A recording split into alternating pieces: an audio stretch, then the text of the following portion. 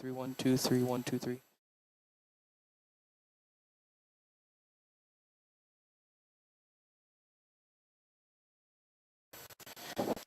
Test, test, there we go. 1, 2, 3. Running audio test real quick to check if we are a choppy. Test, test, test, 1, 2, 3. This is Paxton Gordon here at the Kearney Invitational, the Kearney Hastings Invitational. Might I add? Test, test, test, 1, 2, 3.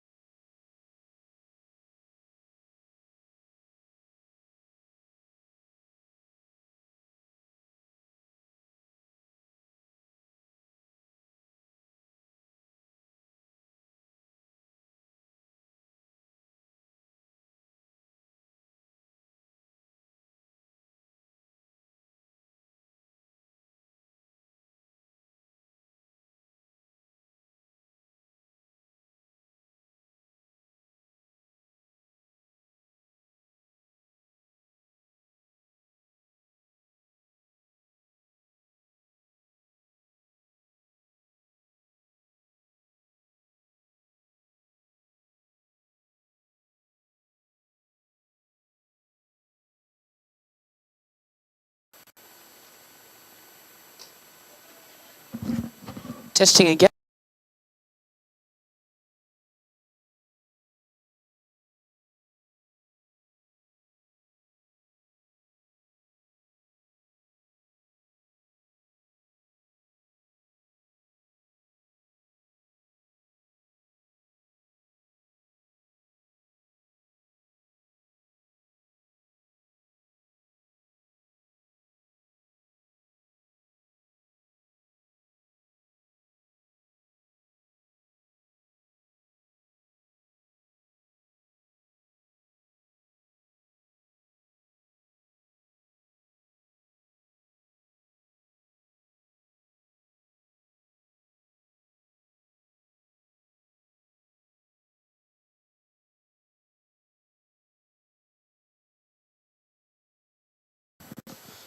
Testing again. 1, 2, 3 to see if I'm getting any audio. Testing again. There we go. I'm getting audio.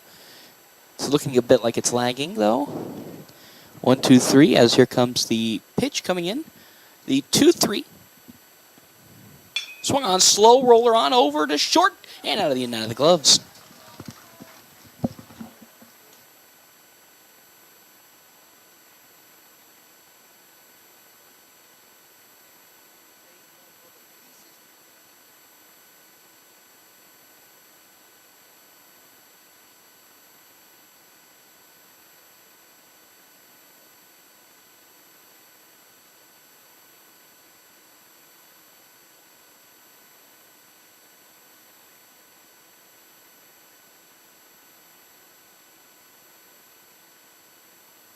Audio seems to be good right now. Just one last check. Audio seems to be good. If any audio is not good, just let me know in the comments and I will get it fixed. Thank you. Test, test, test on the audio.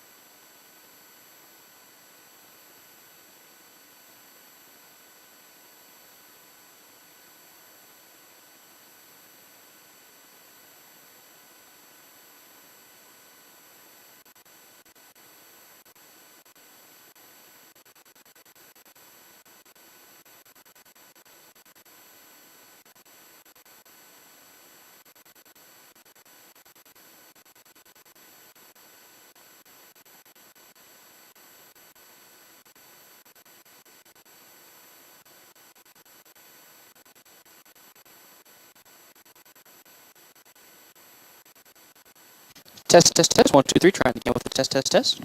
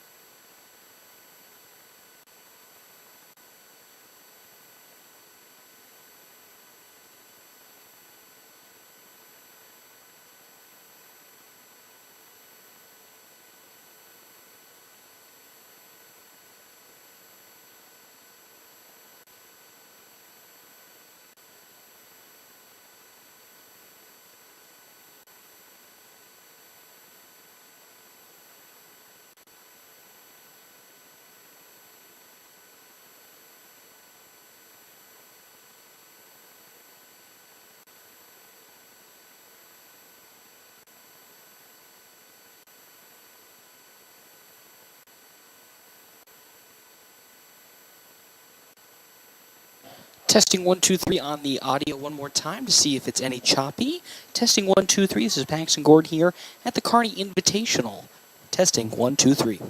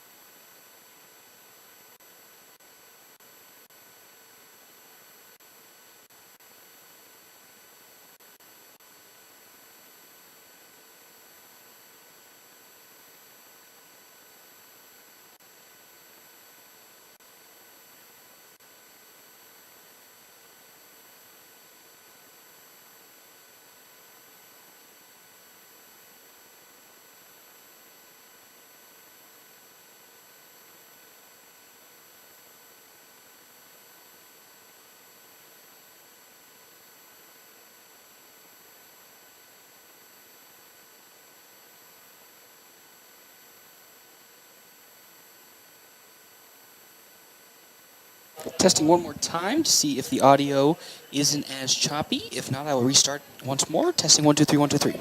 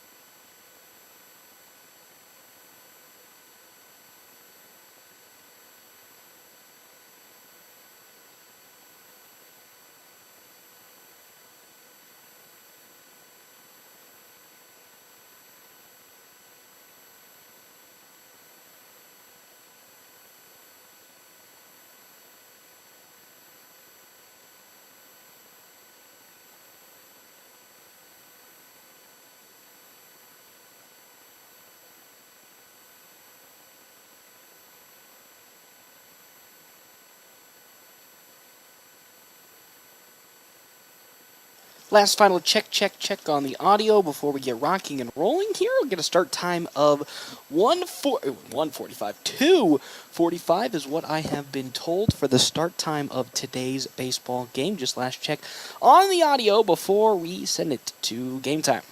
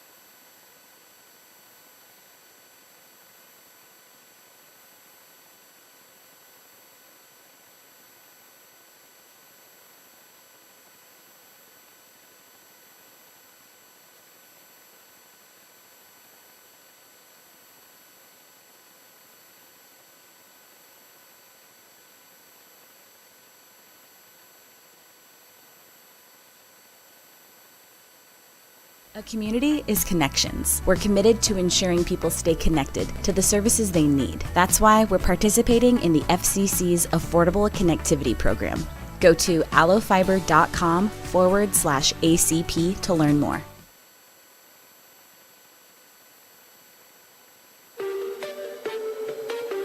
It's time for FNBO American Legion Baseball with the North Platte Post and FM 98.1. Get set, and oh my God, there goes Blaze Seiler! He did it! He successfully stole home!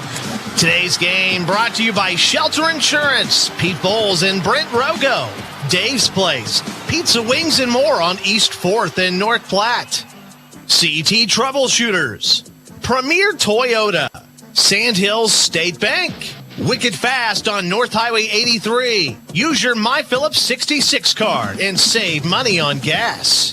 And Lindemeyer Law Office. The pitch swung, driven, deep left field. That one looks to be going all the way, and it is absolutely crushed out of the park.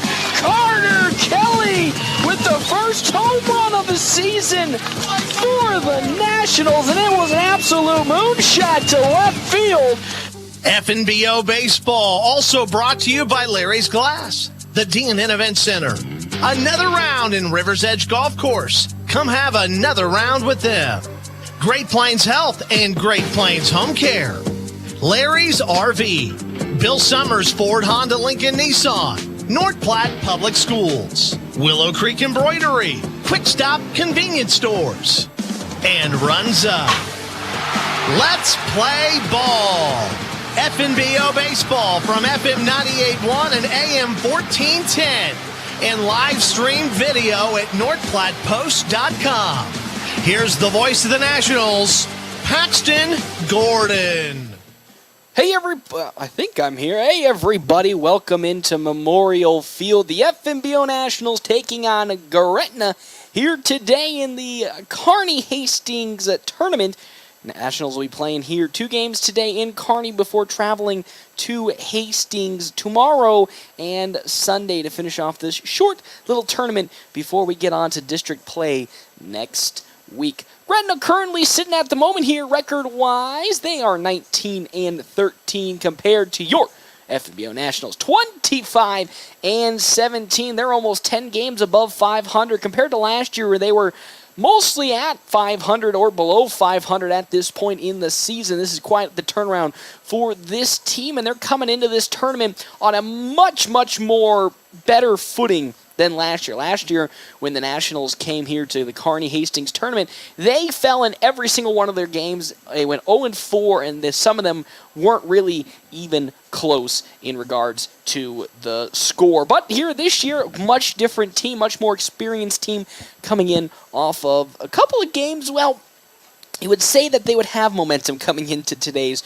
tournament, but really probably not as much as they'd want. Splitting 2 games against Norfolk yesterday, but take it for granted, a couple of the guys were missing as they went to Hastings for the All-Star game yesterday, but of course missing a few of the guys yesterday night, so they split the games against Norfolk. They lost 10-2 in game number 1, but won 6-5 in game number 2. Then, of course, in the Cheyenne tournament, they went 2-3 in those tournament games, finishing it off with the victory against the Jefferson Academy Jaguars, 10-0. So coming in on a kind of, roller coaster ride of the last couple of games, but again, some mixing and matching of the lineups with Blaze Zeiler now coming back into the foray, trying to get himself reacclimated back into the team. And of course, we'll have a couple more of those roster changes here in today's game. Again, Quick Stop pregame show, 27 locations open 24 hours a day. Quick Stop always open right around the corner, as well as Farmers Insurance agent Stephen Rhodes. Farmers Insurance agent Stephen Rhodes is the knowledge and experience to help you better understand your coverage options for auto, home, renters, business, and more. We'll step aside and take a quick break here on that Quick Stop pregame show. When we come back, we will have more, as well as our starting lineups for today's game here at FM 98.1, AM 1410, and as always, live streaming northflatpost.com. Always open right around the corner. Quick Stop. With your 24-hour convenience store. Fast, friendly, no wait for more. Gas, food, your favorite drink. Get everything you need in a blink. That's why everybody stops at Quick Stop. We're always open right around the corner. Quick Stop. After I drop the kids off, I have to run across town for a meeting, hit the gym during lunch. Jake has soccer tonight, and Emily has gymnastics. Oh, did I turn on the crock pot this morning? With a never-ending to-do list, it's easy to forget something important, like setting up a life insurance plan with Shelter Insurance. Your local Shelter agent can show you how to create a safety net for your family. Shelter Life Insurance Company, Columbia, Missouri. See me, Pete Foltz, at 501 South Jeffers for a free insurance review. If your tranny starts to making sounds that you don't want to hear, if it's slipping and sliding, won't go in or out of gear, call the transmission specialist, BG&S. You got the very best. 4-wheel drive, front-wheel drive, automatic standard 2. BG&S transmissions. BG&S Transmissions. Free towing, free estimates, and all their work is guaranteed. Call BG&S in North Platte at 800-344-2427. Welcome back here to Memorial Field, part of the Quick Stop pregame show. Nationals last time here at Memorial Field took down Kearney in their last game, so already got a little off to a better start than usual at Memorial Field, but would love to get it even rock and rolling more. As it's time for our Double Dips Ice Creamery starting lineup. Double Dips Ice Creamery in the historic Canteen District in North Platte offers 24 plus different flavors of hand-dipped ice cream served in a variety of ways.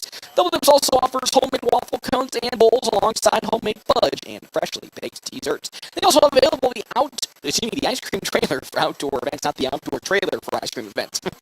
Well, same thing there. But anyway, let's start on the side of Gretna, who will be facing the Nationals here in game number 1. Ethan Hermson at second base. He'll be leading off alongside Connor Cole in center field. He's the number 2 hitter. Skyler Graham at shortstop, the 3-hole hitter. Calvin Jansen, the designated hitter today for Gretna in the 4-hole. Griffin Goldman at first base. He is a 5-hole hitter. Ike Jarnska, he is the catcher for today's game in the 6-hole. Nolan Thomas in the 7-hole hitter. Trevor Cox, the third baseman in the 8-hole, with Landon Bagley, the left fielder. He is the 9-hole hitter with, again, pitching Chuck Thomas. That is the pitcher for today's game. Now on the side of the North Platte FNBO Nationals, Caden Jones again leading off in center field with Jack Polk. He is the 2-hole three-hole hitter today. He's also pitching for the Nationals, has been on quite a tear all season. Well, I wouldn't say all season, but recently when it comes to his pitching outings, he has been on absolute movie in Fuego. Carson Johnson, then a three-hole hitter at short, with Carter Kelly, the four-hole hitter at third base, Tristan Byer, the catcher, in the five-hole with Andrew Brocious in left field. He is a six-hole hitter. Landon Greeno getting the start at first base today, giving Ty Robinson a little bit of a break. Ty Hindenburg at second, again, also giving a break. Well, I say to Jackson Polk, or Carson Johnson, but Johnson's at short in for Jack Polk, who's on the mound today. And then, of course, the last hitter for the Nationals in the nine-hole, batting cleanup, Blaze Zeiler in right field, coming back from his arm injury, and though it is our Dulles Ice Creamery starting lineups. Now it's time for our Alice Lock and Safe keys to the game, securing North Platte and surrounding areas for over 50 years. Get on the pitching side, Polk just needs to really keep it in the zone. I want to say in the zone, but just around the edges here today. He's done a really good job in terms of his control and really picking the spots where he needs to put it. And if he can play around the edges really well and get the calls he wants and force Gretna to pull on some swings, then that's looking good for the Nationals defense and their infield, which, of course, as always, is rather strong. On the side of their hitting-wise, I really think, again, this is not a very hitter-friendly park. Even though it's quite a short outfield, just not a very hitting-friendly park. So really focus on finding your good pitches to keep it down and into the outfield. You really don't want pop-ups. You would like some grounders into the outfield. So keep an eye on that. And then with Blaze Zeiler back, the speed is on the base pad. So we are now going to be getting underway here between these two teams. Gretna, who is 19-13 on the year compared to the 25-17 of the FNBO Nationals, with Jack Polk first up to pitch against Ethan Hermson. Of course, these two teams facing off against each other for the first time today. It's a first pitch, first hit swing as it's going to sky high into the air and gloved by one Jack Polk there for out number one. And almost got it lost in the sun. Yep, that's right. The sun has officially come out here at Memorial Field. It was looking kind of scary. There was a little bit of a brief, flurry of rain during the Grand Island Lincoln, Lincoln Northeast game just earlier today, which was a 9-inning game, a one-run victory for, I believe, Lincoln Northeast, as that first pitch from Polk into Connor Cole is there for strike number one. But no rain is forecasted, though, for the rest of the night, so we're looking pretty good for these two games of baseball action. Polk now with the 0-1 into Connor Cole is swung on. That's driven out to right field. Zeiler's going to step back and still step back, and it will get over his head. And with that, that's going to look like Cole's going to make his way in for a double, as unfortunately Blaze Zeiler misread the ball as it just kept drifting and drifting and drifting back. And with that, he gets a one-out double to now put a runner in scoring position for Gretna already in this ballgame. He was playing pretty far in on the right field side, and once it was hit, the wind, which has been blowing straight away, well, it was from center to right field, just carried it over the head of Zeiler, and with that, one runner on with one out. It's Cole on over at second base as Skylar Graham now comes up to bat. He'll find that ball in there for strike number one from one Jack Polk. Again, Polk, after coming back from that ankle injury pretty early on in the year, and then unfortunately picking up a sickness as well that kept him out. Been really starting to get on a tear pitching-wise for the Nationals. On the mound, that one's driven to left field, and it will fall just barely foul. Strike number two here against one Skylar Graham. Our coverage here in the top of the first inning brought to you in part by Kevin McGann and the Fortify Group. You can check out Kevin McGann and the Fortify Group at his new location, 621 South Dewey, Suite B. 0-2 the count now to Graham with one down and one runner at second being Connor Cole for Gretna. As Polk will get the sign in from Tristan Byer. He'll take a long glance at second base and now deliver the 0-2. Swing, slow chopper to Carter Kelly at third. He'll look on at second and throw to first in time. And there's now two outs here as a pretty routine ground out. Took it on over to first. And now up to bat comes Calvin Jansen. The big fella now taking his first swings against Jack Polk. There's a runner in scoring position once more. Gretna. Still Connor Cole over there. That's Polk. Now we're going to look for the sign. Towering over Byers, Calvin Jansen. That's some power on those arms there, so Polk will have to watch out as the pitch. Swung on, slow grounder on over to Hanneborg, who gloves it, and on to first in time. And just like that, the inning will come to an end for the side of Gretna. The Nationals able to really thwart any efforts, even though they gave up that double with one down. Will now head to the bottom of the first inning. Nationals currently tied with Gretna, 0-0. Larry's Glass is better known and has over 40 years of experience in glass replacement and installation. Whether you need a new window for your home, storefront, or vehicle, they have the expertise to get the job done. Larry's team of skilled professionals use the highest quality materials and techniques to ensure your satisfaction. Larry's takes pride in delivering outstanding service with affordable pricing and are on the Better Business Bureau honor roll. Trust Larry's Glass to take care of your glass needs, and you'll appreciate the difference that over 40 years of experience can make.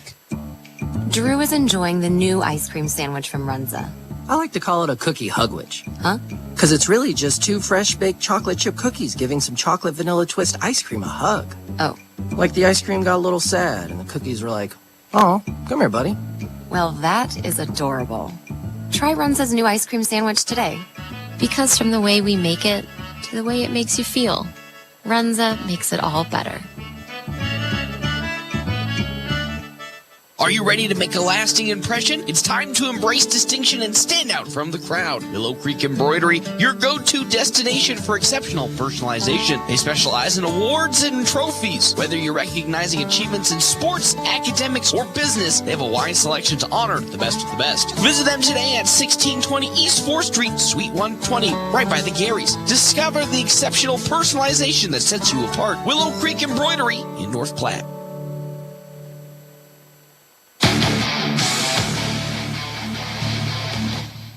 Welcome back here to Memorial Field. The Nationals are now due up for their first at-bats here of today's Kearney Hastings tournament. He'll be facing off Caden Johnson does against Chuck Thomas. Thomas taking the start here today for Gretna as they, again, are ready here in this bottom of the first inning. Recorded 1 hit. Gretna does. No runs on 1 hit. No errors compared to the Nationals, who are now due up. No runs, no hits, no errors on their side. Our bottom of the first brought to you in part by Kevin McGann and the Fortifying Group. You check out Kevin McGann and the Fortifying Group at his new location, 621 South Dewey, Suite number B. Well, letter B, as that second pitch is in there for strike number 2 alongside Midwest ATV. Farmers and ranchers, now is the time to get your ATVs and UTV service with Midwest Cycle and ATV. It's an 0-2 count from Chuck Thomas to Caden Johnson as he swings on that one, bounces it up and easily gloved by Griffin Goldman, who'll step on the bag at first for the easy first down of this bottom of the first inning. Yeah, Nationals split 2 games against Norfolk yesterday night. Lost game number 1, 10-2, but won a close one in game number 2, 6-5. So, again, and then also going 2-3 in the Cheyenne tournament, kind of just bouncing around, really, the score sheet. As that one is a check swing from Polk that bounces off of his bat for strike number 1. Again, some players yesterday. Congratulations, though, to the players that were at the All-Star game for the side of the FNBO Nationals. I'm going to have to pull that up here before we get this pitch in. As say that, Chuck Thomas delivers. Well, it's in there. Strike number 2.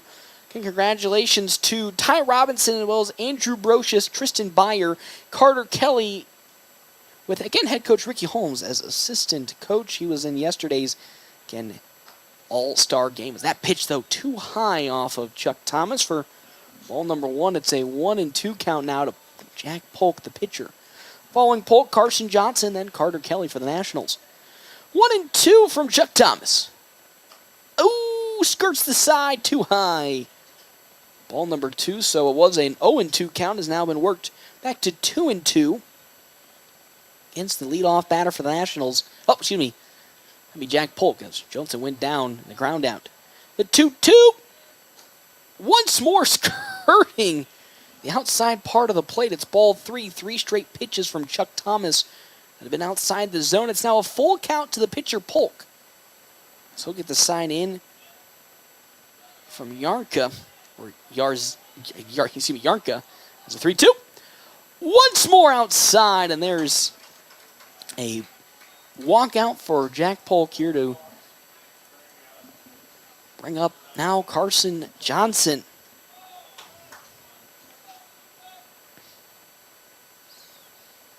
It's Yarnska, excuse me, had to get it. Well, on my pronunciation sheet there, Yarnska is the catcher today for Gretna, as again, Polk on over at first now for the Nationals to bring up old reliable Carson Johnson.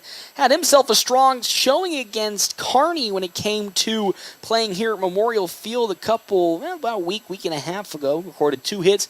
Also had a pretty strong, solid start, though. He did give up 4 runs in that game in his outing. Oh, excuse me, 3 runs, correction, as that's a slow chopper, but foul. It's now 0-2 the count to Carson Johnson, but again, had a very strong showing here at Memorial Field that really helped the Nationals kickstart a little bit of their offense against that Kearney team, as they had struggled a bit prior. So 0-2 now, Jack Polk on over at first base, as Thomas will now deliver to Johnson. Swung on once more and fouled on over to the Nationals dugout, so we'll still stay at 0-2.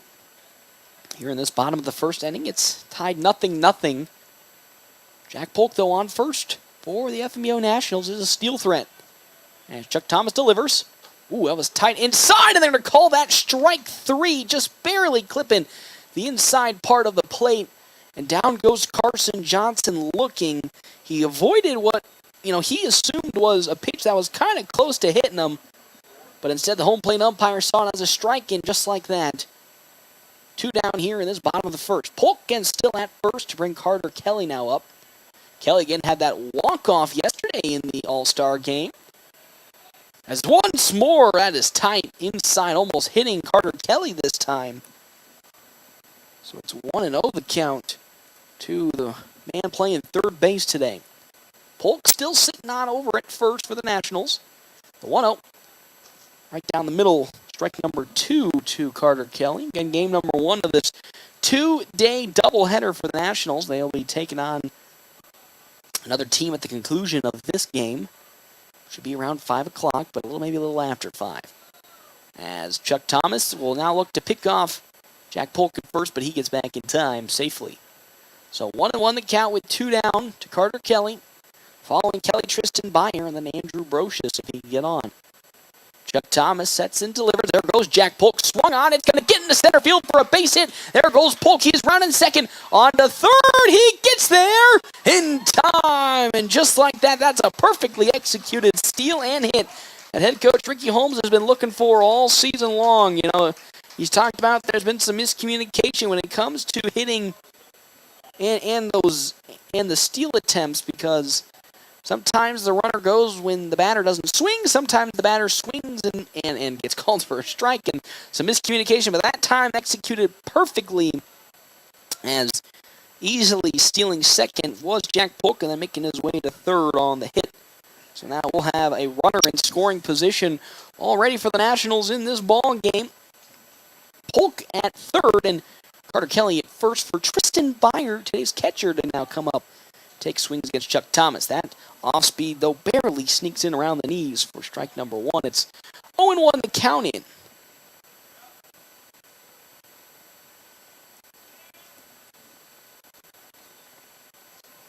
As it's an 0-1 count from Chuck Thomas. Swing and miss by Tristan Byer there. It's now a count that sits at 0-2.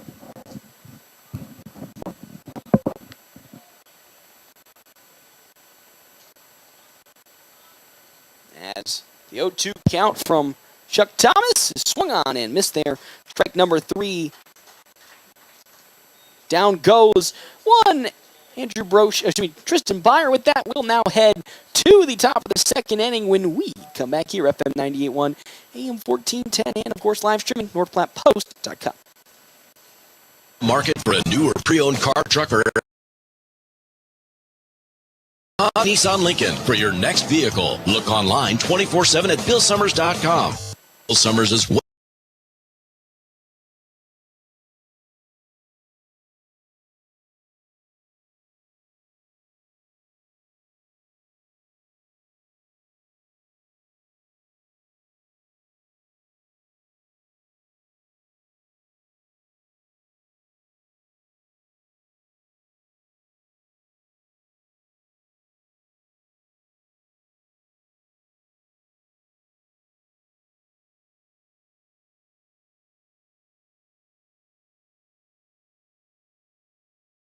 or drink at Wicked Fast on North Highway 83 in North Platte. Conveniently located across the street from Do-It Center. And have you downloaded the MyPhillips 66 app yet? You're missing out on amazing savings that'll make your gas bills much easier on your wallet.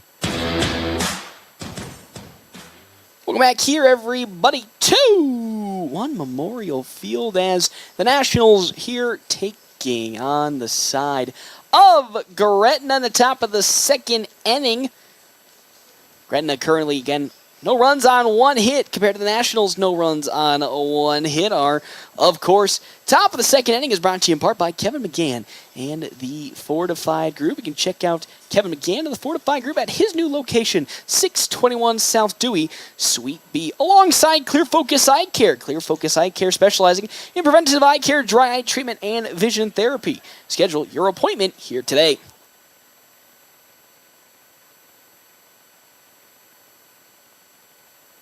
So now up to bat here for the side of Gretna is going to be Griffin Goldman. Goldman will be taking his first swings against one Jack Polk. And thank you to everyone that's tuning in to our live stream. Thank you all for commenting as well, getting some of our things fixed. Some new technology is in the booth here today, so we're just giving it a little bit of a go-ahead. It's currently a 1-0 count to the first baseman, Griffin Goldman. Following Goldman, Ike Yarnska, as well as Nolan Thomas. As here comes that 1-0 pitch, is swung on and just barely fouled down the third base side there for now what appears to be a 1-1 count to Griffin Goldman, 1-1. Nationals coming into this game currently, if I remember correctly, 3-6 in their last 9 games. That's including the Cheyenne tournament and yesterday's doubleheader against Norfolk, the 1-1. That one pops straight on over to right field. Back at it goes Blaze Zeiler. Still going. He jumps up and it falls right out of his glove. And with that on over goes Goldman. He will slide into second with a double as Blaze Zeiler had the track to get the ball out in right field. He had to go quite a ways back. When he went to go jump for it and grab for it, he caught it and then it just fell out of his glove. And with that, the first error of today's ball game for the FNBO Nationals. So again, another name comes up for Blaze Zeiler out in right field. Again, still trying to get back into the swing of things is Zeiler. Again, he's been out quite some time again with that injury to his hand. As first pitch now into Ike Yarnska. Again, the catcher here for today's game is inside strike number 1 as he was looking to lay the bunt down.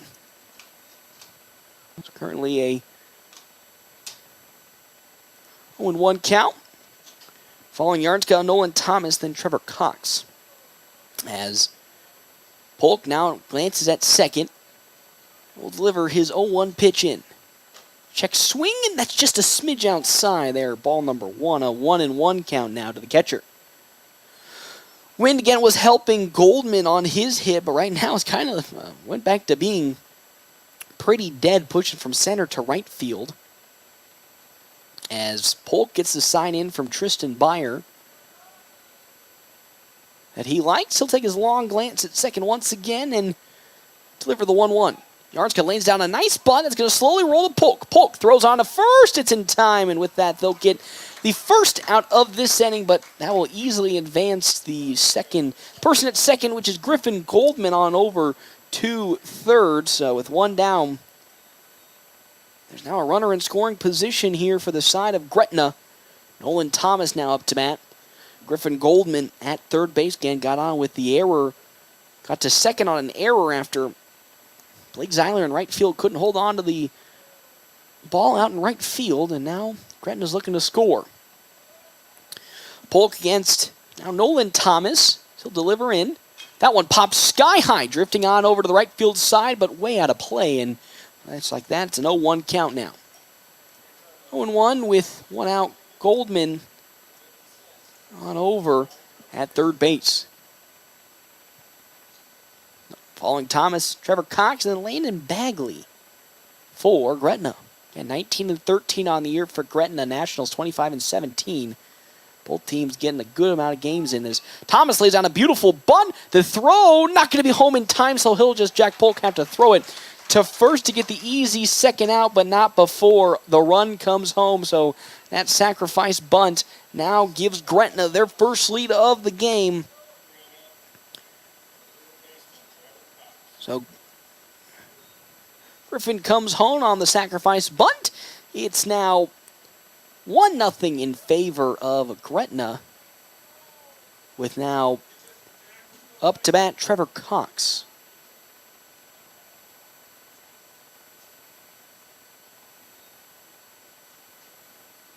As Polk sets and fires.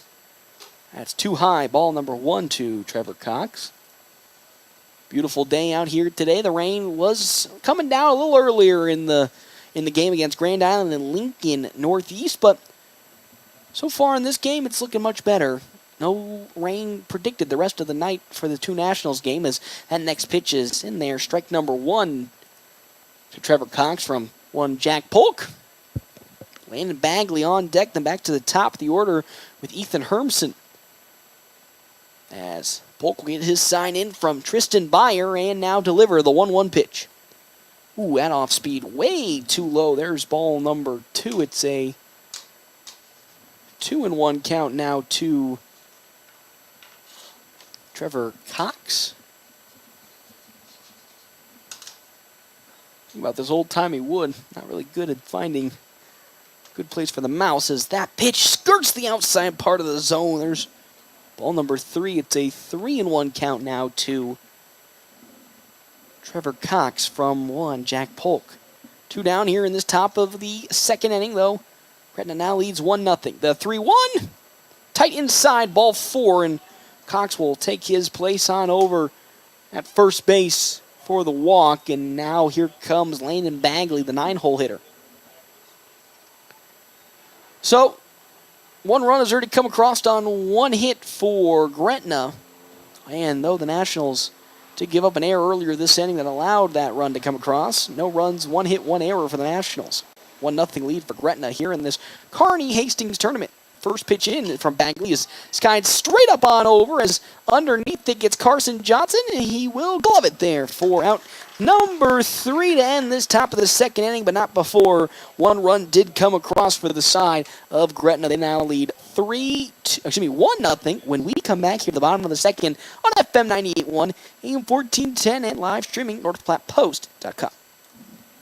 This is Kurt Carter with Red Roller Chemical. Red Roller Chemical is your one-stop shop for all your crop protection needs. We sell and support products from top manufacturers like Bayer, BASF, Syngenta, Corteva, and FMC. Call me today, 308-340-7751. Visit us online at rwchemical.com to check out all your options and make sure you're getting the right products to optimize yield. Growing relationships, one crop at a time. Red Willow Chemical. CT Computer Services of North Platte has laptops for under $300 now in stock. If your computer is running slow, it probably needs a tune-up. Take it to CT Computer Services. The basic tune-up price is only $50 and save more on Tune-Up Tuesdays. CT Computer Services sells both new and refurbished desktops and laptops, and they have laptops for under $300 in stock now. See your IT guys at 905 South Willow or give them a call, 534-3628. Welcome back here, everybody, to the Memorial Field. The FNBO Nationals currently taking on Gretna here in game number 1 of the Kearney Hastings tournament. Our bottom of the second inning is brought to you in part by Kevin McGann and the Fortify Group, as Bros just lobs that on foul down the right field side for strike number 1. You can check out Kevin McGann and the Fortify Group at his new location, 621 South Dewey. Sweet beat. Alongside Premier Toyota. Premier Toyota just south of I-80 in North Platte invites you to stop out and take a test drive here today. Premier Toyota. Let's go places. Again, currently it's a 1-0 ball game in favor of Gretna. 1 run on 1 hit, no errors on the side of Gretna. No runs, 1 hit, 1 error for the Nationals, as Brocious tried to lay the bunt down, but he fouls it off. Strike number 2. Again, that error coming off last inning that caused the Nationals a run, as Griffin Goldman, this guy went out to right field, and Blaze Eiler just couldn't hold on to it, and with that he got to second and then later home that inning. 0-2 from Chuck Thomas to 1, Andrew Brocious. Swung on and foul once more off of his bat, so it's still 0-2 the count. Following Brocious, Landon Greeno, and then Ty Hanneborg. The player that is currently in the hole, Hanneborg, getting the start today with Polk on the mound. They moved Carson Johnson to shortstop. So now it's an 0-2 count with nobody out, nobody on. Ooh, way outside there from Chuck Thomas. There's ball number 1 of this at-bat. Nationals looking to maybe get on more of a consistent winning streak. Again, currently 3-6 in their last 9 games. That includes the Cheyenne tournament. As the 1-2 is around the numbers, but it's too high. It's ball 2 now. It's 2-2 the count.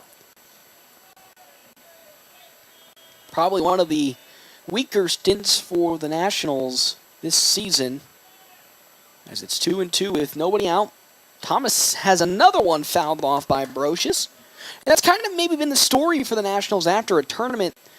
They play a good chunk of games down at, enter XYZ tournament location and then come back and really struggle to find yet again some more footing in the first couple of games before they then get their footing back, as that pitch is around the knees. Ball 3 from Chuck Thomas to Brocious. It's now 3-2 the count. Again, Brocious had a very strong start to the month of June, and a little bit into really just the month of June, where he just was consistently finding hit after hit after hit.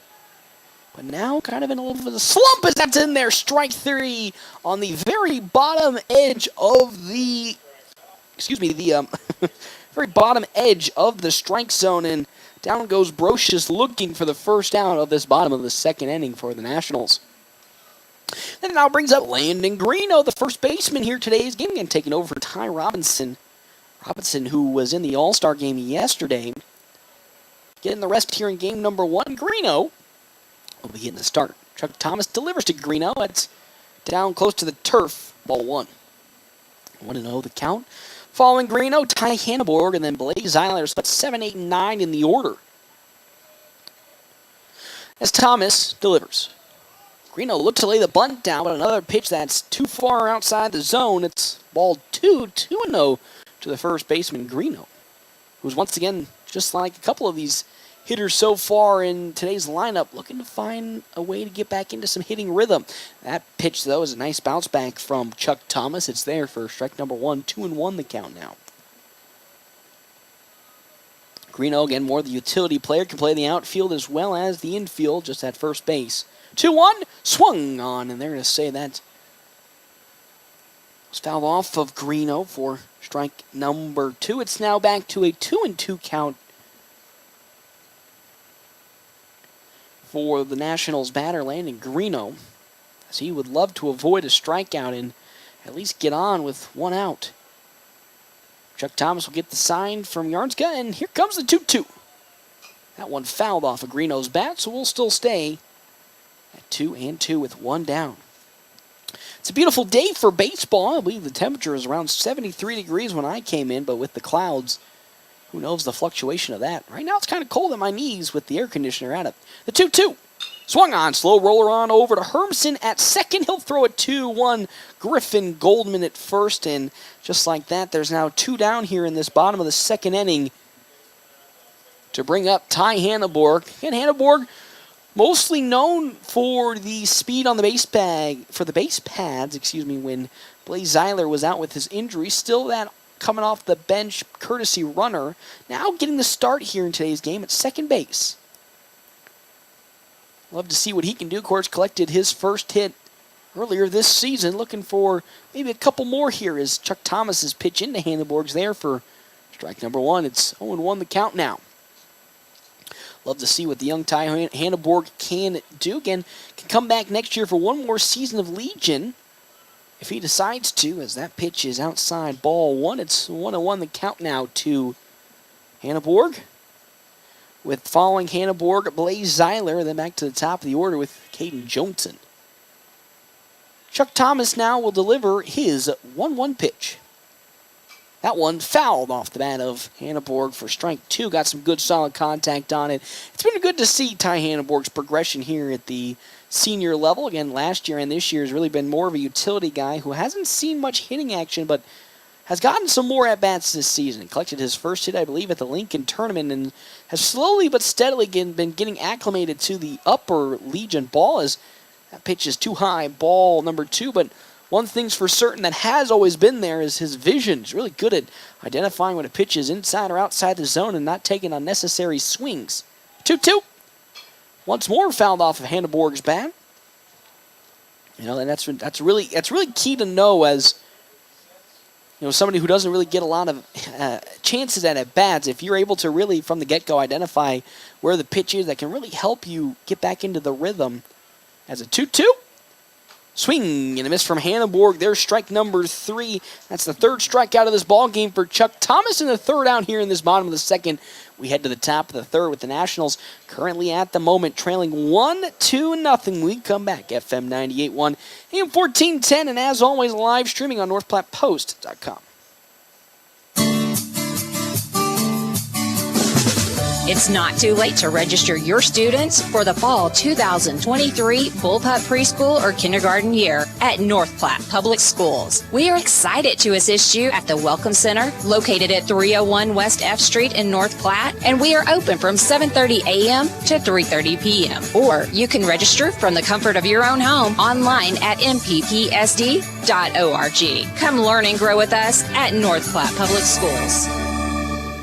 Are you in the market for a new or pre-owned car, truck, or SUV? Look no further than Bill Summers Ford, Honda, Nissan, Lincoln for your next vehicle. Look online 24/7 at BillSummers.com. Bill Summers is Western Nebraska's leasing headquarters, and they have aggressive financing to get you into the vehicle you've been dreaming of. Check out all the inventory at BillSummers.com anytime. Bill Summers Ford, Honda, Nissan, Lincoln, where families are our business. Highway 83 and Walker Road in North Platte, and online 24/7 at BillSummers.com. Welcome back here to Memorial Field. Nationals at the moment trailing Gretna here just by one run. One run on one hit, no errors for Gretna.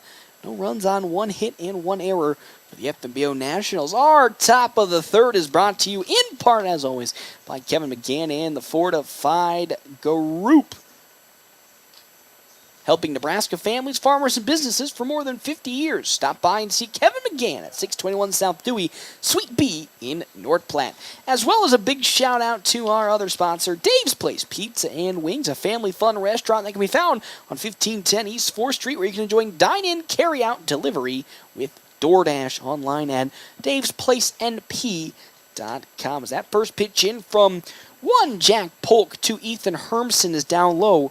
Ball number 1. Hermson flew out in his first plate appearance here for Gretna, right on over to Jack Polk to lead this game off. As the 1-0 swung on and popped sky high now over to Johnson. I'm actually going to say it's Ty Hanneborg. Actually, it's Blaze Zeiler that now gets it. The way the wind's been playing around, it was aiming to be Hanneborg, but it pushed last second super hard on over to Blaze Zeiler for out number 1 of his top of the third inning for the side of the FNBO Nationals. Connor Cole up to bat again. He doubled in his first plate appearance over the head of one Blaze Zeiler in right field. Zeiler had the wind pushed the ball over his head. And with that, Connor Cole got in with a one-out double. He'll be looking to repeat that right here against Jack Polk. Again, that was the lone hit of this ball game, though, was Connor Cole's double. After that, it's been hammered down by Polk. That one is lined on over to Andrew Brocious in right field for another out. And there's the second of this top of the third. Jack Polk is putting them up and putting them down with massive efficiency. Again, only a one-run lead, and that run really coming not off his own fruition. So again, off of an error of Blaze Zeiler. Skylar Graham up to bat. He grounded out in his first plate appearance. One pitch, he'll sky on up on over to Brocious, who's going to get under it and glove it for the third out. A quick 1-2-3. 3 up, 3 down here for Gretna in this top of the third. We head to the bottom of the third. Can the Nationals bounce back with a score of their own? You'll have to find out when we come back here. FM 98.1, AM 1410, and live streaming NorthPlattePost.com. It's not too late to register your students for the fall 2023 Bullpup Preschool or Kindergarten year at North Platte Public Schools. We are excited to assist you at the Welcome Center, located at 301 West F Street in North Platte, and we are open from 7:30 a.m. to 3:30 p.m. Or you can register from the comfort of your own home online at mppsd.org. Come learn and grow with us at North Platte Public Schools. We all try to prepare for life's what-ifs, but what happens if those uncertainties become a reality? I'm Stephen Rhodes, and as your local farmer's insurance agent, I'm here for you. I can help you determine the coverage that fits your needs. When you have questions about insurance, turn to me, Stephen Rhodes, with Farmers Insurance. I'm proud to sponsor tonight's game. Go Bulldogs! Find me, Stephen Rhodes, at 102 North Dewey. We are farmers. Bum, ba, bum, bum, bum, bum. Well, back here to Memorial Field. Nationals at the moment trailing Gretna 1-0. 1 run on 1 hit, no errors for Gretna. No runs on 1 hit, 1 error for the FNBO Nationals here in game number 1 of the Kearney Hastings tournament as Blaze Zeiler is up to bat for the Nationals. He swings and fouls one off of his bat. Strike number 1. Thank you again to our sponsors, Kevin McGann and the Fortify Group here in this bottom of the third inning. You can check out Kevin McGann and the Fortify Group, his new location, 621 South Dewey, Suite B, alongside the Shelter Insurance guys, Pete Voles and Brett Rogo. See them for auto, home, life, and more. It's Shelter Insurance. It's now a quick 0-2 count to Blaze Zeiler as he bunted a ball foul for an 0-2 count. Leadoff man here for the Nationals in this bottom of the third. It's 9-1-2 in the order. Following Zeiler, Caden Johnson, and then Jack Polk. That pitch, though, right on the edge of the zone, finds its way in for strike number 3. That is now the 4th strikeout of this game for Chuck Thomas. As now, with 1 out, here comes Caden Johnson to the plate. He grounded out to Griffin Goldman at first in his first plate appearance for the Nationals. So far, it's really been a good pitching duel between these two teams. As I say that, soft driver to Herman, and now to first in time for the second out of this inning. 2 up, 2 down for the Nationals. Again, it's been a very, very strong pitching duel between these two, Chuck Thomas and Jack Polk, with only 1 hit given up apiece on either side, but the 1 run coming off of a costly error from Blaze Zeiler out in right field. But other than that, it's been a pitching duel, as Polk will now love to crack that pitching duel with a nice base hit here. He swings, though, and misses for strike number 1.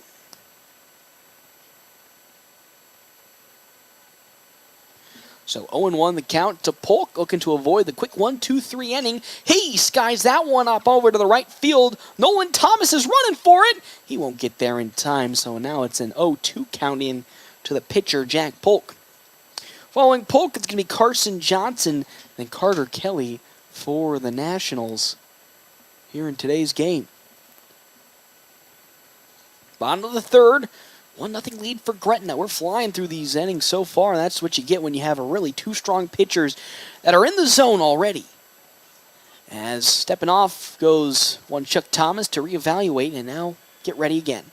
0-2 to Jack Polk as Thomas sets. Will glance around the pad and delivers 0-2. Whoa, that's outside.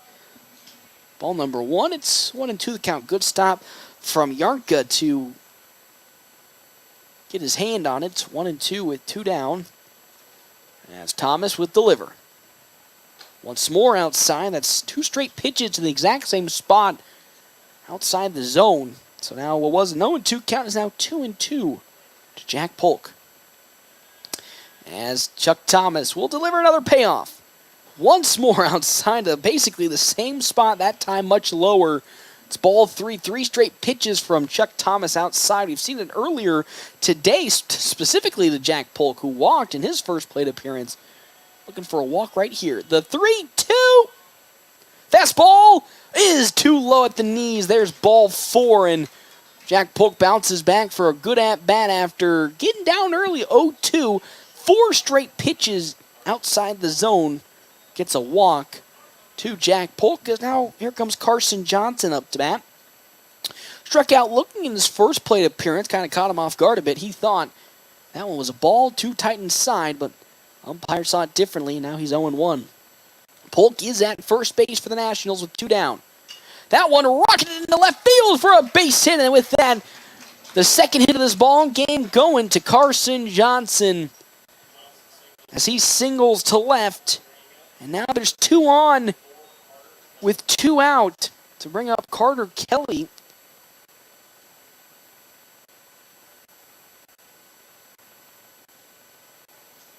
Kelly again recorded a hit in his first plate appearance for the Nationals, as both Polk at second and Carson Johnson at third. That pitch from Chuck Thomas is down low and outside, ball 1. Again, Polk and Kelly executed a beautiful base running feat as Polk stole second, but Kelly recorded a nice hit to move Polk to third before Nationals got out of the inning without getting a run.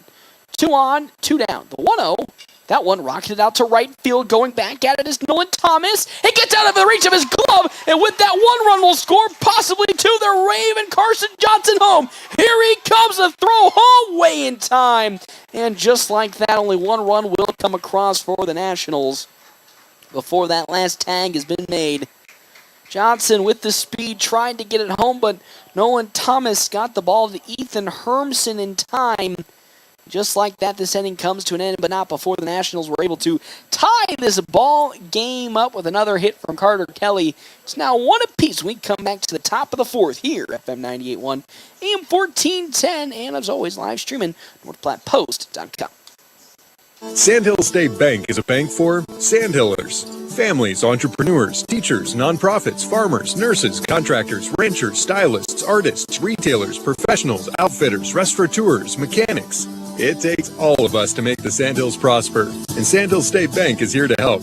Open an account today at sandhillstate.com/open or visit one of our 10 locations across the Sandhills to start growing the Sandhills together. Sandhill State Bank, member FDIC.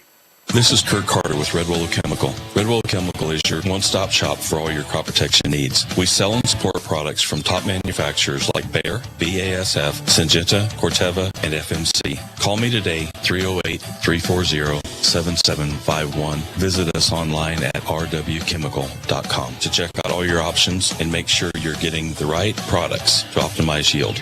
Growing relationships, one crop at a time. Red Willow Chemical. Welcome back here, everybody, to Memorial Field. It's currently a 1-1 ball game here with the Nationals taking on Gretna. 1 run on 1 hit, no errors for Gretna. 1 run, 3 hits, 1 error for the FNBO Nationals, as the Nationals were able to get a run last inning off of a Carter Kelly hit. Nolan Thomas kind of leisurely was making his way to the ball in right field, but the wind helped push it far enough out of his reach for Jack Polk to come on home, but Carson Johnson unfortunately got tagged out making his way home. Good throw from one Hermson to get it in, and Ethan Hermson, at second was the cutoff man for Nolan Thomas, and he guns it home to get Carson Johnson for the final out of that bottom of the 3rd. And now here comes one Calvin Jansen up to bat. The big man grounded out in his first plate appearance to Ty Hanneborg at second. He'll be the first batter that Jack Polk will be seeing here in the top of the 4th inning as he delivers. That's around the knees in there, strike number 1. Again, our top of the 4th is brought to you in part by Kevin McGann and the Fortify Group. You can check out Kevin McGann, the Fortify Group, at his new location, 621 South Dewey, Suite B. Here comes the 0-1 from Polk. Swung on, chopper on over to Hanneborg one more time. He gloves it to first in time, and there is the first out of this inning. Back-to-back groundouts from Calvin Jansen to one Diana Borg, and that brings up now Griffin Goldman, who again reached last time to second on an error from Blaze Zeiler in right field.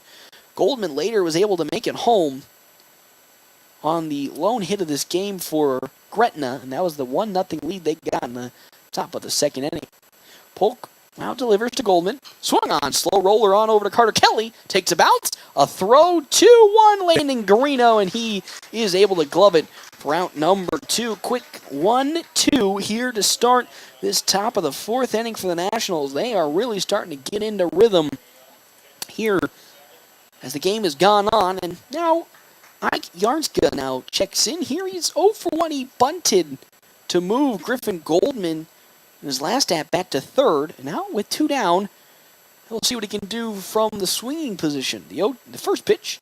Ooh, that's low and outside. Ball number 1 from Jack Polk. Following Yarnska, it's going to be Nolan Thomas, then Trevor Cox or Gretna. Polk now will set and fire into his 1-0 pitch. That's around the letters, though, for strike number 1. It's 1-1 the count now.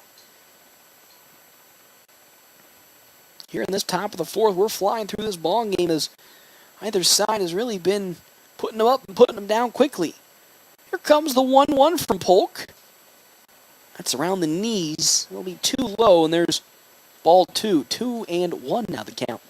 Again, when it comes to these tournament, the name of the game is going to be pitching, and who can use the least amount of arms, especially as we're getting closer to district tournament play. The 2-1 is delivered. That one popped up. Light popper. That is going to be caught up there by Carson Johnson in left field. And just like that, 3 up, 3 down here for this top of the fourth. Nationals getting it done on the infield and at the mound. We'll now head to the bottom of the fourth. Can the Nationals continue to get the runs across? They got one last inning. Can they do it again? We come back here. FM 98.1, 1410, and live streaming, NorthPlattePost.com. A whole lot of things being so expensive these days, you'll be surprised to know you can buy an RV for under $20,000. The Sunray Travel Trailers at Larry's RV in North Platte. Sunrays give you the opportunity to enjoy the outdoors while still enjoying some home comforts like AC, water, heater, refrigerator, and stovetops. Just some of the features you'll find in a Sunray. Plus, Sunrays are lightweight and most can even be pulled with a car. Stop in today and see the Sunray 129 and 149 models and the Sunray Light 16 HP at Larry's RV in North Platte. Now the weather is warmer, it's time to dust off your golf clubs and head out to River's Edge Golf Club in North Platte with beautifully maintained lush greens and breathtaking views. River's Edge offers a modern course that is perfect for golfers of all skill levels. But that's not all. After your game, swing into Another Round Sports Bar for some amazing food and drinks. You'll find something for everyone on their menu, from juicy burgers to crisp salads and refreshing drinks. River's Edge is open to the public, so anyone can come and enjoy the fun.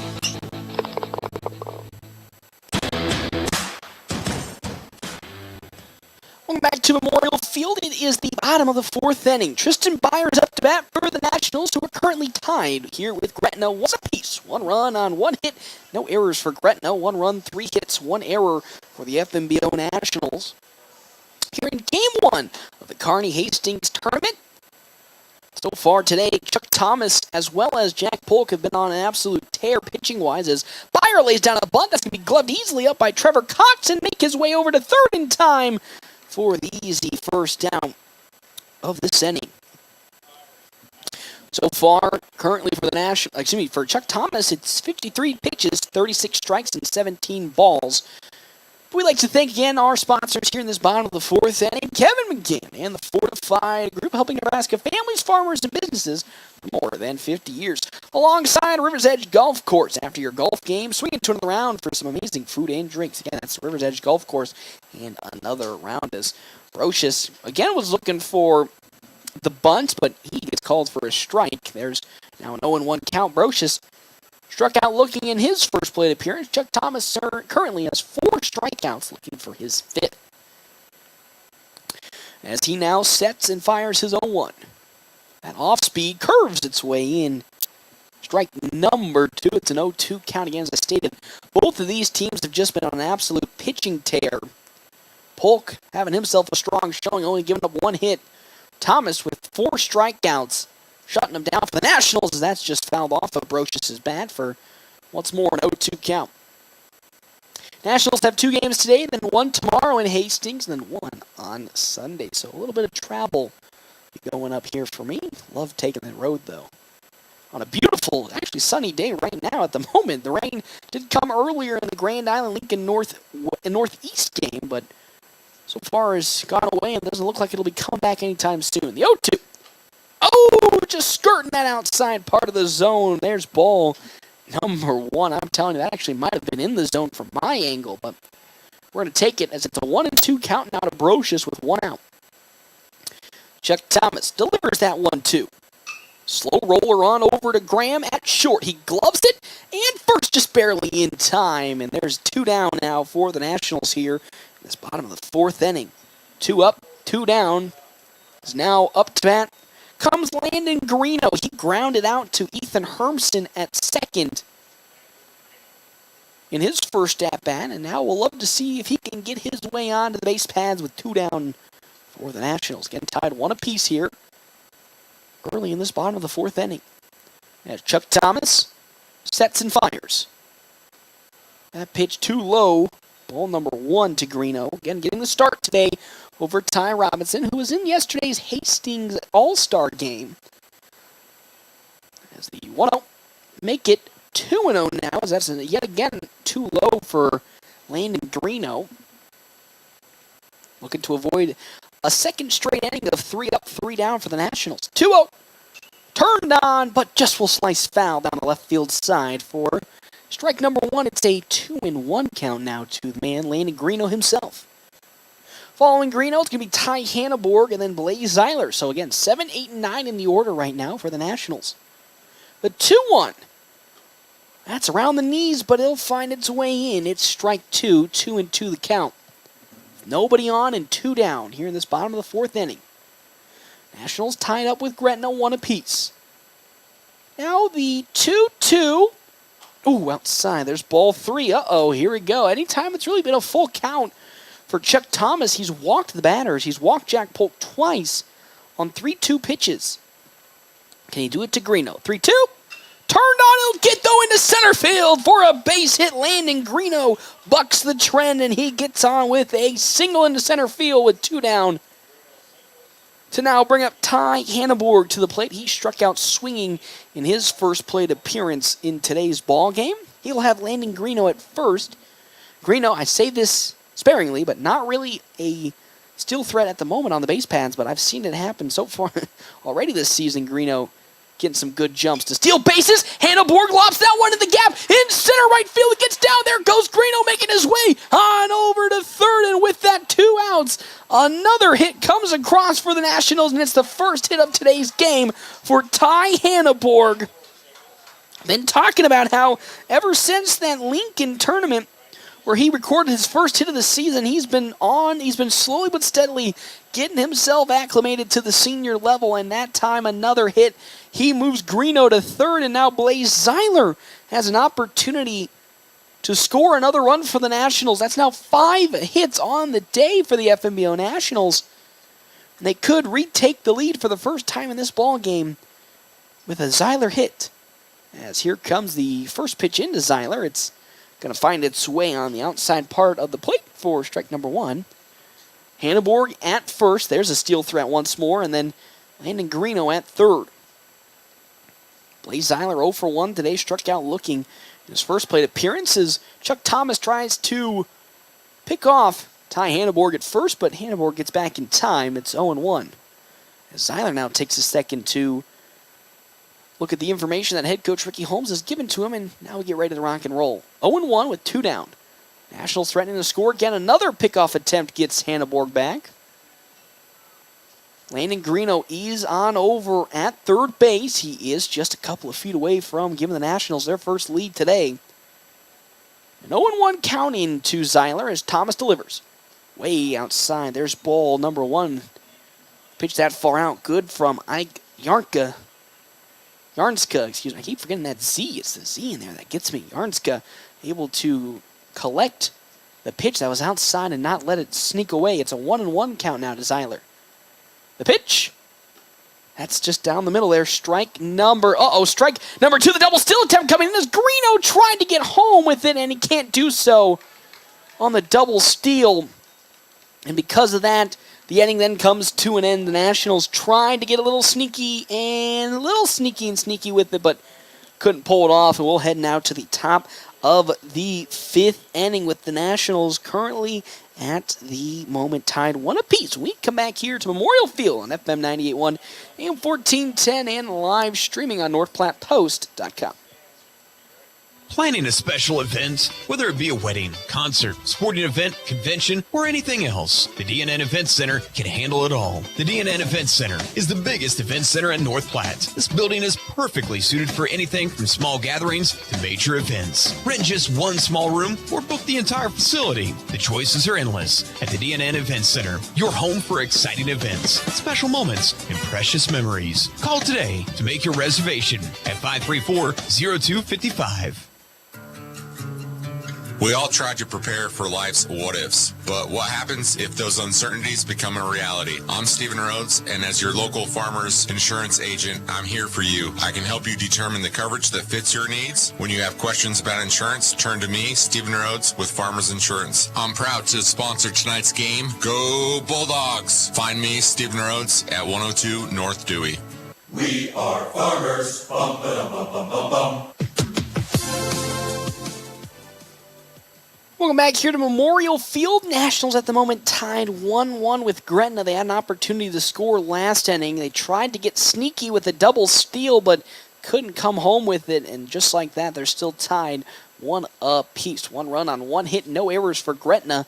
1 run on 5 hits, 1 error for the FNBO Nationals. And we talked about Chuck Thomas being up to 52 pitches to start his last inning of play. Well, how about Jack Polk at 32 pitches, 23 strikes and 9 balls? He is having himself a really strong showing here in game number 1 of this Kearney Hastings tournament. Of course, our top of the 5th inning is brought to you in part by Kevin McGann and the Fortifying Group, again helping Nebraska families, farmers, and businesses for more than 50 years. Go check out Kevin McGann at 621 South Dewey, Suite B. As Polk's first pitch into Nolan Thomas. It's too high, ball number 1. Again, Thomas got out with a bunt in his last at-bat for Gretna. Again, trying to bunt a runner into scoring position, but couldn't do so. That next pitch from Polk is there in for strike number 1. It's a 1-1 count. Hey, also thank you to our sponsors for today's game. That one's going to go to Sandhills State Bank, the most committed brand in banking with locations in North Platte, Ogallala, Grant, and many more. Go to sandhillstate.com for a full list of services and locations. That pitch is too high for Nolan Thomas. It's ball 2, 2-1 the count. Following Thomas, Trevor Cox, and then Landon Bagley for Gretna. The 2-1 from Polk. Off speed is chopped down the third base side foul. So now it's a 2-2 count. Again, talked about how both Chuck Thomas and Jack Polk are having themselves a strong pitching duel here today to lead off this Kearney Hastings tournament. So far, it's been the Nationals getting the better hand of Chuck Thomas hitting-wise, but the score shows that either side have been doing a great job. It's 1-1 on either side. Polk get the sign from Beyer, his 2-2. Off speed. Oh, too high. There's ball 3. Really like that pitch from Polk on Nolan Thomas. Kind of, self-checking, but pitch was too high. It's 3-2. Can Polk bounce back? The 3-2 pitch popped up. But it will fall foul. It's actually drifting towards my vehicle. Didn't sound like it hit my vehicle, so we're doing okay. Always don't like it when it makes its way over there, but we're okay right at the moment. Now it's a 3-2 count to Nolan Thomas, the right fielder. Once more as Polk will wind up into his payoff pitch. Swing and a miss. Down goes Thomas. There's the first strikeout of this ball game. 4-1 Jack Polk. And there's one down to start this top of the 5th inning. As now Trevor Cox comes up to bat. He walked in his last plate appearance for the side of Gretna. Following Cox, again, Landon Bagley and then Ethan Hermson as Polk's first pitch in. Check swing, but it's down low. Ball number 1 to Cox. Nationals 25-17 on the year, almost 10 games above 500, having their best season in quite some time. Gretna 19-13, another good season for them. As that next pitch is bounced right back into the zone, it's 1-1 the count now. Nationals would love to really buck the trend of the Kearney tournament. Last year, were 0-4 in this tournament, had 2 rough days. Would love to turn it around right here with a victory and start this tournament off on a much better start, as that pitch to Cox is once more outside. 2-1 the count. Trevor Cox, good patience so far, has yet to take an unnecessary swing, but Jack Polk might be looking to change that right here. Here comes Jack Polk's now 2-1 pitch. Swung on and fouled. Down the third base side, it's now 2-2 the count. Talked about the unnecessary swing. That pitch might have been a little too far inside and swung on by Trevor Cox. And 1 down here in this top of the 5th inning. Nationals tied with Gretna 1 apiece. But the Nationals have been getting the upper hand in the hitting column. 5 hits so far compared to Gretna's 1. Polk now with his 2-2 pitch. Oh, that off speed does not sink into the zone. It's 3-2. Really, yet again, another strong off-speed pitch, but couldn't get that final little dip into the zone. So it's now a full count to Trevor Cox, as Jack Polk sets, likes the sign, and now fires the 3-2. That one driven to left field. That one's going to get down for a base hit and then some. It's going to fall just barely fair, and Cox now making his way on over to second as Brocious with the cutoff throw to Carson Johnson, and one down. Trevor Cox gets on with a double. As now Landon Bagley will come up to bat. And this is one of the things about the Nationals' defense in the outfield. They like to really pinch in terms of the right fielder and the left fielder, pinch closer towards center, and there's just a massive gap between, the fair line on right and left field, and if they can just barely find their way in there like Trevor Cox did, it'll get down for extra bases. That one loaded up, drifting on up into the side of left. Oh no, that's a mistake on the side of Gretna. They thought there were 2 down, and then over the tag to second, and just like that, the inning comes to an end for the Nationals. A base running mistake for Trevor Cox. He thought that there were 2 out. There were 2 outs in this inning, and because of that, Nationals easily tag up the double play, and we will end this inning just like that. Unbelievable characteristic mistake on the side of Gretna, and with that, we now head to the bottom of the 5th with the Nationals still tied here 1-1 when we come back. Attention Toyota lovers. Are you in the market for a new or pre-owned vehicle or need top-notch service? Premier Toyota's got you covered. Their knowledgeable and friendly staff will help you find the perfect ride to fit your lifestyle and budget. Plus, their state-of-the-art service center is staffed with expert technicians who will keep your vehicle running like new. Visit Premier Toyota today and experience the best selection, service, and prices around. You won't be disappointed. Toyota, let's go places. For fun conversations and amazing pizza, come to Dave's Place. Dave's Place on East 4th Street in North Platte. Dave's Place is a great summertime place with their incredible fresh pizza of the month, wings, specials on beer, and cocktails. And Dave's Place is kid-friendly, so bring them in for a fun time this summer. Dine in, carry out, or DoorDash. Dave's Place is a North Platte tradition at 1510 East 4th Street.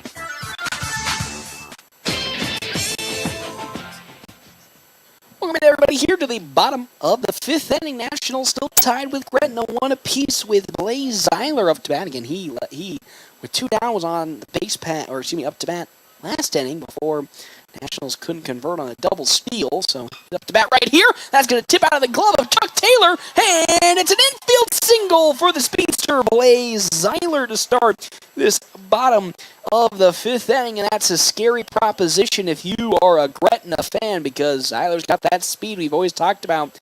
Blaze Zeiler being that difference maker on the base pads for the Nationals, and just like that, he's on now at first with nobody out for Caden Johnson. Thank you again to our sponsors here in the bottom of the fifth inning. One, Kevin McGann, in the fourth, Fire. We check out his new location. 621 South Dewey, Sweet B.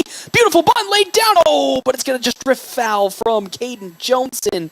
A wonderful steal and jump from Zeiler and a much even beautiful bunt from Caden Johnson, but it just barely drifted foul down the first base side for strike number one. Johnson so far today 0 for 2 with 2 ground outs. Also, thank you to Red Willow Chemical. At Red Willow Chemical, they offer both generic and name brand chemicals and fertilizers in bulk option. Their experienced staff is there to help tailor a plan to best fit the needs of each and every one of their customers. As a pickoff attempt will give Zeiler back. To view more information, go to rwchemical.com. So, currently it's an 0-1 count to Caden Johnson with Blaze Zeiler on over at first. Another pickoff attempt from Chuck Taylor gets Zeiler back.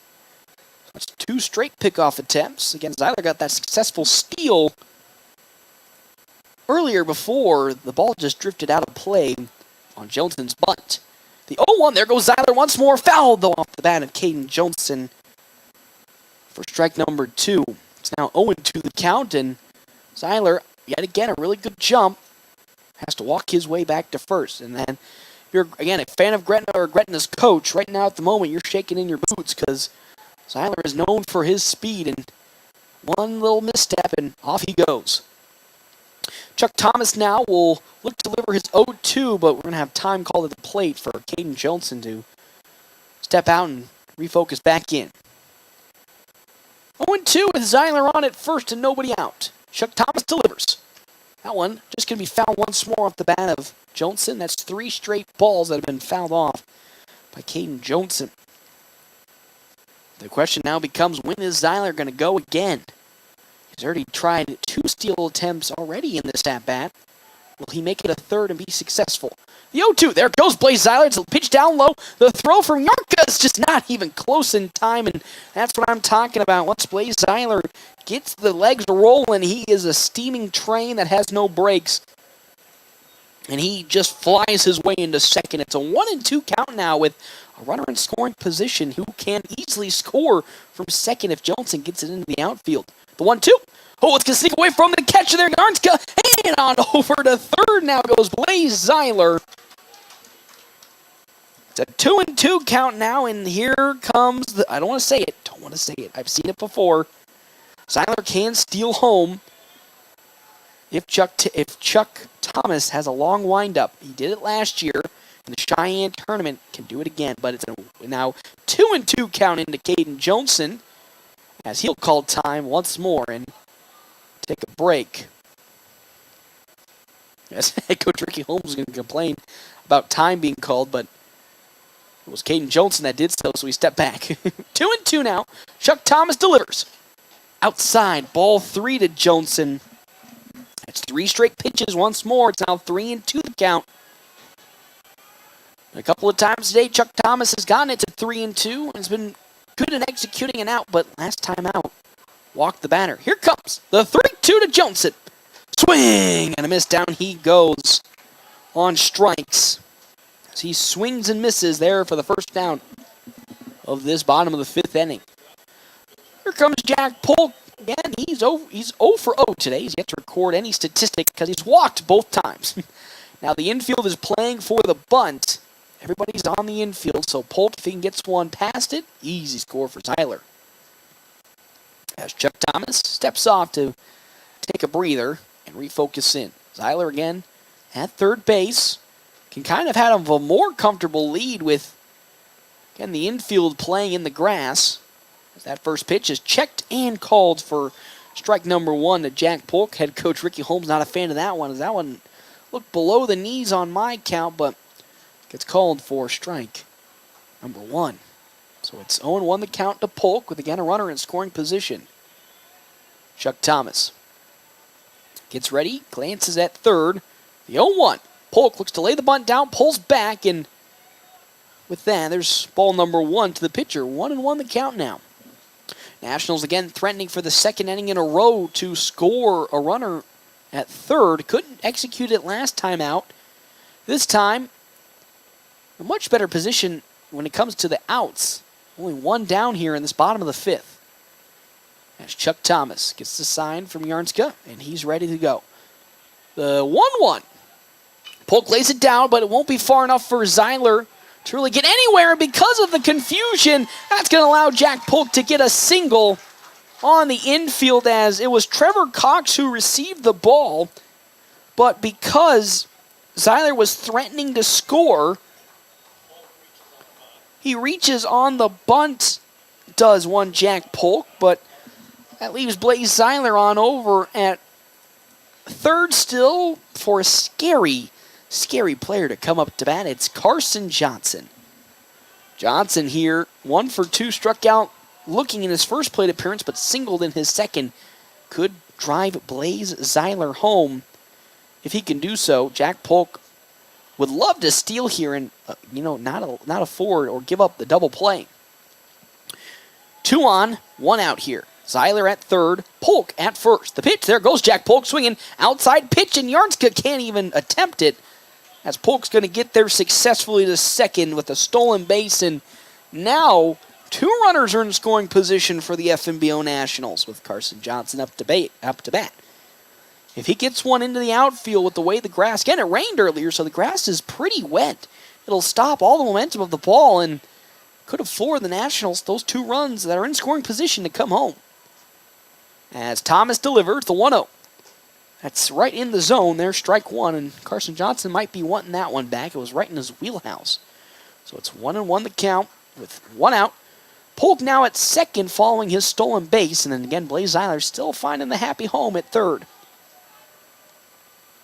As Chuck Thomas delivers. Tight inside, there's another ball. It's ball 2, 2-1. Zeiler really threatening and really pushing his luck. Threatening with the home plate steal. Got a little further than last time. We could maybe see it soon. I don't want to jinx it, but could be a possibility. Chuck Thomas now with his 2-1 pitch. Johnson lays down a beautiful bunt that gets past Tanner Cox, or Jimmy Trevor Cox, and with that, Johnson's going to make his way, and now he's in a little bit of a pickle. The double steal once again. Polk will come home successfully. It's a wonderful work of base running magic for the Nationals. So 2 runs come across for the FNBO Nationals as they now lead 3-1 following the bunt from Carson Johnson. Johnson, even though he got out at second, it was just beautiful from him because he noticed with the bunt, it left the infielders way in. He rounded around first, ran on home, or ran to second, and because of that, allowed Jack Polk to freely dart home and collect another run to come across. It's 3-1 now in favor of the Nationals here in this bottom of the 5th inning for Carter Kelly, who singled and doubled in his plate appearances. He could, and I'd say he could do it, could hit a home run and go for the cycle. He's got a single and a double, needs the triple. It's currently a 1-1 count into Carter Kelly as Chuck Thomas delivers. That's down low. Ball 2 to Kelly. Following Carter Kelly, Tristan Byer, then Andrew Brocious. Once again, more beautiful base running from the Nationals, that time working in their favor, now leading 3-1. Chuck Thomas's delivery, turned on and swung and a miss by Carter Kelly there, strike 2. Again, it's 3-1, 3 runs on 8 hits and 1 error for the FNBO Nationals, compared to 1 run, 2 hits, no errors for Gretna. As I believe Kearney's now making its way in here as Carter Kelly pops and flies that once more over to my vehicle. It sounds like he didn't hit it, so currently still a 2-2 count again. Kearney, I believe that's them walking in, being the second team the Nationals will play here today. 2-2 with 2 down as Chuck Thomas will deliver it to Carter Kelly. Turns on one, but just skied it straight up. Onwards going to come the second baseman, Hermson. He drops the baseball, and just like that, Carter Kelly gets on as Hermson lost it in the sun, and because of that, Carter Kelly will reach first on an error. It's all slowly but steadily coming apart here for Gretna as they pick up their first error of the game, and now another runner is in on the base pad for the Nationals with Carter Kelly. As now Tristan Byer will come up to bat. He's 0 for 2 today. He struck out swinging in his first plate appearance and then grounded out to Trevor Cox at third base. Kelly at first. Can be a steal threat as Byer swings and misses for strike number 1. 0-1 the count now.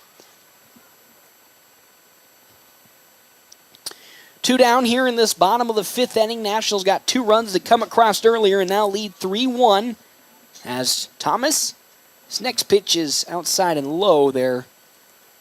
Ball number 1. 1-1 the count now. My voice is slowly going away. I don't know what happened there. As the pitch, 1-1, swing and a miss. There's strike number 2 to Tristan Byer. It's now 1-2 the count.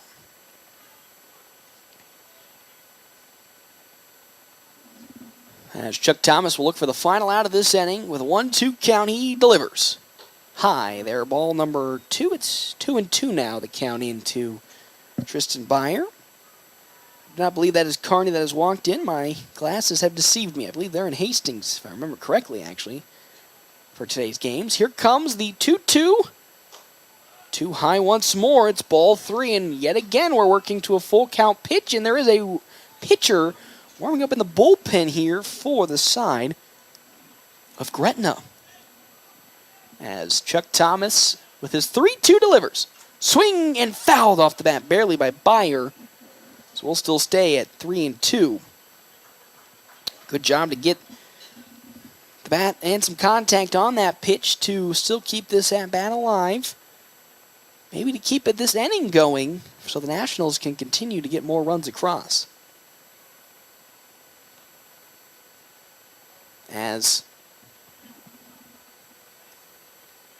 Chuck Thomas now ready for his 3-2 pitch.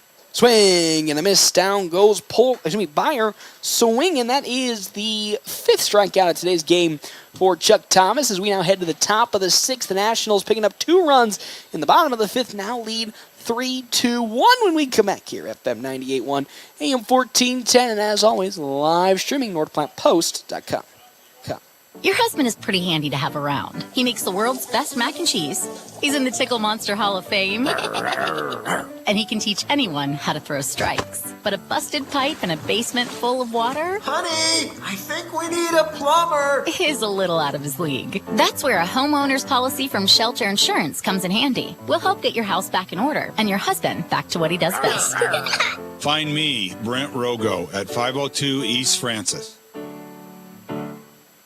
CT Computer Services of North Platte has laptops for under $300 now in stock. If your computer is running slow, it probably needs a tune-up. Take it to CT Computer Services. The basic tune-up price is only $50 and save more on Tune-Up Tuesdays. CT Computer Services sells both new and refurbished desktops and laptops, and they have laptops for under $300 in stock now. See your IT guys at 905 South Willow or give them a call, 534-3628. Going back here to Memorial Field, Nationals at the moment leading Gretna now 3-1. 3 runs on 8 hits and 1 error for the FNBO Nationals. 1 run on 2 hits and 1 error for Gretna. They do have a pitcher warming up in the bullpen for their squad. That player, I believe, if I remember seeing it correctly, was number 2. That's going to be Nolan Green. He will be the pitcher that'll be warming up here for the side of Gretna. He'll probably take over maybe next inning. I wouldn't say to start, but just in case Chuck Thomas has another rough inning of work, as Jack Polk is still on the mound. He's looking super strong, and at the moment, not looking like we'll see a pitcher warming up for the Nationals. We'll just let Polk close this game out as he's up to 45 pitches, 31 strikes, and 14 balls. He is having himself a absolute heater of a day for the Nationals. As Ethan Hermson now is up to bat, he's flown out twice in today's ball game from the leadoff position. He's looking to avoid that once again against Jack Polk, but the way Polk's been working, highly unlikely. That first pitch from Polk is outside. Ball number 1. Polk looking for the complete game, only giving up the 2 hits today. If he could do so, that'd be really, really good for the Nationals. Prospects here in this tournament, pitching-wise. That one skied straight up. It's drifting over to Zeiler in right field. He'll get under it and glove it there for out number 1. 3 straight flyouts from the side of Ethan Hermson. And now there's one down here in this top of the 6th inning for Connor Cole now to come up to bat. He doubled in his first plate appearance for a long stretch of time. He was the lone batter to record a hit for Gretna, but lined out to Andrew Brocious in his second plate appearance. As Polk will get the sign from Tristan Byer that he likes to see, and will deliver the first pitch in, but not before Connor Cole calls time. Following Cole, Skylar Graham, and then Calvin Jansen. Part of the order that also today has been struggling to find some production. As Polk's first pitch into Cole is delivered. Driven into left field, just barely fair. And with that, Cole's going to look for another double. He's rounded on over to second, and he'll get there with a 1-out double. Just barely, and I mean we're talking a mere millimeters. It stayed fair along that foul line in third and left field, and because of that, there's now a runner in scoring position for Gretna with Cole at second. For Skylar Graham, he grounded out to Carson Johnson in his first at-bat and then flew out to Andrew Brocious in his second. Has a runner on at second with 1 down here in this top of the 6th inning. A pitch too high, ball number 1. Again, thank you to our sponsors here in today's game in the top of the 6th inning. Kevin McGann and the Fortify Group. You can check out Kevin McGann, the Fortify Group, at his new location, 621 South Dewey, Suite B, alongside Allo Communications. Allo has packages that let you experience fast, reliable fiber internet, fiber TV, and fiber phone online at allofiber.com. And they are our premier video sponsor. As that's fouled off by Graham for strike number 1. It's a 1-1 count now. 1 out. Connor Cole at second after he got his second double of today's game. Polk with the windup and the 1-1. Popped up. Straight over to Johnson in center. He gets underneath it. And we'll glove it there for out number 2. Carson Johnson gloves it, throws it to third, but Connor Cole will make his way safely after tagging up. So with that sacrifice fly on over to third goes Connor Cole, but now there are 2 down in this inning for Gretna with now up Calvin Jansen. He's grounded out both times to Ty Hanneborg in today's game. Can we make it 3rd time's the charm here for Calvin Jansen against the Nationals and have Ty Hanneborg get that last out of this inning to avoid a run coming across? Turned on, slow grounder on over to Carter Kelly. He gloves it to first in time, so the run won't come home. The Nationals get out of the inning, not allowing a run to come across. They, at the moment, lead 3-1 as we are making our way to the bottom of the 6th inning. It's a 3-1 ball game when we come back here, FM 98.1, AM 1410, and live streaming, NorthPlattePost.com. At Premier Toyota, you'll find a friendly and easy-to-work with staff that'll help you find the perfect car. And whether you're looking for something new or pre-owned, Premier Toyota's got a wide selection of vehicles to choose from. Plus, Premier Toyota has Toyota-trained technicians, so you know you're always getting the very best in service and repairs. Schedule your service and factory-scheduled maintenance today and keep your car running strong. Stop by today and see why Premier Toyota is the #1 choice for car buyers. Let's go places. Larry's Glass is better known and has over 40 years of experience in glass replacement and installation. Whether you need a new window for your home, storefront, or vehicle, they have the expertise to get the job done. Larry's team of skilled professionals use the highest quality materials and techniques to ensure your satisfaction. Larry's takes pride in delivering outstanding service with affordable pricing and are on the Better Business Bureau Honor Roll. Trust Larry's Glass to take care of your glass needs, and you'll appreciate the difference that over 40 years of experience can make. Welcome back here to Memorial Field. We have a new pitcher on the mound for the side of the Gretna post 212 seniors. It's going to be actually Griffin Goldman who will be pitching, not Nolan Green. So Goldman here in the bottom of the 6th inning and potentially the last inning for the Nationals. We've taken swings against a new pitcher, Griffin Goldman. Calvin Jansen now moves on over to first base for Gretna. And the first batter that we'll see one Griffin Goldman is going to be Andrew Brocious. He's 0 for 2 in today's game. At the moment, he grounded out in his struck out looking in his first plate appearance, and then grounded out in his second as that first pitch is in there for strike number 1. Nationals will keep going with Jack Polk rest of the way as they have nobody warming up in their bullpen, as that 0-1 is now 1-1 as it's down low. Ball number 1, 1-1. Thank you again to our sponsors here in the bottom of the 6th inning, Kevin McGann and the Fortify Group, helping Nebraska families, farmers, and businesses for more than 50 years. That pitch falls in for strike 2. It's 1-2 the count. Hey, and also thank you alongside Willow Creek Embroidery. New location, new owner. Check out Robert and the crew at 1620 East 4th Street, Suite 120, right by the Garys. That fastball is too high and tight inside. It's 2-2 the count now. 2. Andrew Brocious leading off this bottom of the 6th inning for the Nationals. Landon Greeno on deck with Ty Hanneborg in the hole. We're going to make that now 3-2 the count. 2-1 Andrew Brocious. Goldman looking to walk the first batter he sees today with Brocious up at the plate. The 3-2. Well, just jinx my luck there as a not too good swing by Andrew Brocious caught himself halfway swinging and not swinging, and because of that, he gets called for the first strikeout of today's ball game for Griffin Goldman. And there's the first down of this ball game with Landon Greeno now up to bat. He's 1 for 2, grounded out in his first plate appearance. Later singled, but couldn't come home when he recorded that single.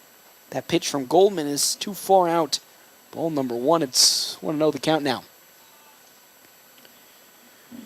1-0 with 1 down. Goldman on the plate for the first time here in this ball game.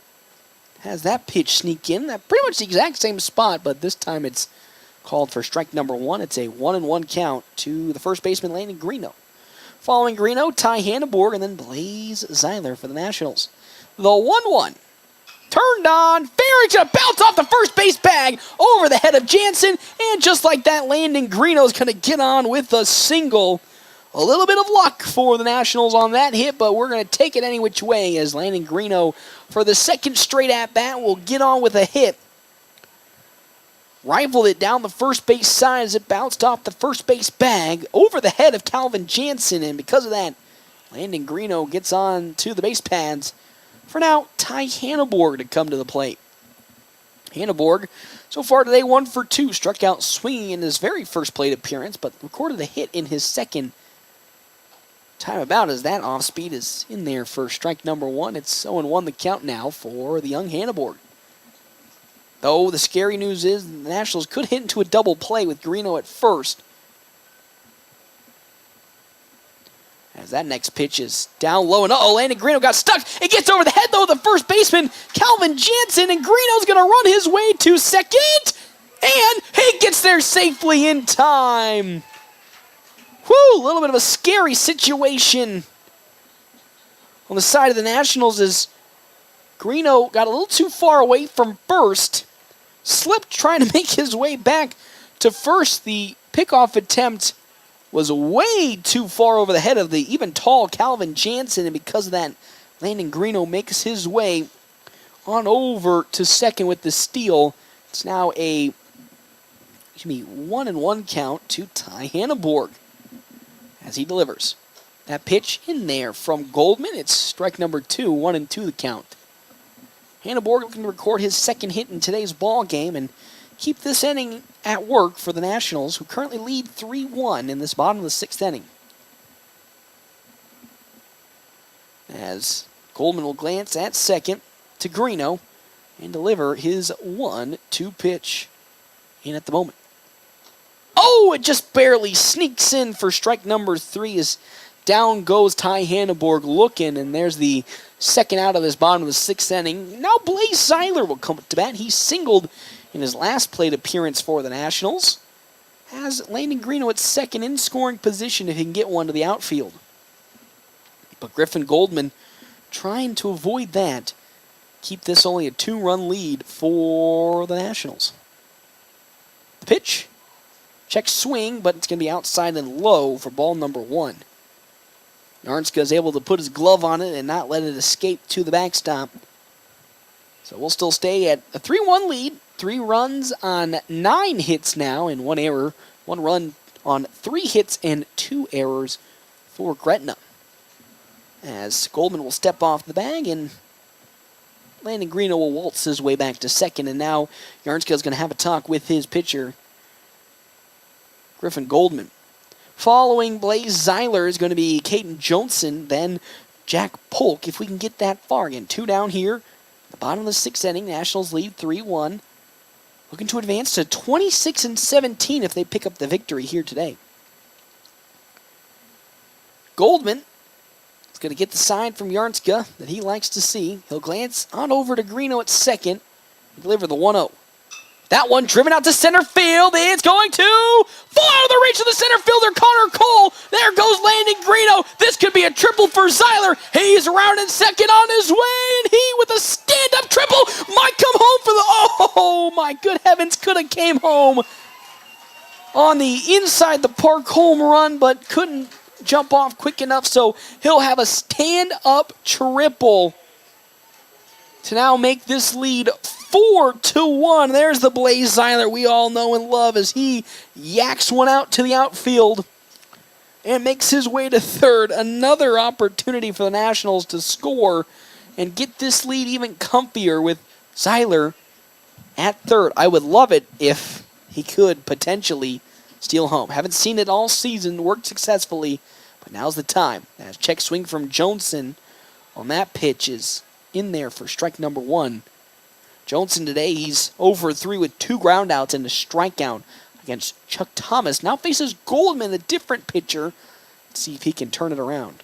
The 0-1 turned on. It's going to get into left field for a base hit, and just like that, I've spoken into existence. Blaze Zeiler comes home. It's now 5-1 in favor of the Nationals. It's all falling apart for Gretna here in this bottom of the 6th inning. As now Jack Polk will come up to bat. He's 1 for 1 with 2 walks and successfully got on base with a bunt last time about. In that bottom of the 5th inning that brought 2 runs home, including himself. Johnson at first is a steal threat. 5-1 lead for the Nationals here.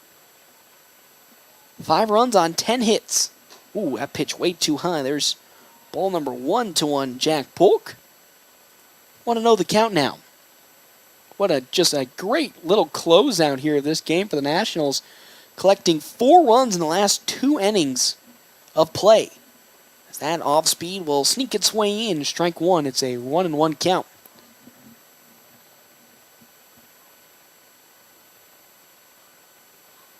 One and one with 2 down. Goldman likes to sign and delivers. Oh, another off speed that just finds its way down the middle.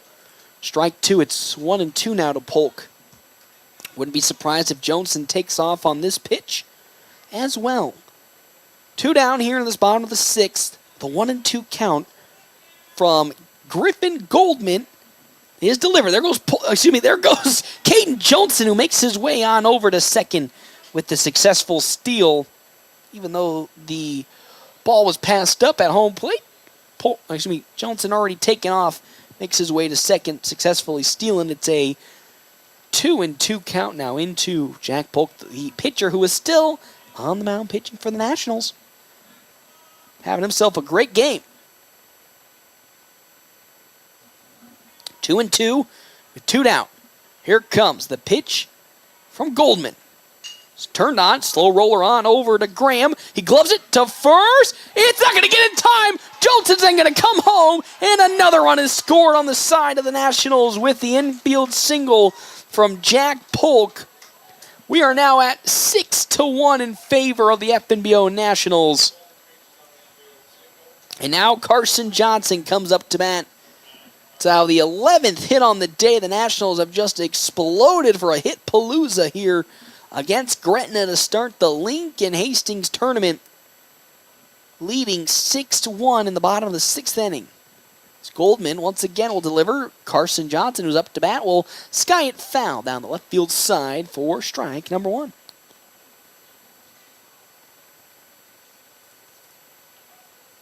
Johnson today, he's 2 for 3 with struck out looking in his first plate appearance. He singled in his second and then got on with a bunt in his third. As Griffin Goldman will look for his final out, an 0-1 count into Johnson delivers. Way there outside, it's ball number 1, 1-1 the count now. 2 down here. Nationals, though, will have one final defensive stint in the top of the 7th inning. Now with a much more comfortable lead, 5 runs is their lead at the moment, 6-1. As Griffin Goldman delivers his 1-1. There goes Jack Polk. The pitch out, the throw to second. It will be in time, but Polk will successfully steal second. Now we're going to have maybe a talk between Gretna and the infield umpire, but no, they're not going to go out and have a word with him. He says Jack Polk got there successfully with the steal. So Polk now in scoring position at second. It's a 2-1 count to Carson Johnson. Once again, if he gets one in the outfield, there's another run that could come across for the Nationals. As here comes the 2-1.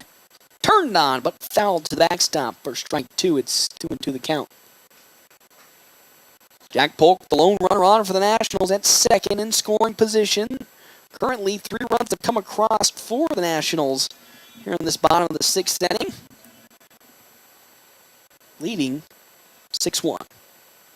As now Carson Johnson's ready to rock and roll as Griffin Goldman with his 2-2 count sets and fires. Turned on, it's going to go! Big gloved up by Ethan Hermson at second and end this inning, but that's not before 3 runs came across in this inning for the Nationals. They lead 6-1 when we come back for the last inning of play, the last top half of the inning of play for Gretna here. FM 98.1, AM 1410, and as always, live streaming NorthPlattePost.com. Great Plains Health Orthopedics in North Platte is ready to serve you with board-certified orthopedic surgeons and a team of medical professionals who specialize in hip, knee, and shoulder joint replacements and revisions, minor to complex hand injuries, sports medicine for both the serious athlete and the weekend warrior, new and innovative operative and non-operative procedures, and work-related injuries. Same-week appointments are available. Call Great Plains Health Orthopedics today. Your health is our mission. Great Plains Health. With a whole lot of things being so expensive these days, you'll be surprised to know you can buy an RV for under $20,000. The Sunray Travel Trailers at Larry's RV in North Platte. Sunrays give you the opportunity to enjoy the outdoors while still enjoying some home comforts like AC, water, heater, refrigerator, and stovetops. Just some of the features you'll find in a Sunray. Plus, Sunrays are lightweight and most can even be pulled with a car. Stop in today and see the Sunray 129 and 149 models and the Sunray Light 16 HB at Larry's RV in North Platte. Well, back here to the top of the 7th inning, the potential last half inning of play for Gretna here. They currently trail 6-1, 6 runs on 11 hits, 1 error for the FNBO Nationals, compared to 1 run, 3 hits, 2 errors on the side of Gretna. Jack Polk still on the mound. I'd like to thank our sponsors here for today's game. That is Kevin McGann and the Fortified Group. Check out Kevin McGann, the Fortified Group, at his new location, 621 South Dewey, Suite B. Alongside Wicked Fast. Are you looking for a fuel stop that's Wicked Fast and easy to use? Then head over to Wicked Fast, the most advanced gas station in town. And they are conveniently located across from the Do-It Center. As now here comes Jack Polk up to the mound to take on Griffin Goldman. Goldman errored in his first play. Reached on an error in his first play appearance against Blaze Eiler to second, but grounded out in his third to Carter, in his second at bat, to Carter Kelly. Looking for his first hit today and maybe start a late inning rally for Gretna. Turns on one and fouls it back to the netting. Strike number 1 again. Jack Polk today having himself a beautiful, beautiful game. So far going to complete this game. He's got 53 pitches, 37 strikes, and 16 balls to his name. Following Goldman, Ike Yarnska, and then Nolan Thomas for Gretna. The 0-1 popped up. sky high. Underneath it, Ty Hanneborg's running. He's still drifting, but he gloves it out and over in right field for the first out of this top of the 7th inning. That now brings up Yarnska. He's 0 for 2 today. He got out on a bunt to Jack Polk in his first at-bat, but then flew out to Carter Kelly. That would be Carson Johnson in his second. Against looking to start the late inning rally for Gretna here. As Polk sets and fires. Skied once more, but down the right field side foul. And with that, there's strike number 1 to the catcher, Yarnska. Nationals leading 6-1. They were leading going into the bottom of the 6th inning, only 3-1, but put together 3 more runs that come across. Now lead 6-1, a much comfortable lead, and that's probably what Jack Polk wants to see. But he himself probably didn't care. He's been having such a strong game. No lead really mattered to him as that sky drifting foul down the right field side once more from Yarnska. And that's going to be called for foul number 2. Strike number 2 as well. Down the right field side. And now it's an 0-2 count to the catcher. Once again. With nobody on and 1 out here. Again in this top of the 7th. The last half inning of play for Gretna. As they look to find some semblance of momentum to get back into this ball game. Again, trailing 6-1. The 0-2. Oh, that's going to bounce off the shoulder of Yarnska. And with that, he's going to walk his way on over to first with the hit by pitch. That's the first really bad pitch from Jack Polk all day, and it unfortunately hits Yarnska in the shoulder. And with that, we have a runner in first base for the side of Gretna. The courtesy runner now coming on for their side, trying to find the number, or see who the number. Can't really identify, but there's a courtesy runner on for Gretna here. Now to bat comes Nolan Thomas. He's 0 for 2 today, got out on a bunt, but then struck out swinging in his second appearance. He'll drive that into center field for a base hit. The runner slips, but won't get there in time to throw, and with that, another single for Gretna. And just like that, 2 runners are now on the base paths for Gretna. That is now their 4th hit of this ball game to now bring up Trevor Cox. He's 1 for 1 today, walked in his first plate appearance and then doubled in his second. Has the courtesy runner on over at second base and then Nolan Thomas at first. So 2 runners on for Gretna. As Jack Polk will set and fire away. Turned on, driven to left field. Brocious not going to get there in time, so at least 1 run will possibly score. And just like that, the runners will stay. So 1 run does come across on another hit. So Trevor Cox singles to left field, so 1 run comes across. It's now 6-2 in favor of the Nationals, and out comes head coach Ricky Holmes to have a talk with his team, and most specifically Jack Polk to calm him down. Giving up back-to-back hits and allowing 1 run to come across. With 1 down here, Landon Bagley's up to bat. He's 0 for 2 today. He skied out to Carter Kelly at third in his first at-bat, and then skied out to Andrew Brocious in his second. Now this is again where the Nationals, with their 6-2 lead, are much appreciated to have that nice comfy margin where they can give up a couple of hits and maybe a couple of runs before they close this game out. Currently leading 6-2. As Polk will glance at second to Thomas and deliver.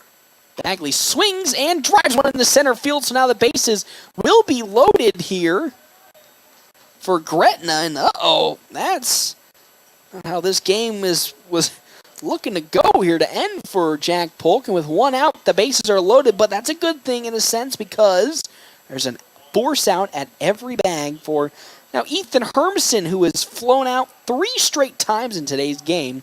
He's 0 for 3 today. Would love to make it 0 for 4 and get the second out of this inning for the Nationals. Again, leading 6-2. Would love to close the game out right here as Polk delivers off speed, off the mark for ball number 1.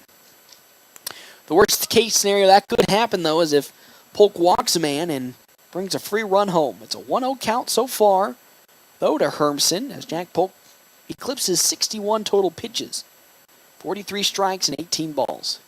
A 1-0. Turned on, got the glove of Carter Kelly, so one run will come across, most certainly another, and there will be another, and just like that, what was a 6-1 ball game has now turned into a 6-4 ball game here in the top of the 7th inning.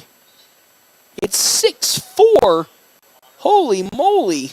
And we might have a pitching change. I wouldn't be shocked if it's Carson Johnson. Or it might be Carter Kelly, actually, that's taken over here. So that'll end the day for Jack Polk, it looks like. And now Carter Kelly will come into pitch here in this game after the Nationals gave up 3 runs already in this inning.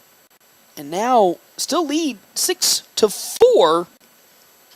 But it's getting a little closer, I think, than head coach Ricky Holmes was looking for in this game. So now, after those 2 runs come across, runner at first and second for Gretna, as here comes Carter Kelly to take over pitching duties for the Nationals. I'm knocking on wood, but there ain't no way in the heavens that this game falls away from the Nationals after the start that they had.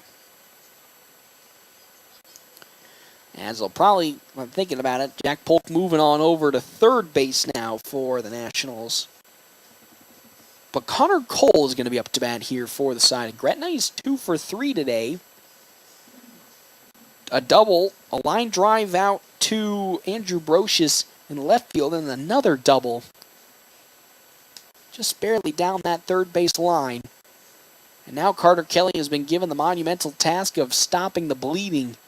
That's really been going on here in this inning as 3 runs have come across for the side of Gretna. And now it's a 6-4 lead for the Nationals. Again, you're kind of counting your blessings that the Nationals got those 3 runs last inning to really balloon this lead to a point where, yeah, the Nationals can give up a couple of runs, but now's the time where those couple of runs need to stop coming across if you are a fan of this FNBO Nationals team, because currently at the moment, they're looking to escape with their victory. What was a pretty clear margin of victory to start is now kind of turned into spaghetti-o. We gotta stop and calm down a bit. Now here comes up to bat again Connor Cole against Carter Kelly. 2 runners on. Landon Bagley at second and Ethan Hermson on over at first.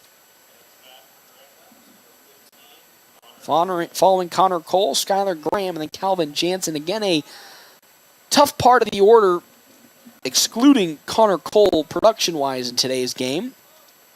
Nationals still lead 6-4, 6 runs on 11 hits, 1 error, compared to 4 runs on 6 hits and 2 errors for Gretna. As Carter Kelly delivers, that pitch in there. Strike number 1 to Cole was high up, but it's there either way. 0-1 the count with 1 out. Nationals would love again to start this Kearney Hastings tournament with a W. As Carter Kelly glances at second and now delivers. Slow chopper, gloved up by Johnson for 2. He steps. The throw won't be in time to first. So with that, they'll get the easy force out at second, as reaching on the fielder's choice was Connor Cole. And so, with that, there's 2 down now for runners at the corners. It's going to be Skylar Graham. Again, he's 0 for 3 today, grounded out in his first plate appearance, then flew out in back-to-back at-bats. And Gretna's down to their final out. The game-winning run is at home plate, but with 1 out, 1 mistake will end it for Gretna. The pitch, in there, strike number 2. Quickly already a 0-2 count into Skylar Graham. I don't know where that first pitch came from, but it's currently 0-2 with 2 down. As Carter Kelly now with runners at the corners looks for the final out as he sets and delivers the 0-2. Skied and now drifting foul down the right field side. Will still stay at 0-2. Following the side of Graham with Calvin Jansen and Griffin Goldman for Gretna. Whew. Heart's kind of racing now at the moment with how things have gone the way this last half inning. Head coach Ricky Holmes probably not too impressed with the way it ended, but if the Nationals can get the victory, he'll be impressed with that. The 0-2. Oh, that fastball too far outside. It's ball number 1 to Skylar Graham. 1-2 the count. Carter Kelly's kind of changed his pitching motion. He's gone from that submarine throw, as we know, to a kind of revised submarine where he's getting more on top of it instead of sidearming it. It's 1-2 the count with 2 down as Kelly delivers. Fouled off the bat once more of Graham. Still stay at 1-2. So there's a force out at second base if it's a ground ball to end the game possibly. Or it could be a strikeout, or it could be a pop fly, you know. So many flips of the coins to know where it'll land. 1-2 the count, 2 down, 2 runners at the corners for Gretna here in this top of the 7th inning. Kelly will now fire away. Driven to right field, once more fouled off. So we'll still stay at 1-2. Boy, boy, boy, boy. Graham's getting some good hits on it, good contact, but just unable to get on top of things. As it's a 1-2 count once more to Skylar Graham, who's 0 for 3 today. Kelly glances at first. Here comes the 1-2 payoff once more. Slow roller on over to Polk. He gloves it. The throw to first in time, and the coin is flipped on a Nationals victory. And that is how we will end this ball game. Nationals win in 7 here, 6-4. Got a little scary in the top of the 7 when 3 runs came across for Gretna, but the Nationals were to close it out and start this Kearney tournament with a W. 6-4 victory over Gretna post 2-12. We'll now step aside and take a break. When we come back, we will have our post-game show right here on FM 98.1 AM 1410 and live streaming, as always, on NorthPlattePost.com. Family first. My dad used to tell us that all the time. But family first wasn't just something he'd say to us. It was how he lived every day of his life. And it's how I try to live mine, too. At Shelter Insurance, our agents are dedicated to helping provide personalized auto, home, and life protection that puts your family first. See me, Pete Foltz, at 501 South Jeffers for a free insurance review. Whether you're a weekend warrior, youth, or professional athlete, the Great Plains Health Sports Medicine Team has you covered. The team includes orthopedic surgeons, athletic trainers, and other healthcare specialists who spend their time at local high school and college sporting events, ensuring that athletes stay as injury-free as possible. In the event of an injury, the team remains committed to returning athletes to competition as quickly and safely as possible. Contact the Great Plains Health Sports Medicine Team by calling 308-568-7456. Your health is our mission. Great Plains Health. Are you or loved one in need of medical equipment to improve your quality of life? Look no further than Great Plains Health Home Care Equipment. Our state-of-the-art and affordable medical products are specifically designed to return your independence. From manual and power wheelchairs, mobility scooters, and lift chairs to walking aids, ramps, hospital beds, and bath safety products. We have everything you need to make your home a comfortable and safe place to live. We even provide CPAP and BiPAP equipment and supplies, as well as oxygen equipment and supplies. Call Great Plains Health Home Care Equipment today. Mid-Plains Community College is the right choice to transform your future. With a variety of educational formats, including face-to-face, distance learning, online, and hybrid options available, your future career is waiting for you. Fall classes begin on August 21st, so give us a call today at 800-658-4308 to get scheduled with an advisor. That's 800-658-4308, or visit our website at mpcc.edu.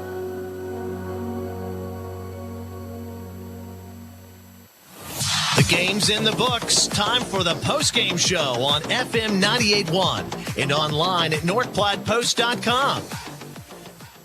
We're back here to Memorial Field. The Nationals pick up the Game 1 victory of the Kearney Hastings tournament over the side of Gretna, 6-4. 6 runs on 12 hits, 1 error with 6 left on the bases for the Nationals. 4 runs on 7 hits, 1 error with 2:05 left on the base pads for the side of Gretna. It was quite a scary, well, I'll say not scary, but a scary situation if you were the hitting side to start this game on either side, as Jack Polk as well as Chuck Thomas went on an absolute tear to begin this ball game, putting up, three down. They're just putting out the side. They're just absolutely dominating either hitting department. And really, it wasn't until the top of the second inning when one run came across, unfortunately, on an error on the side of the Nationals. But the Nationals then answered back in the bottom of the third, where they got another run across themselves. That was a nice quiet stretch from the fourth till the bottom of the fifth, when 2 runs came across for the Nationals, and they led at the time 3-1. Then we reach the top of the sixth, where nothing came across. The Nationals in the bottom of the sixth inning got 3 more runs to come across. They led that one 6-1 in that moment, before 3 runs came across in the top of the seventh for Gretna. And then Carter Kelly came on for Jack Polk to finish the game off, and the Nationals win 6-4. Now 26-17 on the year. Gretna 19-14. Nationals start off the Kearney Hastings tournament on a nice foot. And with that, we now are here at the Quick Stop post-game show. Quick Stop, 27 locations open 24 hours a day. Quick Stop, always open right around the corner. Nationals will be taking on a Millard North here in their second game. Nationals versus another Lincoln team.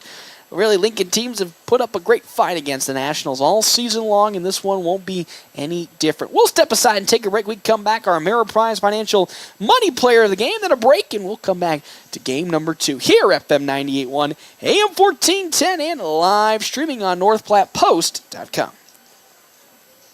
Are you tired of lousy internet and faceless customer service? It's time to experience local, honest, hassle-free, and exceptional. That's the Allo promise. We not only provide crazy fast fiber internet, crystal clear TV, and dependable phone service, but we choose to become a part of the communities we serve and love when everyone calls or stops by our store to say Allo. So don't settle for mediocre, settle for exceptional with Allo.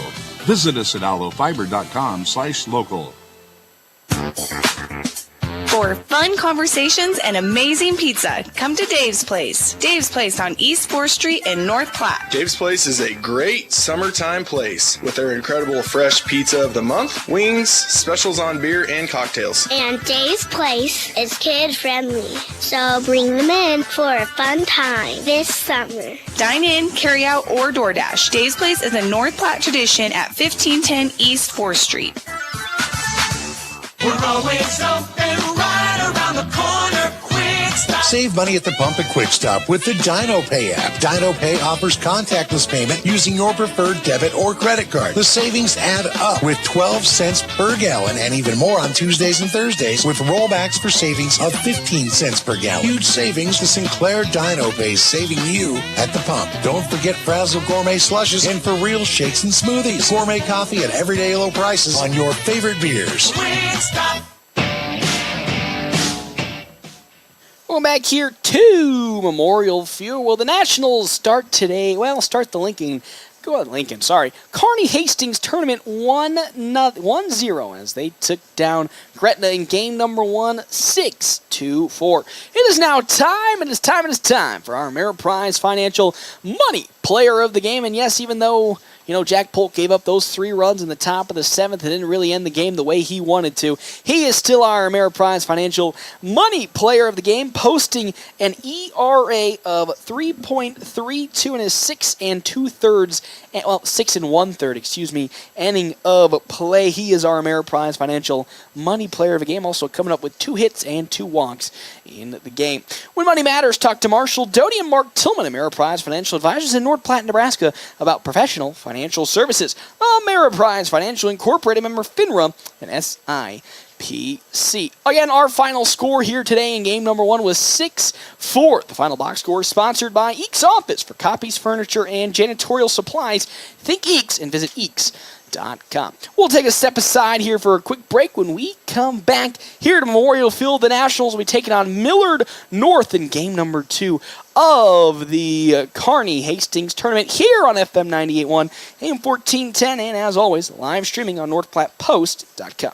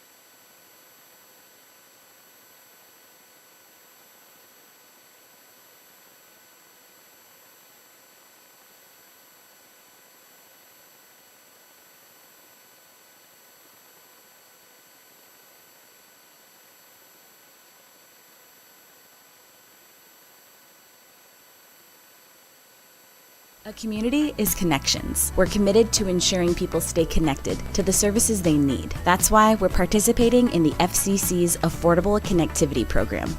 Go to allofiber.com/ACP to learn more.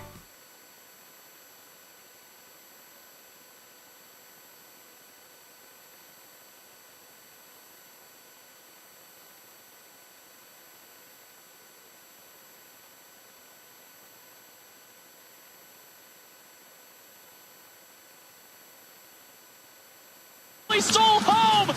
Today's game brought to you by Shelter Insurance, Pete Bowles and Brent Rogo, Dave's Place, Pizza Wings and more on East 4th and North Platte, CET Troubleshooters, Premier Toyota, Sandhills State Bank, Wicked Fast on North Highway 83. Use your MyPhillips 66 card and save money on gas.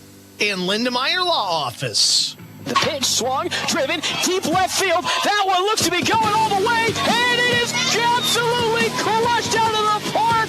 Carter Kelly with the first home run of the season for the Nationals, and it was an absolute moonshot to left field. FNBO Baseball, also brought to you by Larry's Glass, the D&N Event Center. Another round in River's Edge Golf Course. Come have another round with them. Great Plains Health and Great Plains Home Care. Larry's RV. Bill Summers Ford Honda Lincoln Nissan. North Platte Public Schools. Willow Creek Embroidery. Quick Stop Convenience Stores. And Runs Up. Let's play ball. FNBO Baseball from FM 98.1 and AM 1410. And live stream video at NorthPlattePost.com. Here's the voice of the Nationals, Paxton Gordon.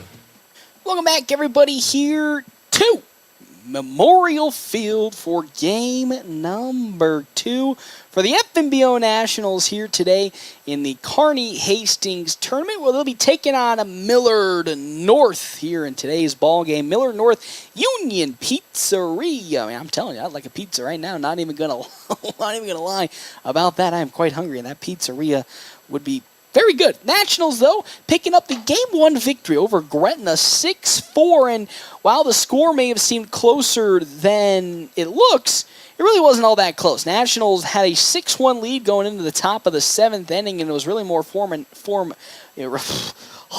it was really more of a formality that they were going to win the game at any point, though, unfortunately giving up 3 runs in the top of the 7th, not the way that head coach Ricky Holm or Jack Polk wanted to end the game, but they did come out with the victory and started off this tournament 1-0. They'll be taking on, though, today Millard North in their first game of the Kearney Hastings tournament.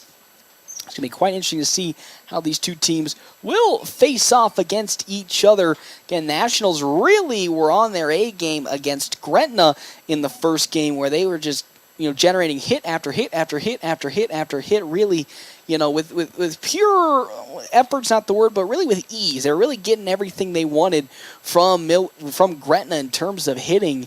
And on the pitching side, Jack Polk, almost had the complete game before, unfortunately, giving up those 3 runs in the top of the 7th. Didn't go his way to end the game versus Gretna. But so far, the Nationals looking like a completely different team when it comes to this tournament. Last year, again, they went 0-4 in this tournament, in the Kearney Hastings tournament. Not really an overall strong showing, and it was really a frustrating moment for head coach Ricky Holmes. I remember exactly last year he came up after these games and was just so, I wouldn't say disappointed, but not too happy with his team's overall performance in these tournaments, because, man, they were coming in looking pretty good, and then here just dropped the ball. All 4 games were losses, and then they had to really roll into, again, the district tournament that next week, trying to search for themselves and really find and deep within what can they do to, bring their best game to the tournament. Well, so far here, starting off on a different note, they picked up the first victory against Gretna, 6-4, where they just absolutely dominated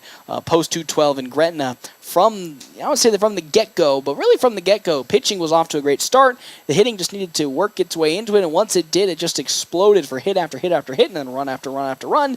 And then in the end, they just secured the really I hate saying the word easy, but even though the scoreboard said it wasn't easy, it really was an easy victory for the side of the FNBO Nationals in the first game of this Kearney Hastings tournament. Well, here, Quick Stop pre-game show. 27 locations open 24 hours a day. Quick Stop always open right around the corner. We will have more when we come back here on FM 98.1, AM 1410, and as always, live streaming on NorthPlattePost.com.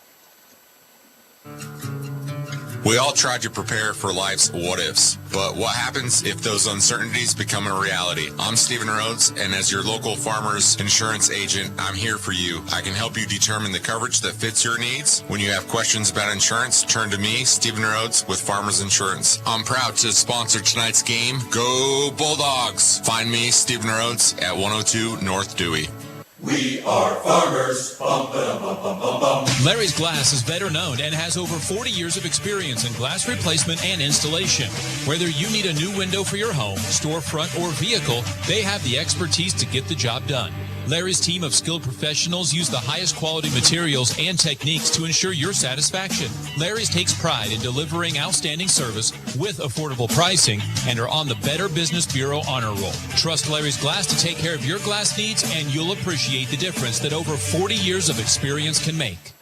Mid-Plains Community College is the right choice to transform your future.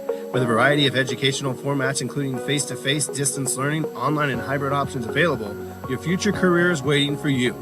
Fall classes begin on August 21st, so give us a call today at 800-658-4308 to get scheduled with an advisor. That's 800-658-4308, or visit our website at mpcc.edu.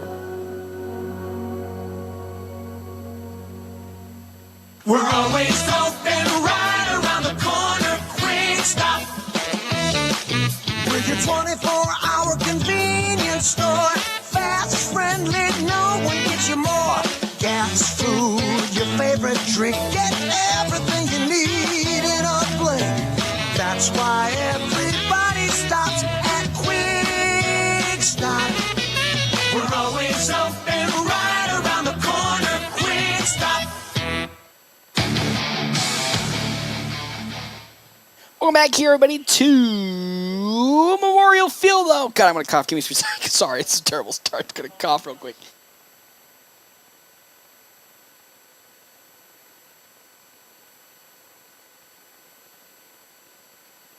Okay, I'm back. Sorry. That was a rough way to start, but the FNBO Nationals, again, starting 1-0 here in this Kearney Hastings tournament, taking on Millard North in their first game here. We'll start on to our Double Dips Ice Creamery starting lineup. Double Dips Ice Creamery in the historic Canteen District in North Platte offers 24-plus different flavors of hand-dipped ice cream served in a variety of ways. Double Dips also offers homemade waffle cones and bowls along with homemade fudge and freshly baked desserts. Plus, they also have available the ice cream trailer for all your outdoor events. On the side of the FNBO Nationals, Caden Johnson will be leading off again in center field with Jack Polk out in shortstop. He's the number two hitter. Carson Johnson is the pitcher in today's game. He'll be the 3-hole hitter with Carter Kelly at third. 4-hole hitter Andrew Brocious in left field. 5-hole hitter Landon Greeno in first base. He is the 6-hole hitter with Ty Handeborg at second once again. 7-hole hitter with Dean McIntyre, the 8-hole hitter. And then Blaze Zeiler, the right fielder. He's the 9-hole hitter in today's game. Connor Machad here will be the batter to lead off in left field for the side of Millard North with Chase McCall in at shortstop. He's number 2 hitter. Bryson Gibson, the first baseman. He's the 3-hole hitter with Carter Hunt, the designated hitter. He is a 4-hole hitter. Ty Pankinen, the center fielder. He's the 5-hole hitter with Nolan Fee, the catcher in today's game, 6-hole hitter. Ethan Sutherland, the third baseman, the 7-hole hitter. Ben Peters at second base. He's the 8-hole hitter. And Jay Tweet, the right fielder, the 9-hole hitter with Braden Gum on the mound today for Millard North. We'll step aside and take a break. When we come back, it's first pitch action here at FM 98.1, AM 1410, and live streaming on NorthPlattePost.com. Sandhills State Bank is a bank for Sandhillers. Families, entrepreneurs, teachers, nonprofits, farmers, nurses, contractors, ranchers, stylists, artists, retailers, professionals, outfitters, restaurateurs, mechanics. It takes all of us to make the Sandhills prosper, and Sandhills State Bank is here to help. Open an account today at sandhillstate.com/open or visit one of our 10 locations across the Sandhills to start growing the Sandhills together. Sandhills State Bank, member FDIC. Are you ready to make a lasting impression? It's time to embrace distinction and stand out from the crowd. Willow Creek Embroidery, your go-to destination for exceptional personalization. They specialize in awards and trophies. Whether you're recognizing achievements in sports, academics, or business, they have a wide selection to honor the best of the best. Visit them today at 1620 East 4th Street, Suite 120, right by the Garys. Discover the exceptional personalization that sets you apart. Willow Creek Embroidery in North Platte. For fun conversations and amazing pizza, come to Dave's Place. Dave's Place on East 4th Street in North Platte. Dave's Place is a great summertime place with their incredible fresh pizza of the month, wings, specials on beer, and cocktails. And Dave's Place is kid-friendly, so bring them in for a fun time this summer. Dine in, carry out, or DoorDash. Dave's Place is a North Platte tradition at 1510 East 4th Street. CT Computer Services of North Platte has laptops for under $300 now in stock. If your computer is running slow, it probably needs a tune-up. Take it to CT Computer Services. The basic tune-up price is only $50 and save more on Tune-Up Tuesdays. CT Computer Services sells both new and refurbished desktops and laptops, and they have laptops for under $300 in stock now. See your IT guys at 905 South Willow or give them a call, 534-3628.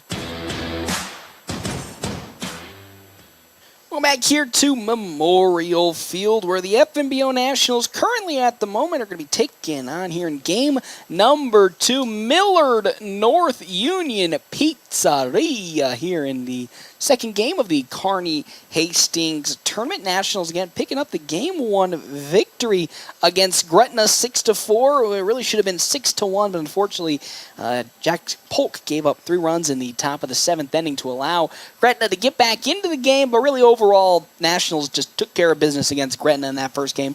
Now we'll love to take care of business here against Millard North. Again, any Omaha team is just a team that always puts out some really, really strong competition. Nationals would love to finish their first day here of this tournament with a nice record of 2-0. They'll be facing up against Braden Gum here in the second game for the Nationals. First game for Millard North, as that first pitch from Gum is outside for ball number 1 to, of course, Caden Johnson. Johnson got an RBI single in his last game. That was, at the moment, 0 for 3 in that game before getting that single. He'll turn on one, but it's going to be fouled down the right field side for, again, strike number 1. It's a 1-1 count to Johnson. Our top of the first inning is brought to you in part by Kevin McGann and the Fortify Group. You can check out Kevin McGann and the Fortify Group at his new location, 621 South Dewey, Suite B. As that off-speed sneaks its way in for strike number 2, it's a 1-2 count. Also, thank you to our sponsors, Lindemeyer Law. For all your legal needs, go to Lindemeyer Law. Call Lindemeyer Law at 534-6740 as that pitch is once more fouled off by Johnson for strike number 2. It's 1-2 once more, as he would love to, again, lead off this game with a hit. The pitch. Whoa, way too high up there. There's ball number 2 to Johnson. 2-2 the count now. Nobody out, nobody on here. Top of the first inning, Gum delivers. That one reached and chopped into right field for a base hit. Johnson gets on with a leadoff single to start this game for the Nationals. And now he's on at first. That only means there's a chance for the Nationals to steal. And now up to bat comes Jack Polk. Polk earlier in the first game went 2 for 2. Had 2 walks and 2 hits to his name and was really crucial in the Nationals' victory. Of course, as you know, only gave up the 1 run so far. As that pickoff attempt will get Caden Johnson back on over at first. Polk started this day off really strong. Let's see if he can continue that here against Braden Gum. As their check swing, but pitch will fall in for strike number 1 on the fastball. It's an 0-1 count now.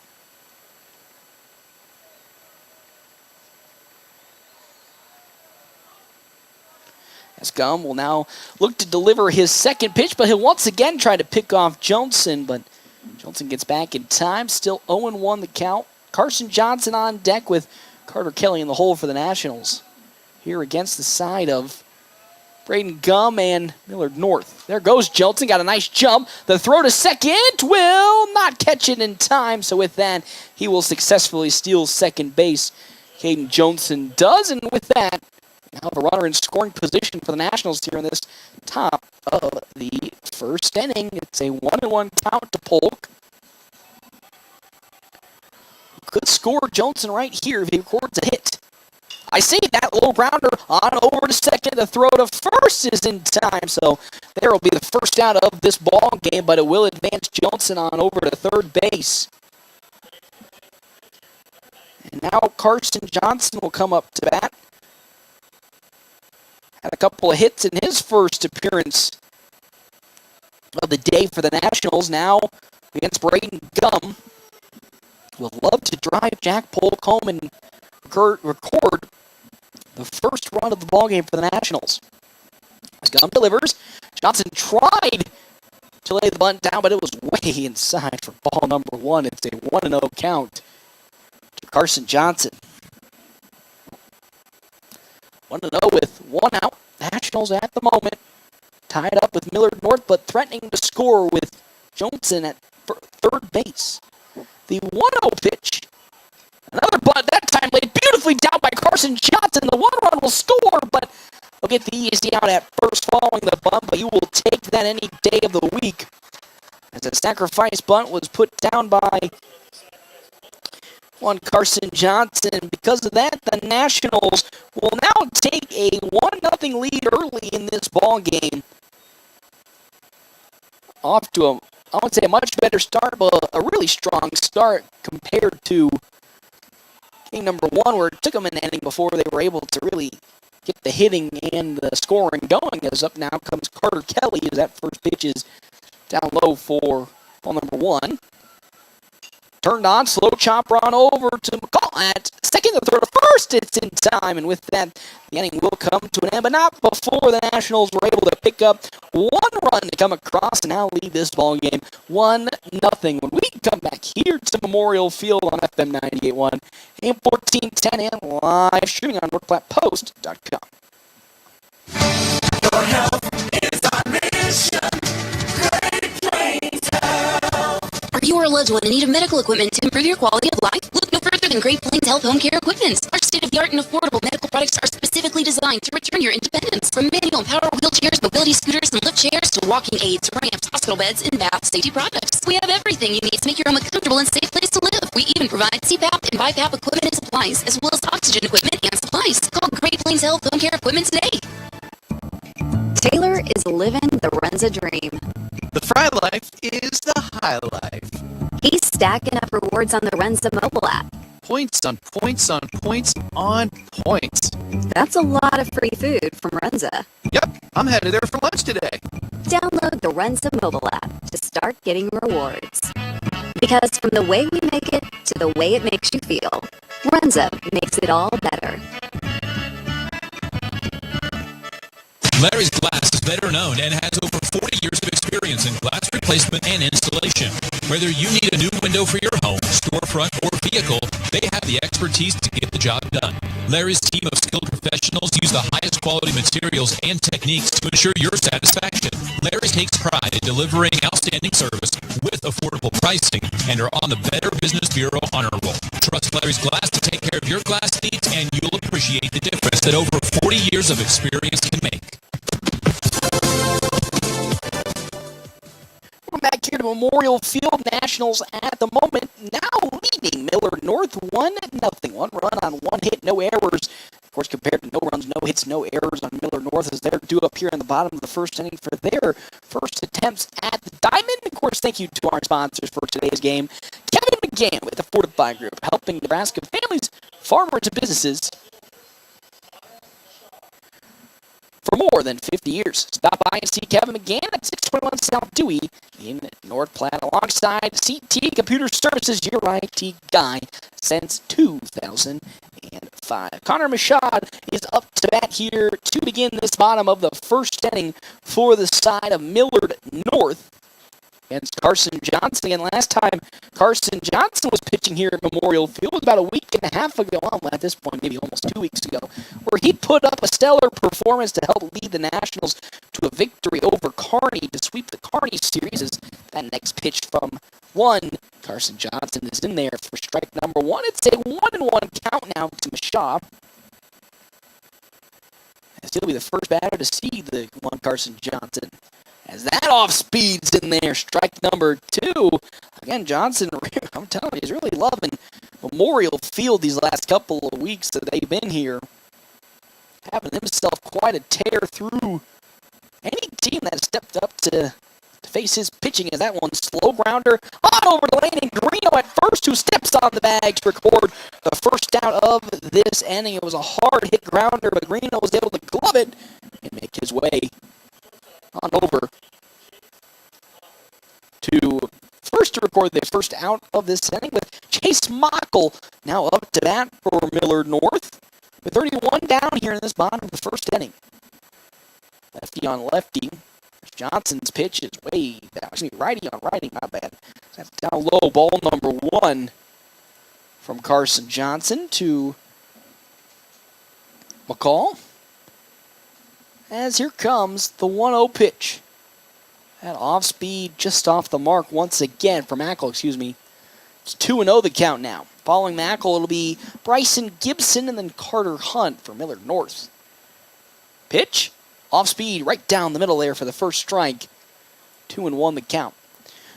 And we've gotten to see a fair amount of Carson Johnson on the mound, not just this last couple of weeks in the season, but also last year. And that one, actually, correction, is slowly grounded on over to Carter Kelly. Hold my thought, and going to be tagged out by Landon Greeno for out number two. Another nice ground out for the Nationals to get their second out of this bottom of the first, to now bring up Bryson Gibson. And as I said again, we've seen a fair amount of one Carson Johnson on the mound these last 2 years, and mostly as the closing pitcher, but this year has really started to evolve into one of the starting pitchers for the Nationals whenever he is called upon, and he's done a really fantastic job. Though there are some instances, as we've seen, where just like last year, he tries to really overdo it in his pitch, really try to put as much mustard behind a certain pitch to get an out, but kind of turns into an out-of-control pitch. But so far this season's done a much better job of getting those pitches in control. As I say that, his first two pitches, though, just outside the zone. It's 2-0 to Mr.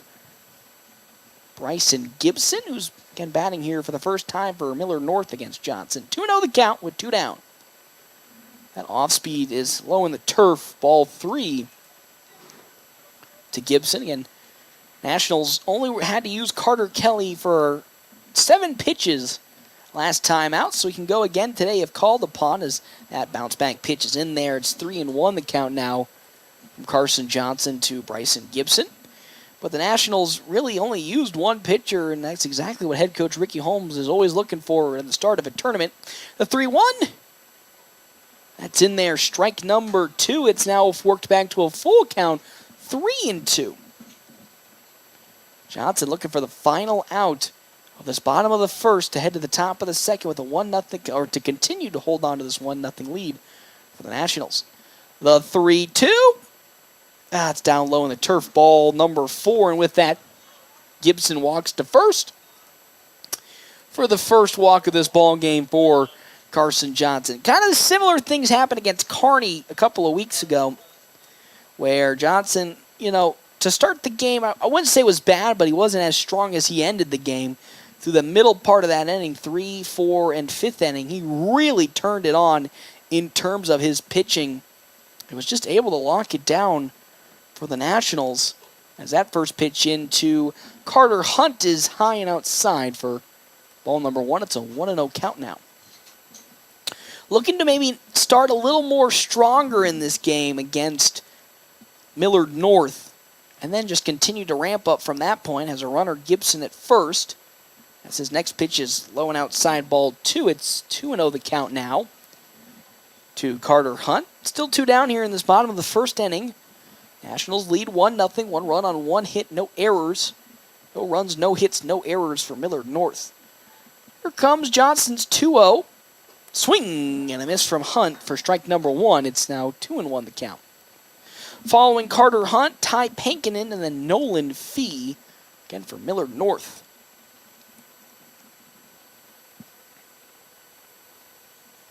As Johnson will take a quick glance on over at first and look to deliver his 2-1 count. He sets and fires. Ooh, that off speed is way too high. It's ball 3. It's 3-1 now after a hot start to start this game off. These last couple of batters, Bryson Gibson and now Carter Hunt, not have been the best for Carson Johnson. Back-to-back 3-1 counts as Johnson now will look to get the second strike he delivers. There goes Gibson. Nice start. And that's going to be fouled off the bat of one Carter Hunt, which was lucky there. And there's strike number 2. Gibson got a really nice jump. I don't know if Dean McIntyre could have gotten the ball on over to second in time, but now with a 3-2 count, we might see Gibson go once again. But the full count, 3-2 with 2 down, means Carson Johnson has one more chance to end this inning.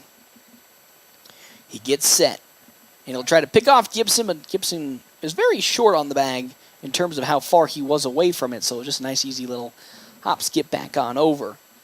So with a full count, Johnson looking for his first strikeout of this ball game here against Carter Hunt. He's set. Here comes his 3-2 pitch. There goes Gibson again. That is in. What are we going to say? Oh, they're going to say he's going to walk on over to first. The home plate umpire was motioning like it was a strike. He was really reluctant to make the call. We're going to say it was another walk, and with that, Carter Hunt makes his way to first, and there's 2 on for Ty Pankinen. Now to take swings with, again, 2 on and 2 down. Gibson at second. Hunt at first. Johnson looking to get out of this inning unscathed. That one is, though, going to be skied straight up. On over goes Greeno. He gets under it and gloves it, and there's 1 pitch and 1 out, as that is how this bottom of the first will come to an end. The Nationals, a little scary there. They had 2 runners on, but they were able to get out of this inning unscathed. As we head now to the top of the 7th, it's a 1-0 lead when we come back. FM 98.1, AM 1410, and live streaming on NorthPlattePost.com. Are you ready to make a lasting impression? It's time to embrace distinction and stand out from the crowd. Willow Creek Embroidery, your go-to destination for exceptional personalization. They specialize in awards and trophies. Whether you're recognizing achievements in sports, academics, or business, they have a wide selection to honor the best of the best. Visit them today at 1620 East 4th Street, Suite 120, right by the Garys. Discover the exceptional personalization that sets you apart. Willow Creek Embroidery in North Platte. Allo is turning 20 this year, and we plan to celebrate all year long. Since 2003, Allo has vowed to put customers first and deliver a drastically different experience. No matter where you live, work, or play, we believe you deserve an affordable, secure, and reliable connection. We're proud to have served our businesses and residents with seriously fast fiber optic service for 2 decades. Thank you for trusting Allo as your local internet, phone, and TV provider. Follow us on social media to know about the 20th anniversary celebrations in all our Allo communities. Welcome back here to Memorial. Mute that. Welcome back to Memorial Field. Nationals at the moment leading this ball game 1-0 against Millard North. As Andrew Brocious now comes up to bat here at the moment.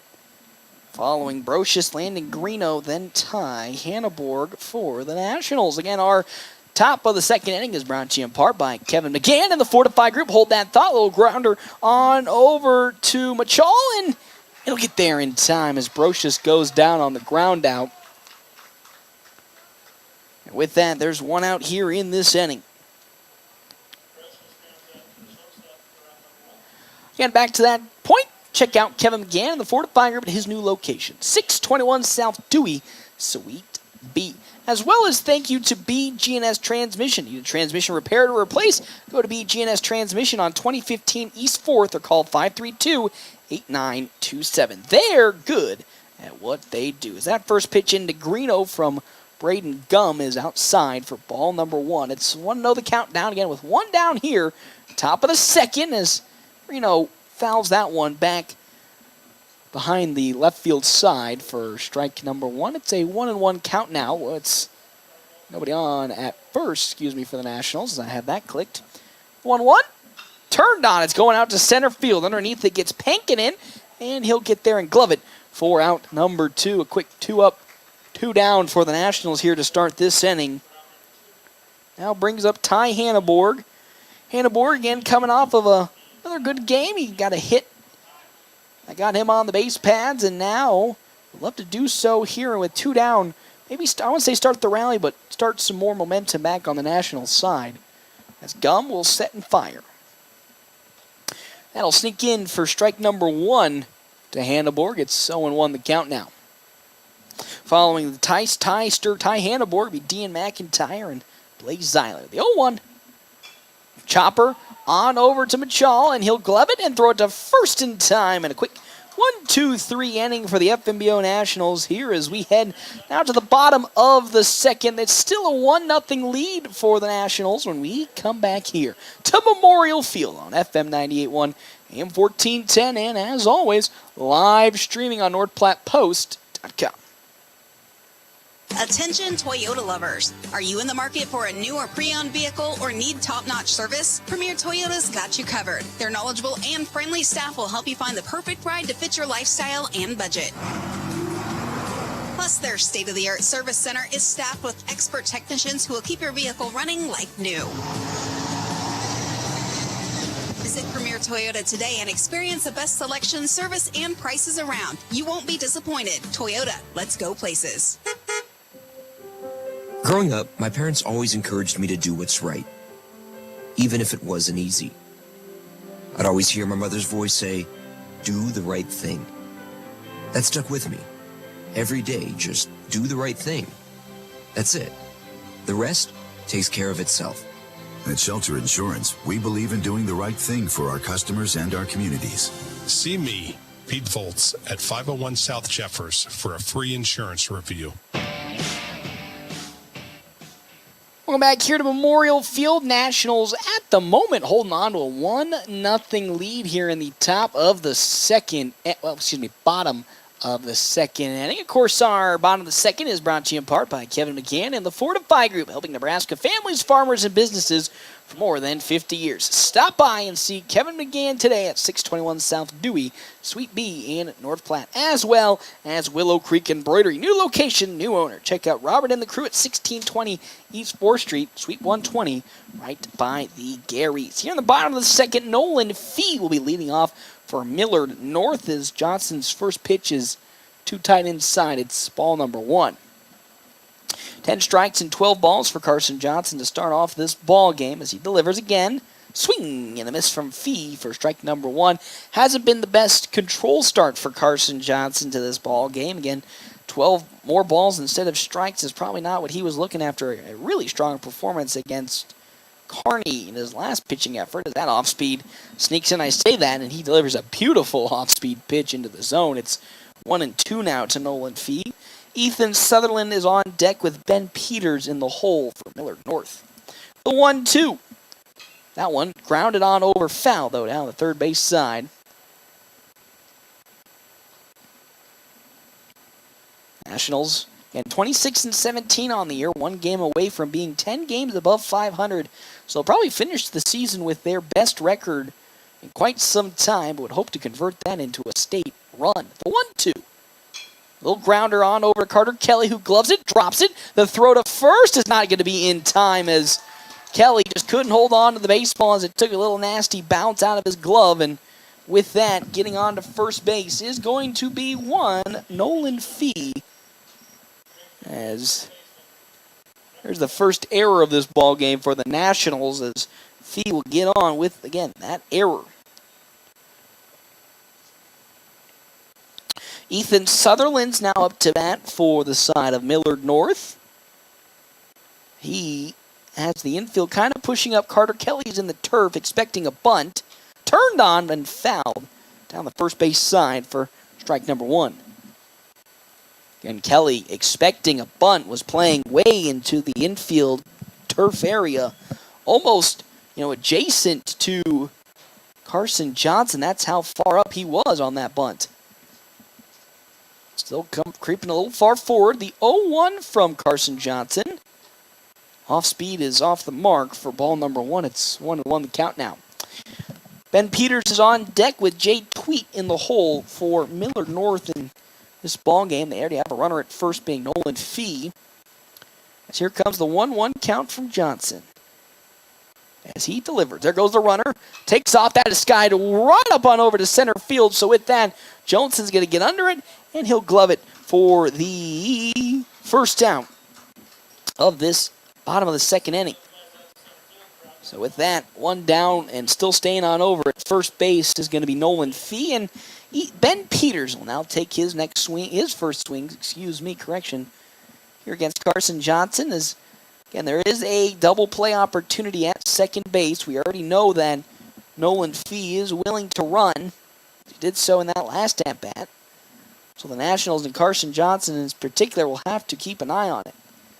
Here comes the first pitch into Peters. There goes Fee. Low pitch, and Dean McIntyre won't even throw it into second, as that pitch was a little too low for him to maybe convert it into a nice throw to second. So with that, Nolan Fee will successfully steal second base and be in scoring position for Millard North. Again, with that tying run being Nolan Fee at second. It's a 1-0 lead for the Nationals as Johnson will now deliver his 1-0 pitch. That's right down the middle for strike number 1. It's a 1-1 count now into Peters. 1 run on 1 hit, 1 error for the side of the FNBO Nationals here in this bottom of the second, compared to no runs on no hits and no errors for Millard North in their second plate appearance in the bottom of the second. Here comes the 1-1. Just going to be a smidge outside. It's ball 2. It's 2-1 the count now into Peters. Again, Jay Tweet is on the deck with Connor Mashaw in the bullpen, in the hole for Millard North. 2-1, as Johnson with another glance at second will step off. Nationals with that slim 1-0 lead would love to hold on to it here with, again, Nolan Fee at second. 1 out here in this bottom of the second. Johnson with another long glance at second. Here comes his 2-1. That's down low on the turf. Ball 3. It's 3-1 the count now. Again, not off to the greatest of starts here Carson Johnson is in terms of his overall control. 16 balls, 16 strikes, up to 32 pitches already here in these 2 innings. The pitch. Oh, that's going to be in there around the knees for strike number 2. It's now a full count 3-2 pitch. Good bounce back. I talk smack about Carson Johnson's control. He lands a beautiful pitch around the knees in the zone for the second strike of this at-bat. It's 3-2 with 1 out. Johnson will take another long glance at second and deliver. Driven out to left field. Brocious is going back at it. Still going, and will get there to glove it for the second out of this inning. Good contact from Ben Peters, but again, this ballpark just not hitters friendly. If you get it up high into the air, with that, an easy glove out in the left field side for Brocious, and there's now 2 down for Jay Tweet, the 9-hole hitter, to get his first swings in today's game. Has Nolan Fee in scoring position at second, but now steps out to take a breather real quick. Big pressure situation. Now, early on here, it's tough to really say big pressure situation, when you're only trailing by 1, but with the way the Nationals have been pitching today, that 1 run could be a game changer.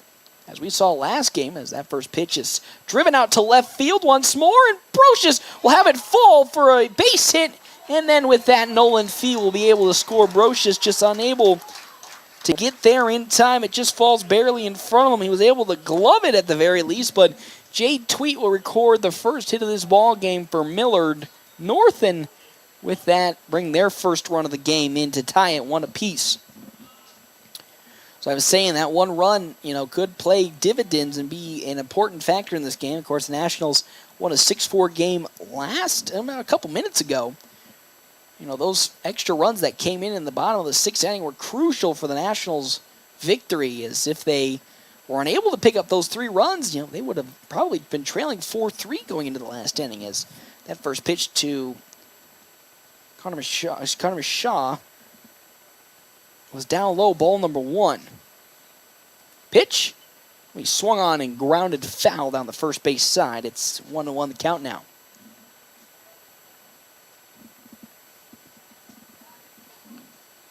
Nationals now tying up here with Millard North. 1 apiece. 1 run on 1 hit, 1 error for the Nationals. 1 run, 1 hit, no errors for Millard North. As Johnson will take his step and deliver in the pitch. There goes the runner on over. Skied straight up into the air. Here comes it. Going to fall right into the glove of Jack Polk. And that is how this inning will come to an end. But not before 1 run did come across on 1 hit. Nationals now tied up with Millard North as we head to the top of the 3rd. 1-1 here at FM 98.1, AM 1410, and live streaming as always on NorthPlattePost.com.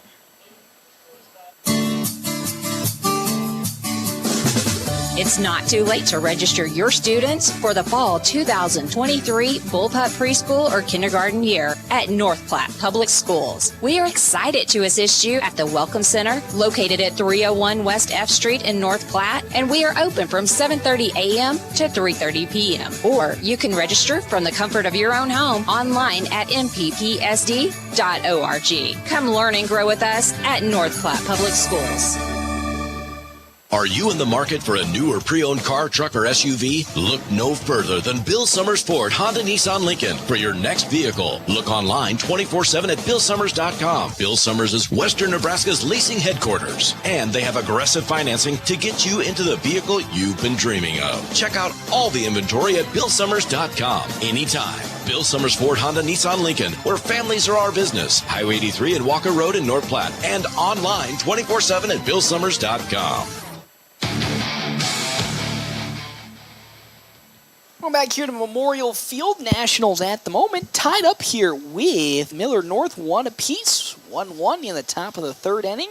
1 run on 1 hit, 1 error for the Nationals. 1 run on 1 hit, no errors for Millard North. As again, our top of the 3rd inning is brought to you in part by Kevin McGann and the Fortifying Group. Check out Kevin McGann, the Fortifying Group, at his new location, 621 South Dewey, Suite B. As McIntyre fouls that one off for strike number 1. He's the leadoff batter here at the top of the 3rd for the Nationals. Hey, also thank you to Lindemeyer Law for today's sponsorship. Lindemeyer Law, you can go to them for all your legal needs. Bob Lindemeyer, Amanda Spikert, Kent Florum, Kent Turbel, and Victoria Hervey with Natalie Hoffman as well. Call Lindemeyer Law, 534-6740, as that ball was outside for ball number 1. It's a 1-1 count now into McIntyre. Getting the start today at catcher. Stretch of time where he didn't see Dean McIntyre as head coach Ricky Holmes was looking to see if he can get him dialed in on the hitting side of things.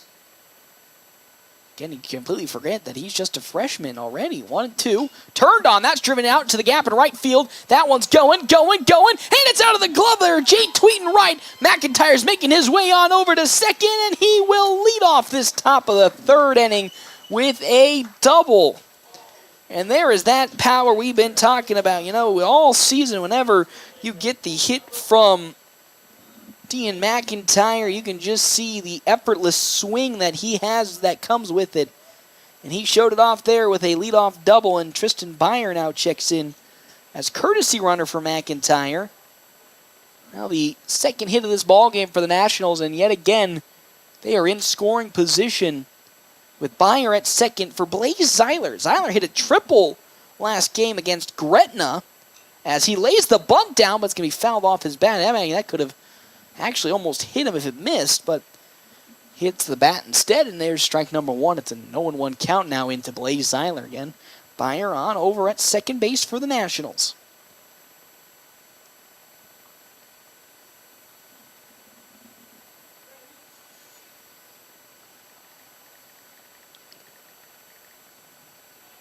As here comes the 0-1 to Zeiler is outside as the throw into second is going to get into the outfield, and because nobody was there, Byer could have maybe attempted it, but couldn't get up and turn in time, so it's 1 ball, 1 strike into Zeiler. As again, he was looking to lay the bunt down, but with nobody out, And Tristan Byer on. It's, again, a perfect opportunity for a bunt. And with the speed Blaze Zeiler possesses, and he can make it on over to first on an infield bunt any day of the week. And that one's going to, what are they going to say? Is they going to bounce off of Zeiler or is they going to bounce off his bat?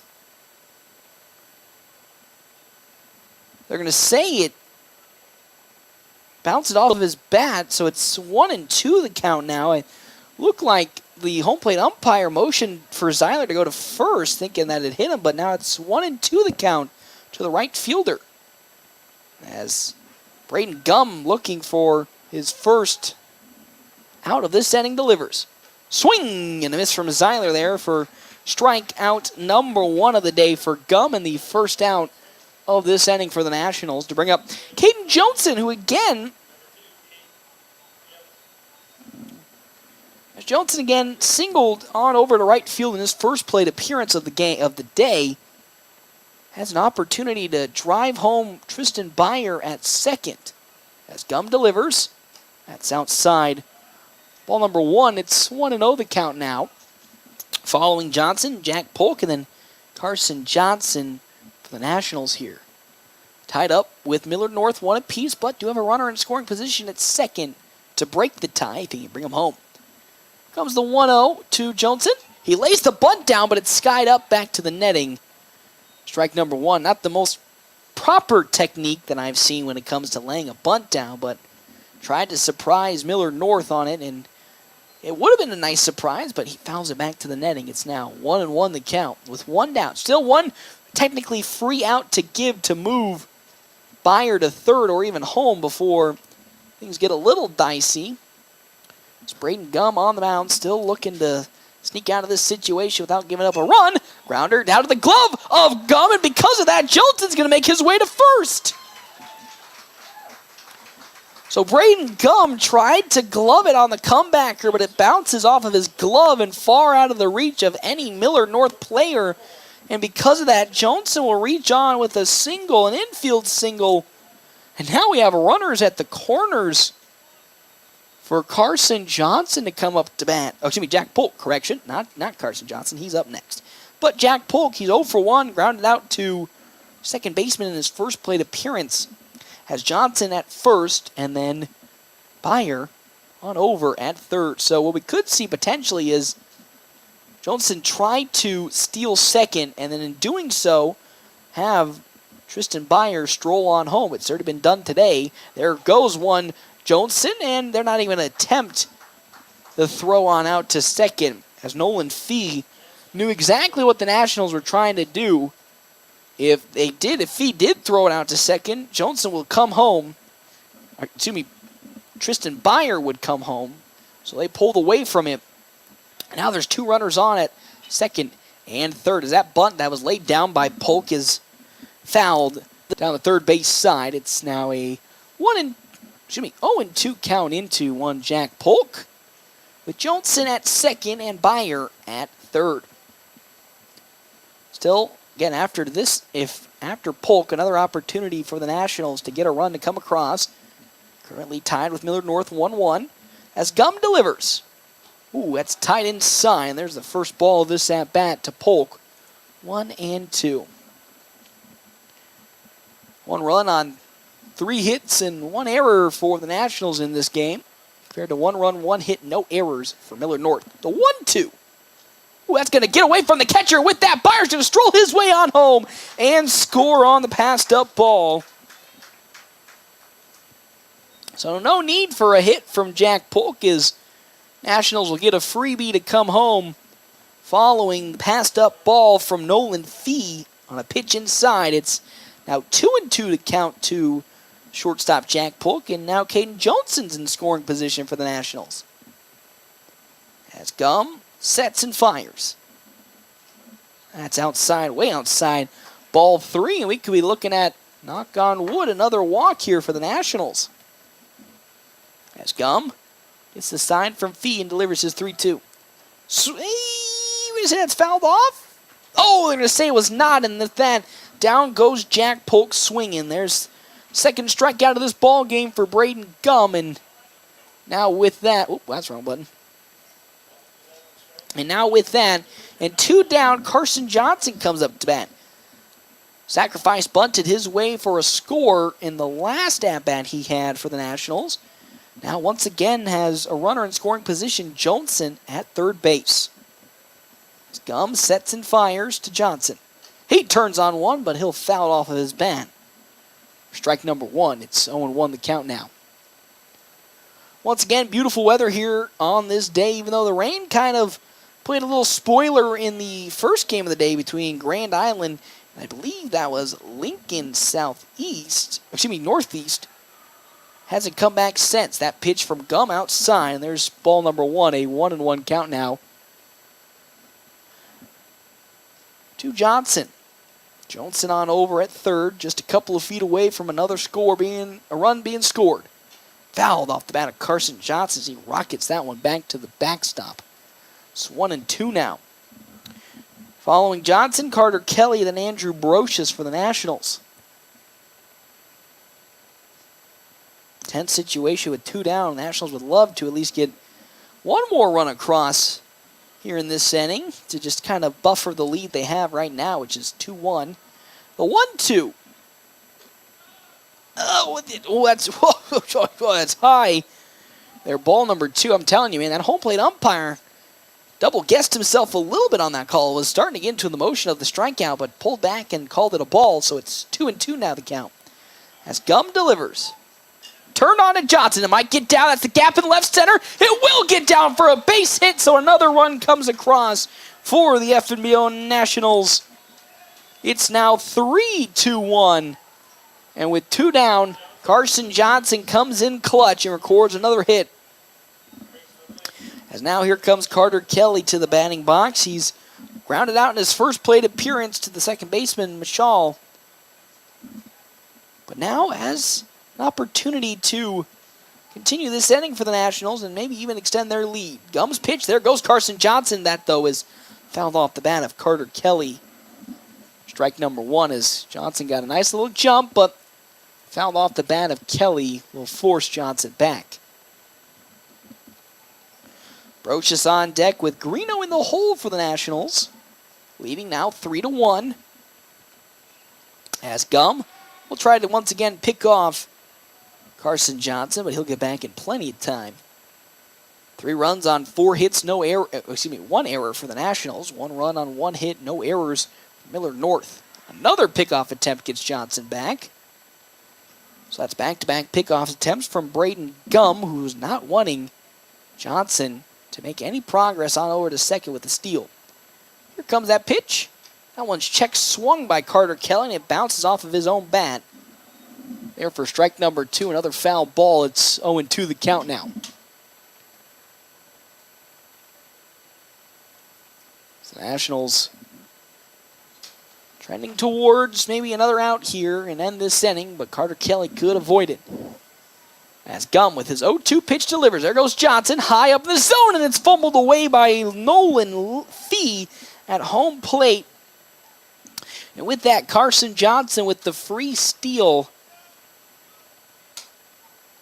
on over to second base.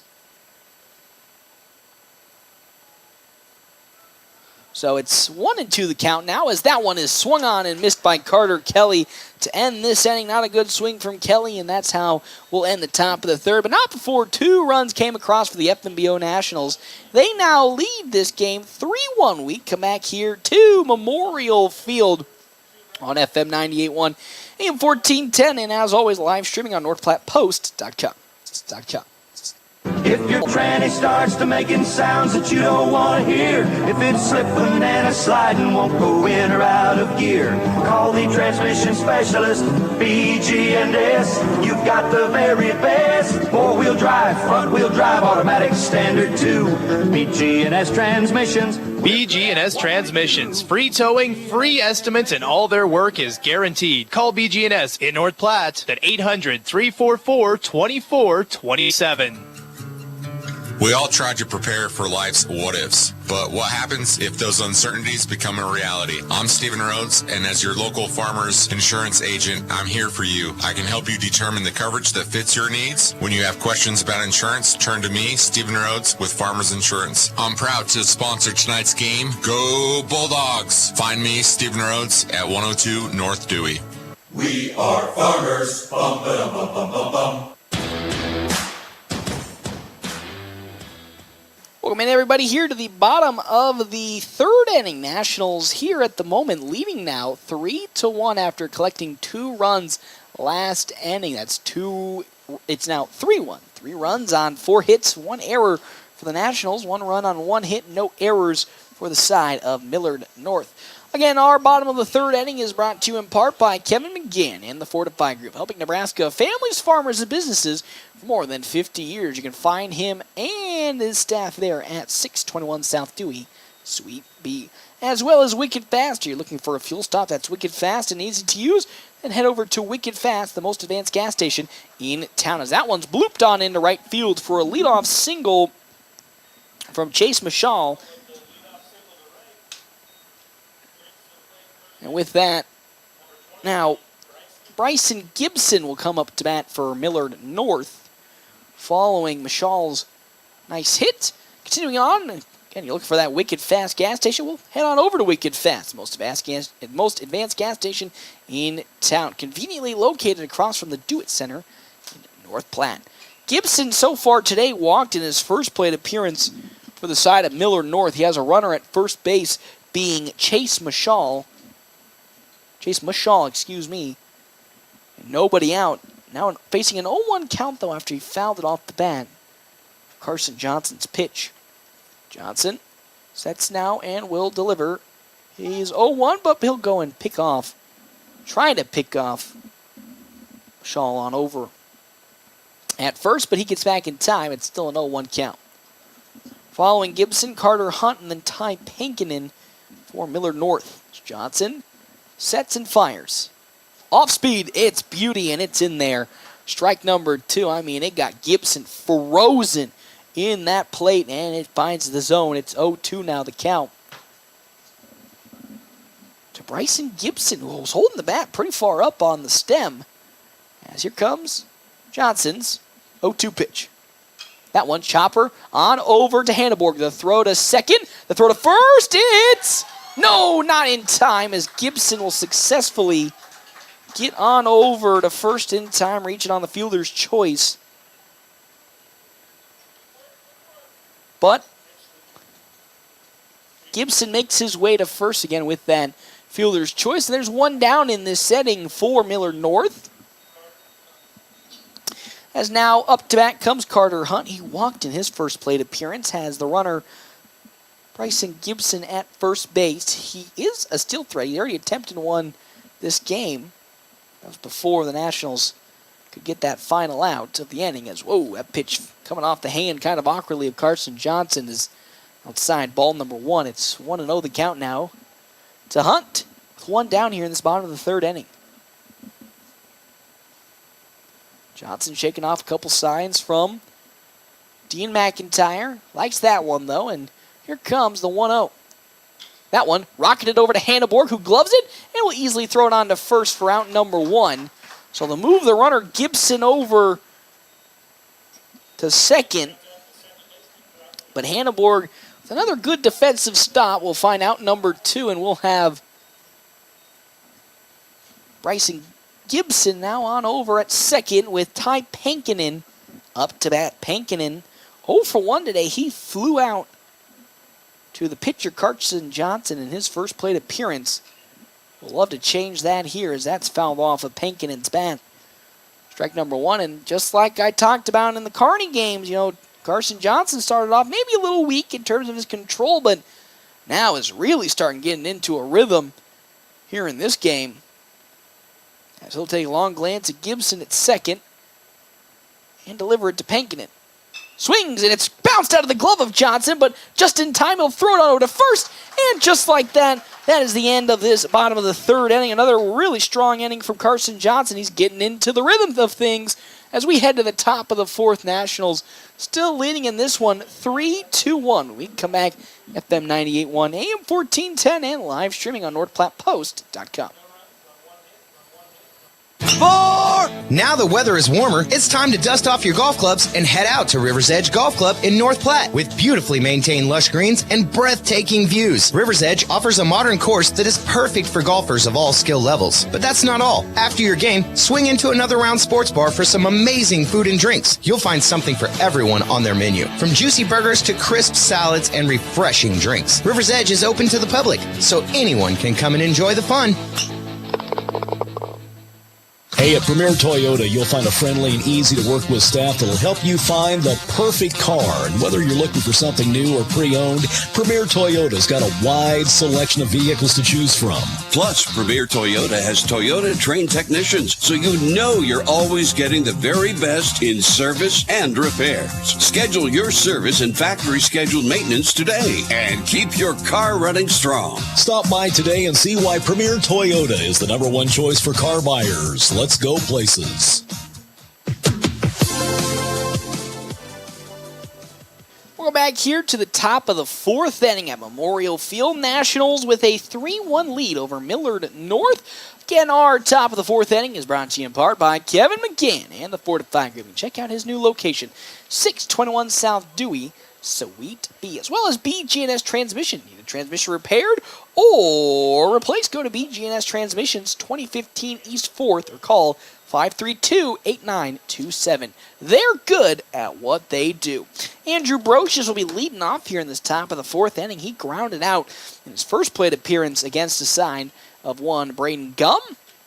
That pitch is really tight inside, almost hitting Brocious in the head for ball number 1.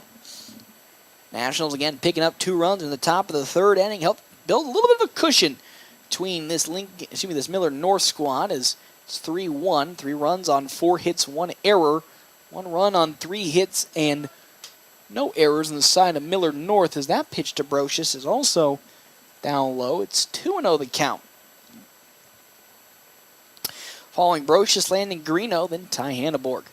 That pitch, though, nicely bounced back by Gum for strike number 1. The wind now constantly blowing from center field, well, going from left to right, essentially. As the 2-1 is in there, strike number 2. 2 good bounce-back pitches from Braden Gum. He's up to 47 pitches, 32 strikes, and 15 balls. That was giving up 4 hits and 3 runs so far, so even though it was good strike counts, just not good placement on the zone, as that's a chopper. On over to Peters at second. The throw to first, it'll be just in time, and with that, there's out number 1 as second ground out of the day for Andrew Brocious.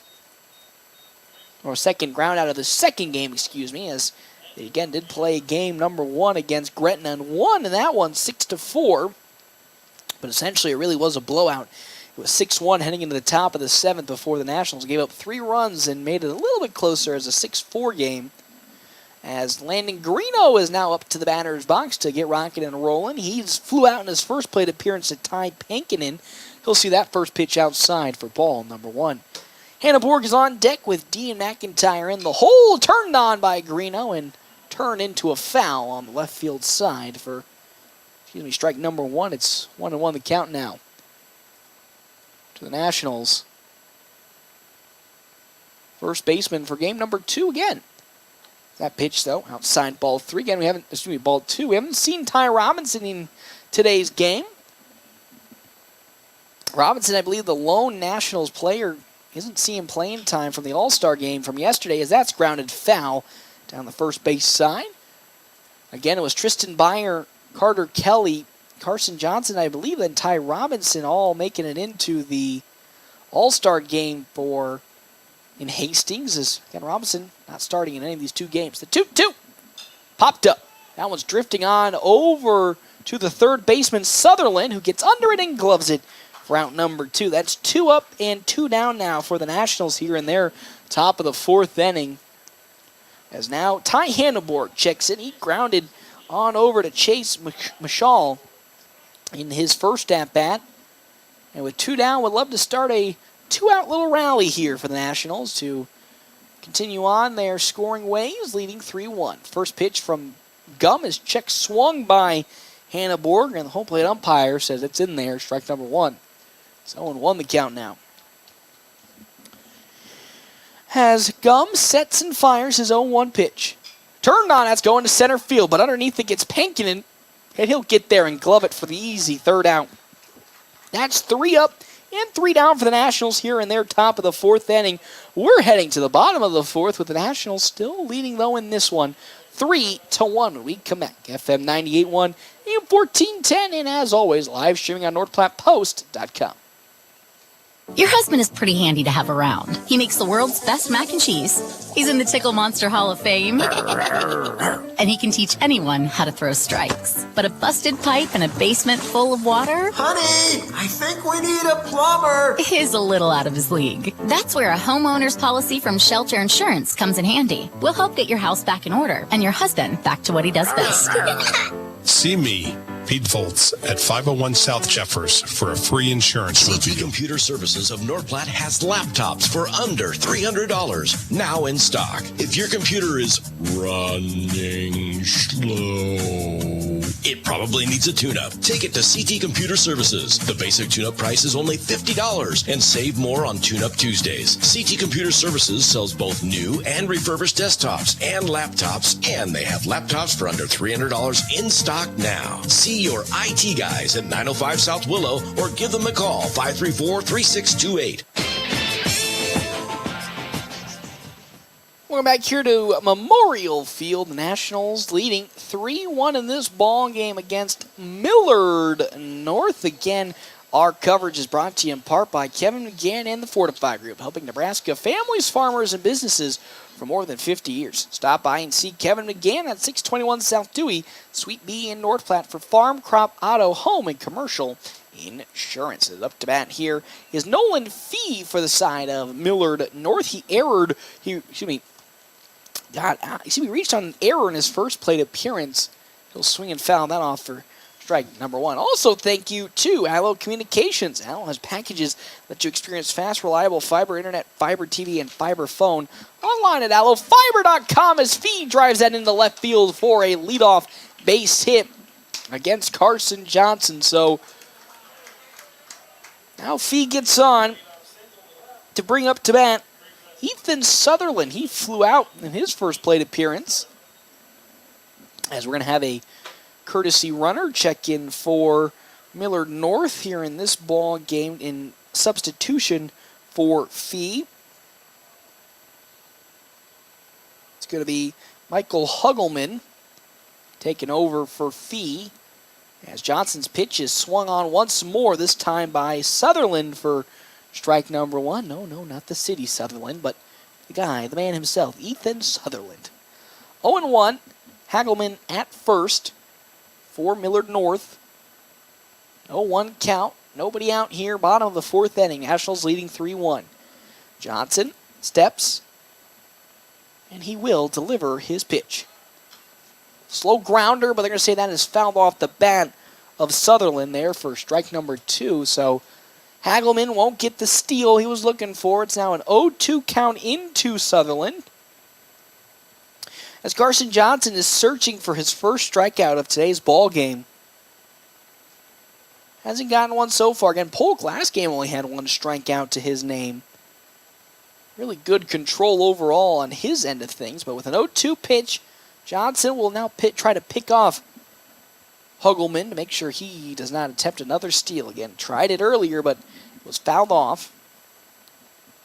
Now with an 0-2 count, Johnson will take a glance and deliver his 0-2 pitch. Swing and a miss. Down goes Sutherland, swinging, for the first out of this bottom of the 4th inning. And now here comes Ben Peters. He flew out to Andrew Brocious in left field in his first plate appearance. Has again Hugelman on over at first. Is in double play territory at the moment. He might, though, attempt to steal on this first pitch from Johnson. As a pickoff attempt will get back Hugelman, but almost got tagged out by Landon Greeno. So still looking for that first pitch into Peters with Jay Neat. Jay Neat. Oh my good heavens, Jay Tweet. I need to get my glasses checked out here. On deck, and then Connor Shad out in the hole as another pickoff attempt gets Huggleman back. Again, it's getting ever so closer and closer to Huggleman being tagged out. Johnson really getting on the case of Huggleman to make sure he does not attempt to steal right now. We still have yet to pitch into Ben Peters, so we're waiting on that one. As here comes that first pitch.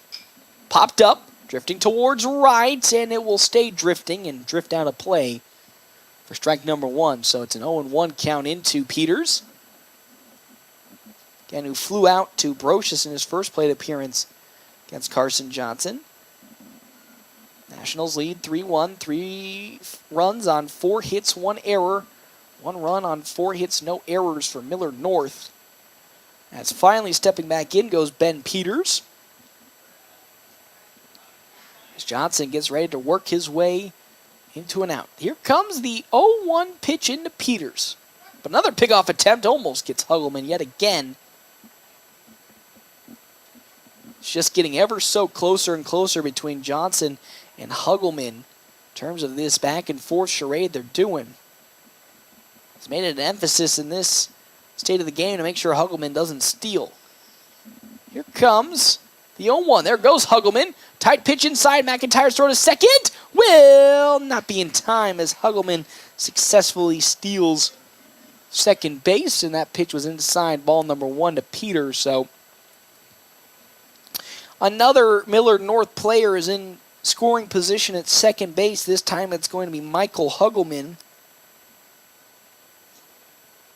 And a 1-1 count in to Peters. As Johnson glances at second twice and delivers. A pitch that's once more outside. It's ball 2, 2-1 the count now. To the side of Ben Peters. On deck, Jay Tweet and then Connor Mashad. As Johnson's 2-1 is delivered. Turned on, slow grounder on over to Polecat short. He gloves it. The throw to first is in time, and there's 2 down here in this inning after a nice solid ground out by Carson Johnson to get Peters swinging on a pitch. And with that, there are 2 down, but the runner, Nolan Fee, has made his way on over to third now as Jay Tweet comes up to bat. He singled into left field just out of the reach of Andrew Brocious.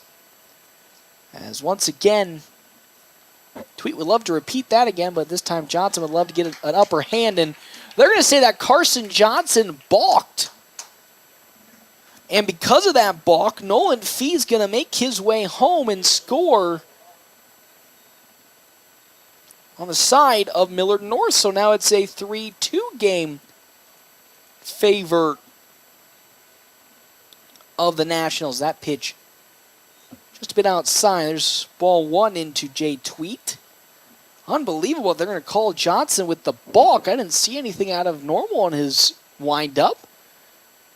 As that one is skied to straightaway center. Johnson's going back at it, gets under it, and he'll glove it for the final out. But 1 run did come across this inning for the side of Millard North on a balk. We'll head to the top of the 5th. Nationals still leading 3-2, and we come back. FM 98.1, AM 1410, and as always, live streaming on NorthPlattePost.com.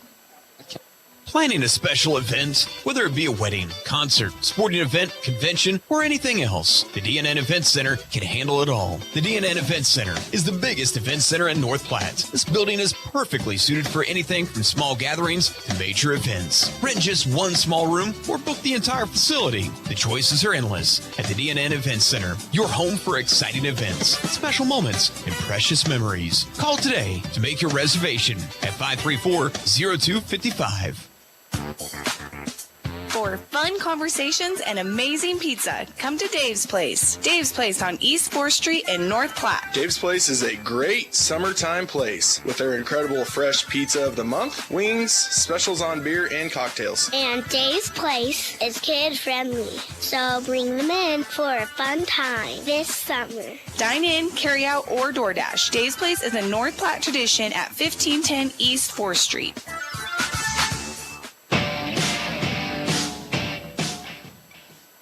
Welcome back here to Memorial Field. Nationals at the moment leading Millard North just now by 1 run. It is 3-2. 3 runs on 4 hits, 1 error for the Nationals. 2 runs on 4 hits, no errors. Side of Millard North is Dean McIntyre. Now comes up to bat. McIntyre doubled in his last plate appearance to right field, launched it over the head of Jay Tweet. And because of that, helped get the Nationals those 2 runs.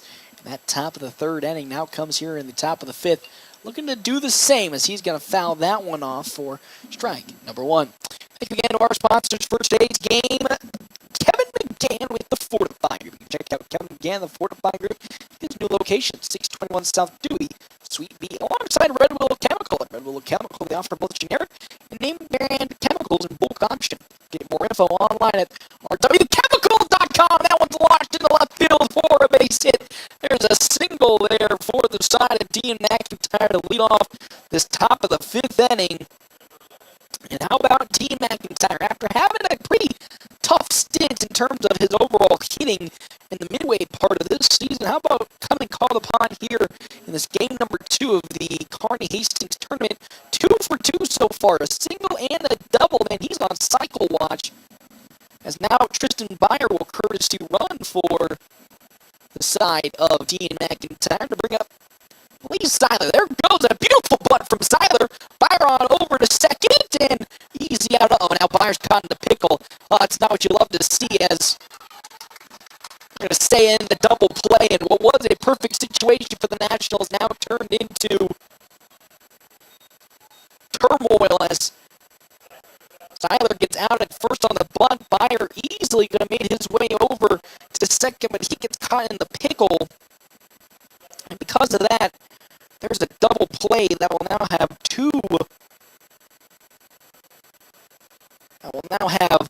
an opportunity for the Nationals to get some runs across, vanished before their eyes, and now here comes Caden Johnson up to bat. He's 2 for 2 today with 2 singles to the right field side of the plate.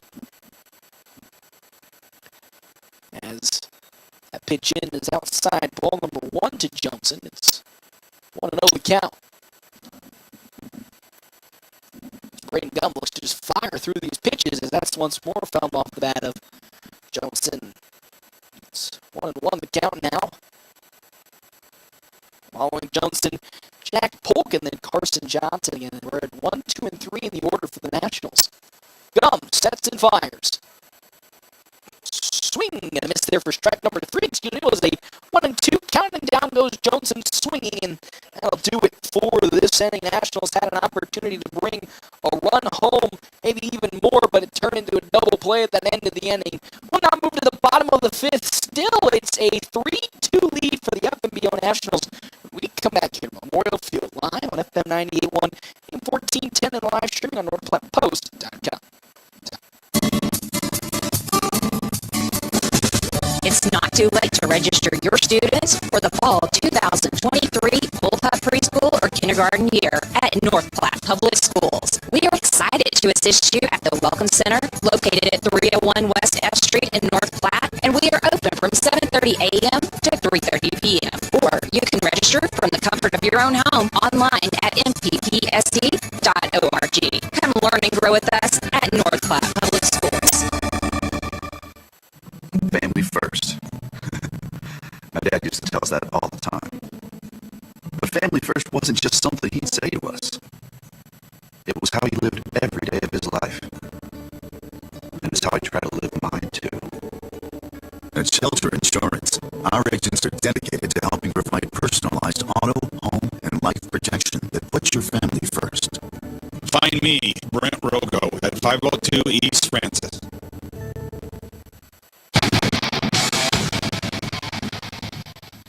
Back here in Memorial Field, Nationals at the moment are leading just by a slim margin here in this bottom of the 5th inning, 3-2, as up comes Connor Rashad for the side of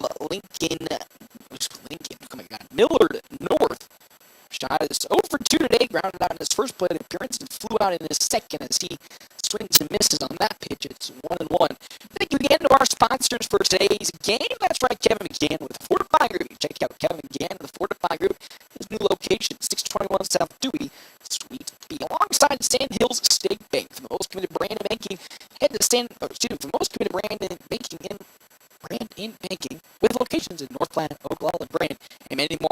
do need my glasses checked out. Go to sandhillstate.com for a full list of services and locations. That ball is fouled off for strike number 2. It's currently a 2-2 count now into Connor Shaw.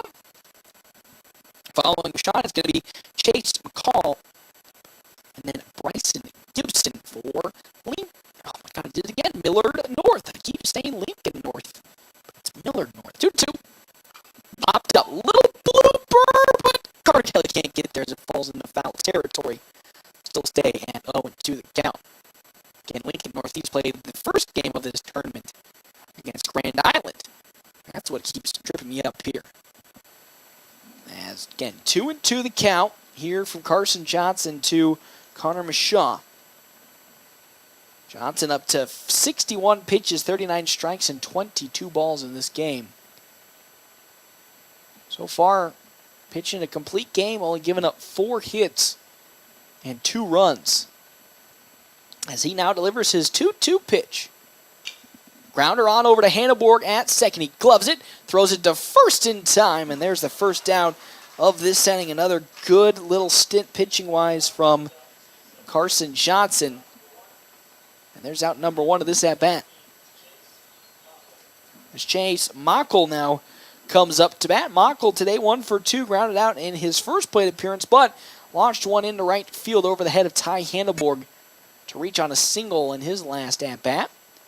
As Johnson gets Mockel swinging and missing there for strike number 1 here in this bottom of the 5th inning. Nationals with a 3-2 lead, 3 runs on 5 hits and 1 error. 2 runs, 4 hits, no errors on the side of Millard North. That pitch in the zone. There's strike number 2. It was just clipping that outside part of the plate, but sneaks in. It's 0-2 the count now to Mockel. As Johnson looking for his second strikeout, delivers the pitch. That one, slow roller once more to Hanneborg, who gloves it on to first in time. And there's another out. Quick 2 up, 2 down here to start this bottom of the 5th inning for the Nationals as Bryson Gibson now comes up to bat. He walked in his first plate appearance, but reached on a fielder's choice in his second. Now with 2 down, will be tasked with the opportunity to continue this inning for Millard North as they currently trail 3-2. Johnson into his motion, delivers the first pitch into Gibson. Looks to lay the bunt down. Johnson gloves it. The throw to first. It's going to be in time, and there's a 1-2-3 bottom of the 5th inning for the FNBO Nationals as we now head to the top of the 6th. They are now cruising along here, leading 3-2 when we come back. FM 98.1, AM 1410, and as always, live streaming on NorthPlattePost.com. Now the weather is warmer, it's time to dust off your golf clubs and head out to River's Edge Golf Club in North Platte. With beautifully maintained lush greens and breathtaking views, River's Edge offers a modern course that is perfect for golfers of all skill levels. But that's not all. After your game, swing into another round sports bar for some amazing food and drinks. You'll find something for everyone on their menu, from juicy burgers to crisp salads and refreshing drinks. River's Edge is open to the public, so anyone can come and enjoy the fun. With a whole lot of things being so expensive these days, you'll be surprised to know you can buy an RV for under $20,000. The Sunray Travel Trailers at Larry's RV in North Platte. Sunrays give you the opportunity to enjoy the outdoors while still enjoying some home comforts like AC, water, heater, refrigerator, and stovetops. Just some of the features you'll find in a Sunray. Plus, Sunrays are lightweight and most can even be pulled with a car. Stop in today and see the Sunray 129 and 149 models and the Sunray Light 16 HP at Larry's RV in North Platte. Well, back here at Memorial Field, FNBO Nationals currently leading in this ball game, just again by that slim 1-run margin, 3-2 over Millard North. Again, you can thank our sponsors for today's game, Kevin McGann and the Fortify Group, helping Nebraska families, farmers, and businesses for more than 50 years. That's the first pitch. That one, Jack Polk will look in there from Braden Gum is called strike number 1. Also, thank you to our sponsors today. Another round / River's Edge Golf Course. After your golf game, swing into another round for some amazing food and drinks. That second pitch from Gum is in there. Strike number 2. We're going to have some action in the bullpen at the moment for Millard North.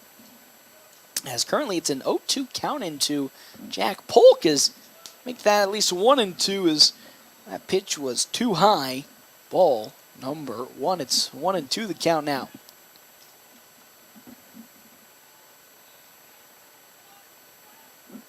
And now the 1-2.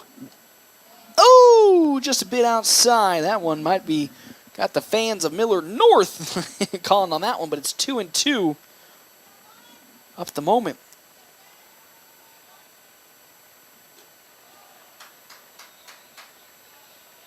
That next pitch, just a smidge outside. It's ball 3, 3-2 the count now to Jack Polk. It started off 0-2 and now worked full, but swung on and fouled to keep it at least alive with another 3-2 pitch.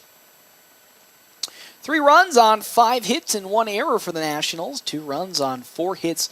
No errors on the side of Millard North. Braden Gum has been on the mound the whole time, but he might be relieved at the end of this inning in this top of the 6th. Swung on and fouled once again by Polk. Keep it still at 3-2 the count.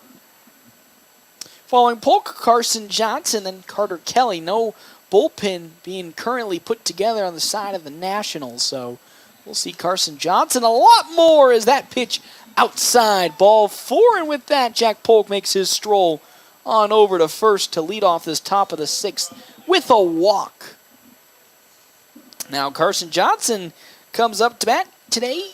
He is 1 for 1. He sacrificed bunted his way to an out in his first plate appearance, but singled in his second to the gap in left center field.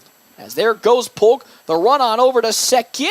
It's going to be plenty far away on that throw, so Polk easily steals second base, and yet again, another runner in scoring position for the Nationals, though they have really been a little unsuccessful in terms of progressing the runner, any runner that's been in scoring position so far in this game. Even though they have 3 runs, they've had plenty more opportunities in this game to kind of add on to the runs, as that one is skied foul behind the press box for strike number 1. Should be strike number 2 to Carson Johnson. 0-2 the count now. Nobody out. Jack Polk is on at second base for the FNBO Nationals. Currently leading 3-2 with love to put maybe another run or 2 on the board to get a nice cushion as Johnson's going to call some time. Take a quick little breather.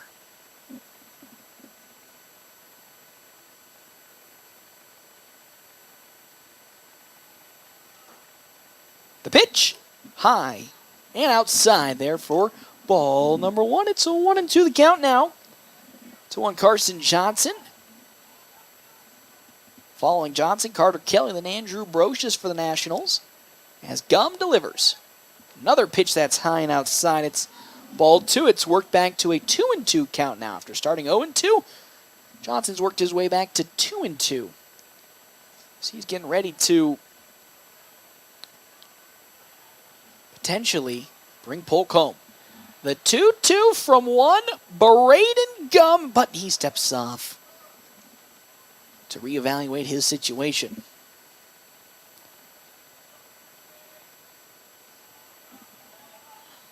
Pitch is too tight inside. The steal from Polk. He successfully gets to third. It's now 3-2 the count with Jack Polk at third base. My. There's a successful third. Oh, they're actually correcting to say that's called there for strike 3 to Carson Johnson. It looked like that pitch was outside. But there's out number 1 as down goes Johnson, but Polk makes his way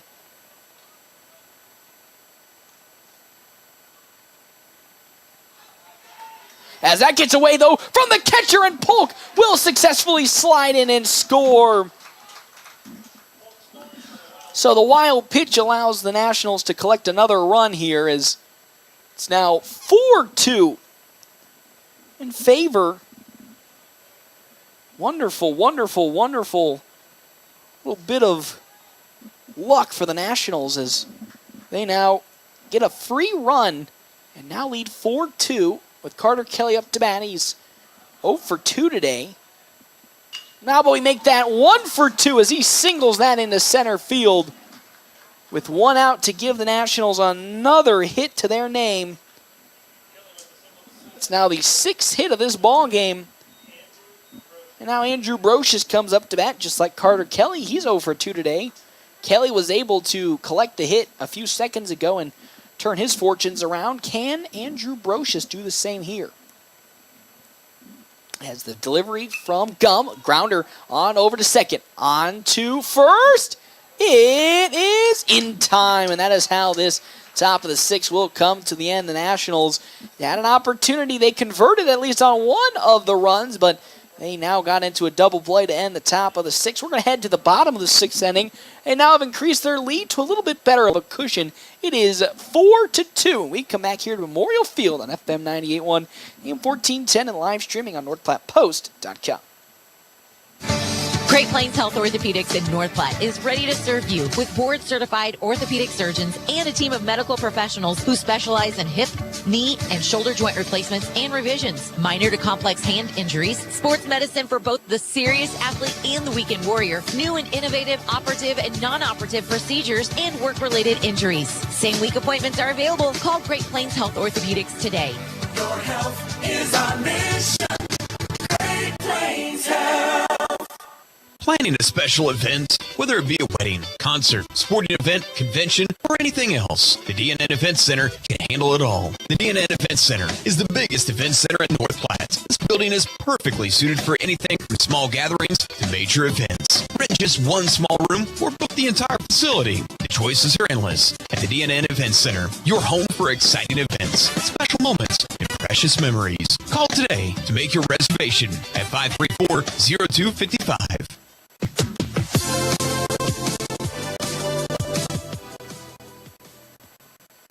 Back here to Memorial Field, Nationals leading in this ballgame 4-2. They were able to increase their lead in their last half inning, which is the top of the 6th. By 1, it's now a 2-run lead as Carter Hunt now comes up to bat. He's 0 for 1 today. How about we make that 0 for 2 as Hannibal gloves it on to first in time. And just like that, one pitch, one out here to this bottom of the 6th inning. I couldn't even get my sponsors in before they got that first down.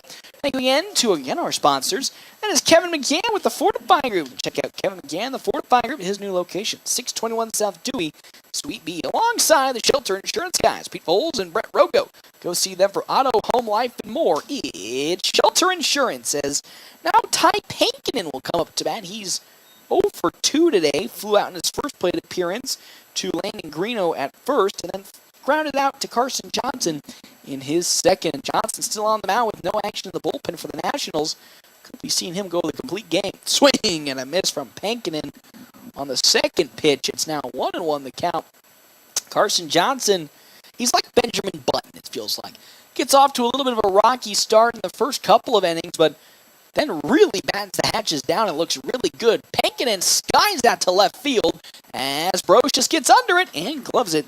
The second out of this inning. Again, it's just fascinating to see how Carson Johnson starts the games off, I wouldn't say rough, but not at his best point. But as the game just gets on and on and on, and he starts getting going and getting some more pitches under his belt, he just starts to look absolutely fantastic. As so far, yet again in this game, just clobbering away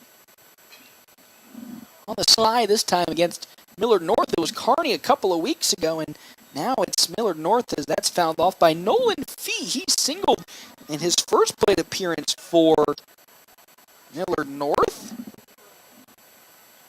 With 2 down, looking to start something. As that's grounded, could be up the middle, and it is up the middle for a base hit. That's now 2 hits on the day for Nolan Fee as he grounds that one into a single to keep this inning rocking and rolling for Millard North. As we'll have another courtesy runner check in for the side of Millard North. It's Huggleman.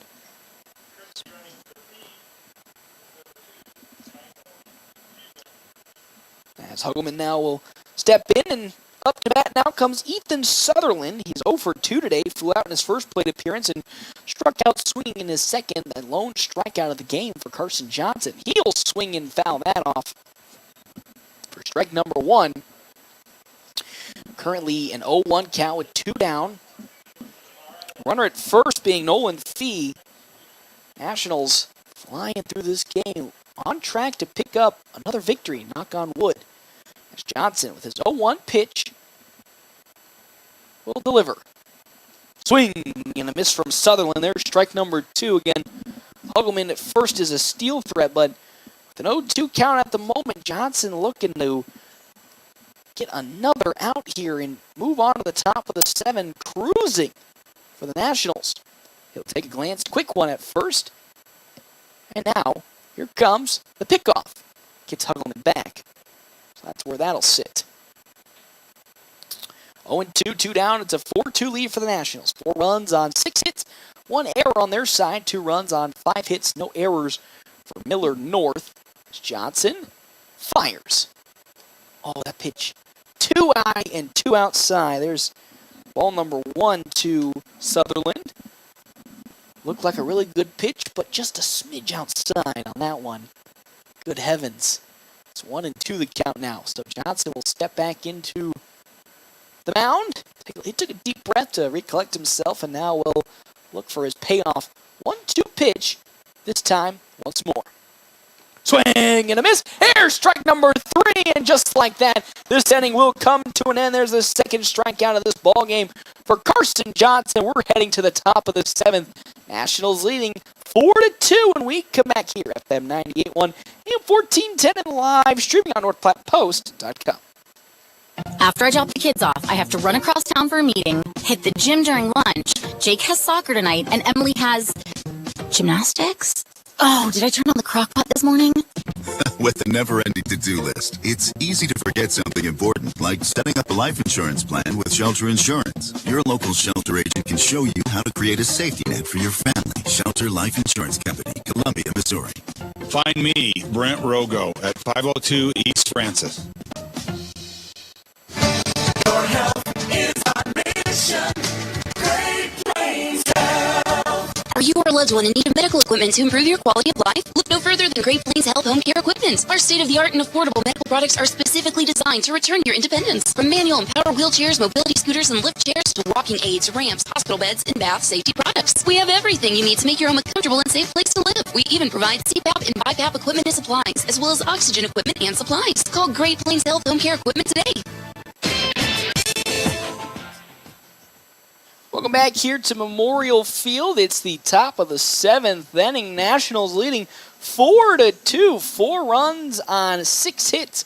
1 error on their side. 2 runs, 5 hits, no errors on the side of Millard North. Landon Greeno's up to bat for the Nationals to start this inning off. Still on the mound, Braden Gum. It looks like he'll finish the rest of the game for Millard North here. Also, thank you to our sponsors, Kevin McGann and the Fortify Group. That's grounded on over to Peters, who throws it to first. Route number 1. Again, Kevin McGann with the Fortified Group. You can find him in his new location, 621 South Dewey, Suite B. Alongside Dave's Place, Pizza and Wings. You can find, again, those pizza, wings, and more on East 4th Street in North Platte. That's 1510 East 4th Street. So, 1 down already here in this top of the 7th. Ty Hanneborg coming up to bat. He grounded out in his first plate appearance and flew out in his second as he foul tips that one off for strike number 1. Again, Nationals leading 4-2 here. Really settled themselves to a nice lead in the top of the 3rd and just haven't looked back since then. As the 0-1, well, that's just outside. Barely 1-1. I mean, we're talking that one was just fractions of being in for Braden Gum. But you love to see it if you're a Nationals fan because it just gives more opportunities for Ty Hanneborg to swing. The 1-1 turned on, but he fouls that back to my vehicle. Doesn't sound like it hit it, so we're still okay. It's 1-2 the count now. To Ty Hanneborg. 1 down. Hanneborg would love to get on here. As Gum sets and fires his 1-2. That one, grounder on over to Peters at second. He gloves it. The throw to first in time. What a beautiful play from Ben Peters. I was able to glove it, spin around in time, and collect the second out of this inning to now bring up Dean McIntyre for the last time here in today's ball game. He doubled in his first appearance, singled in his second. He needs a triple and a home run to complete the cycle. Why not we just skip that triple and hit a home run here? As that one sneaks in, strike number 1 to the young freshman. Again, haven't seen much of McIntyre in the second half of this season on the plate side of things. But so far today, he's 2 for 2. Oh, was swinging and missing on that one. It's now 0-2 the count to the young Dean McIntyre, which is crazy to think he's just a freshman. As here comes Gum's 0-2 pitch. Turned on over to short. But Shaw picks it and throws it to first in time, and that was a quick 1-2-3 inning on the side of Miller North as we now head to the bottom of the 7th inning. Nationals at the moment still leading 4-2, and we come back here at FM 98.1, AM 1410, and live streaming on NorthPlattePost.com. Whether you're a weekend warrior, youth, or professional athlete, the Great Plains Health Sports Medicine Team has you covered. The team includes orthopedic surgeons, athletic trainers, and other healthcare specialists who spend their time at local high school and college sporting events, ensuring that athletes stay as injury-free as possible. In the event of an injury, the team remains committed to returning athletes to competition as quickly and safely as possible. Contact the Great Plains Health Sports Medicine Team by calling 308-568-7456.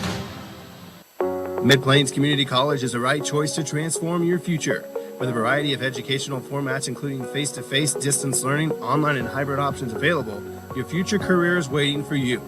Fall classes begin on August 21st, so give us a call today at 800-658-4308 to get scheduled with an advisor. That's 800-658-4308, or visit our website at mpcc.edu.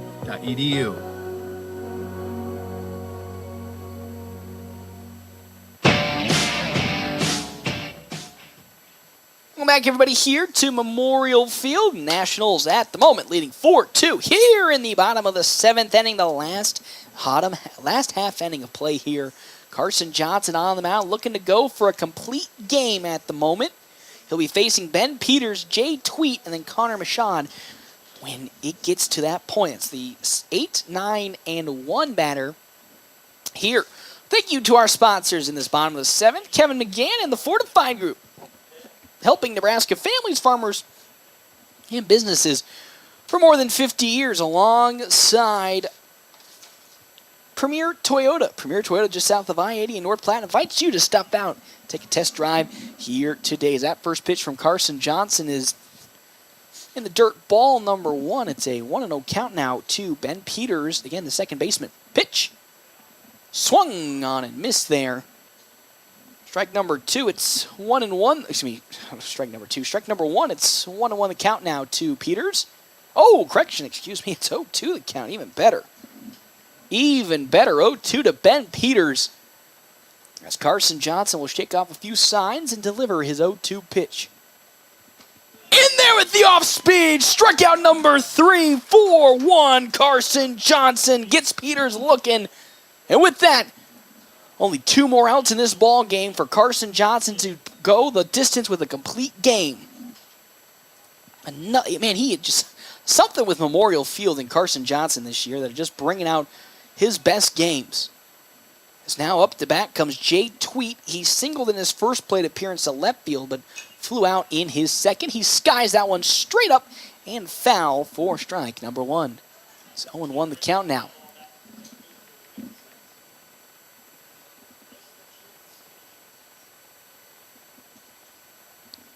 As with an 0-1 count, Carson Johnson will now fire back in. Oh, in there, strike number 2. That one was high at the letters, but it falls in for an 0-2 count to one Jay Tweet as the 0-2. Oh, he tried to blow it past him, Carson Johnson, didn't he? Threw it right into the turf way in front of Tweet for ball number 1. It's a 1-2 count. Johnson looking to get another out here in the 1-2. Grounder, that's going to bounce off the bag, and it's going to fly into the outfield for a base hit, maybe even more, as Tweet's going to make his way on over to second, and he gets there in time. A little bit of a lucky scenario there for the side of Miller North, as that single bounces off the third base bag and gives Tweet. Now Connor Michaud now comes up to bat again. Lucky there for Miller North. And with 1 down, there's a runner in scoring position at second. And here comes Michaud, and now Ricky Holmes will have a talking to with Carson Johnson. Really not his fault there for that double. Again, took a nasty bounce off the third base bag that then flew over the head of Carter Kelly to get Tweet on over to second. So Michaud now comes up to bat. He's 0 for 3 today with 2 ground outs and a fly out, all of them to the infield. He has the tough task of trying to collect his first hit today in the Nationals, and specifically Carson Johnson with the tough task of looking to finish this game differently than last game where the Nationals gave up 3 runs in the the top of the 7th, but still won 6-4. That pitch is just outside there. Ball number 1 to Michon. Want to know the count. Get on over. Tweed is at second. Popped up. On over. Going to be pulled up by Hannah Borg on the infield, and he gloves it for out number 2. There's 2 down now as Michon goes down with the fly out, and now here comes the potential last batter of the day. As Chase Mockel now comes up to bat. He's 1 for 3. Grounded out in his first plate appearance. Singled in his second. And then grounded out in his third. The pitch. That pitch in there. Strike number 1 from Carson Johnson. 1-0. Johnson takes a glance at second. Delivers. That pitch. Oh, just skirting the outside part for ball number 1. 1-1 the count now. Their game-tying run is at home plate right now with Mockel. Oh, a 2-0 count. I thought it was 1-1. Slow grounder, though. That's going to fall foul.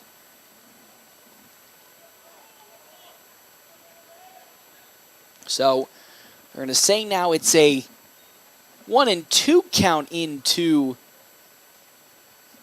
the batter, Chase Mockel. Should be 1-2, not 2-1. Or I could be wrong. Wait and see what the home plate umpire has to say about it. He won't say anything, so we'll still stick it, in my opinion, at 1-2. The 1-2. And there's strike 3. The game is over. Carson Johnson with the complete game. It secures it for the Nationals. They go 2-0 today in the Kearney Hastings tournament to start off this tournament with a bang. Great performance from Jack Polk in game number 1. Fantastic performance by Carson Johnson in game number 2. And the Nationals start 2-0 here on this day as they now have 2 more games to finish it out. Unbelievable showing from this squad.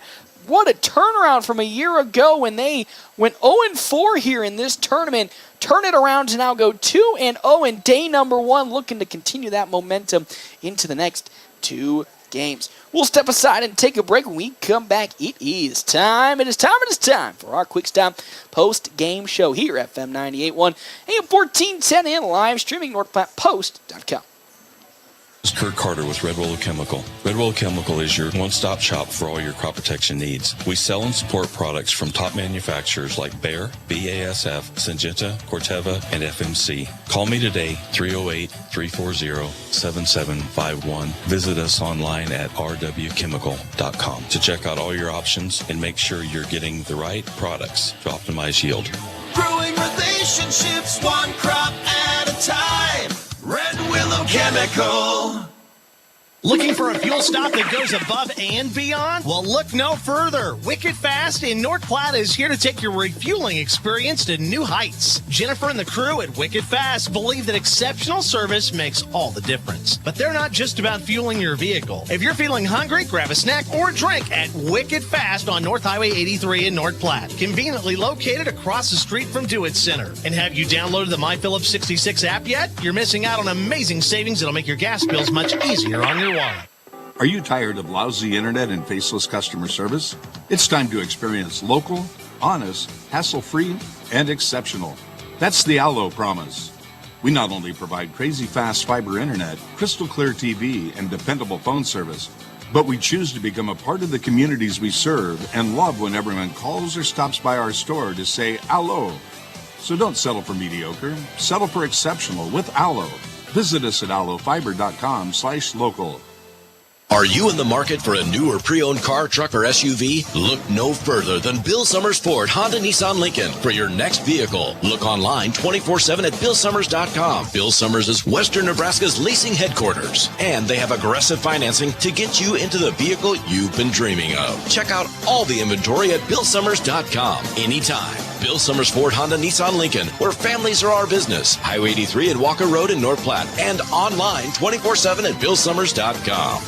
Are you ready to make a lasting impression? It's time to embrace distinction and stand out from the crowd. Willow Creek Embroidery, your go-to destination for exceptional personalization. They specialize in awards and trophies. Whether you're recognizing achievements in sports, academics, or business, they have a wide selection to honor the best of the best. Visit them today at 1620 East 4th Street, Suite 120, right by the Garys. Discover the exceptional personalization that sets you apart. Willow Creek Embroidery in North Platte.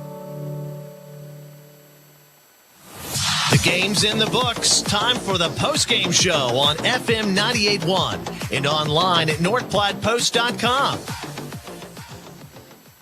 Welcome back, everybody, here to Memorial Field. What a fantastic day it has been for the FNBO Nationals, going not one, but two victories here to start off the Kearney Hastings tournament. Something that last year when they came to this tournament, they couldn't even say they scratched a win away.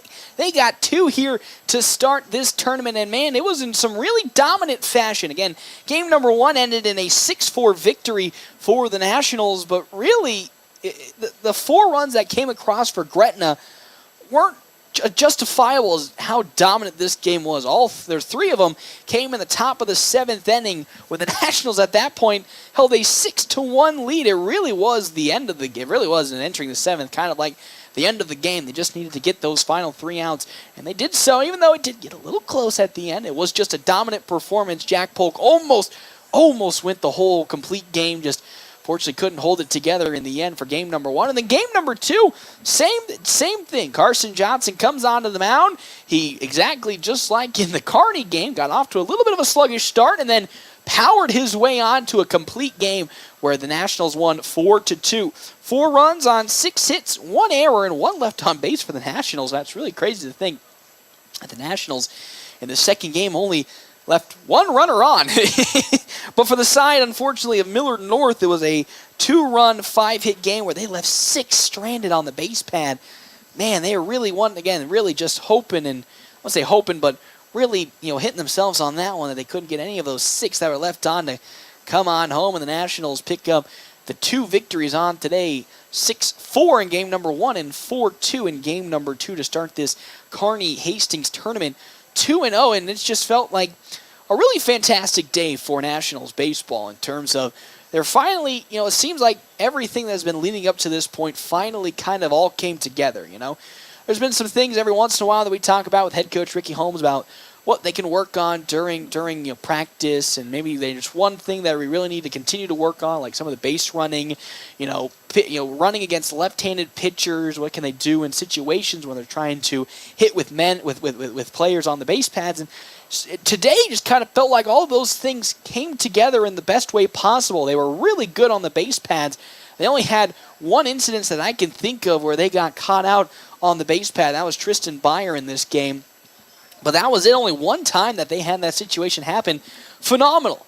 And then when it comes to hitting, they were just dominant on the bases, from the hitting box. They just were every metric.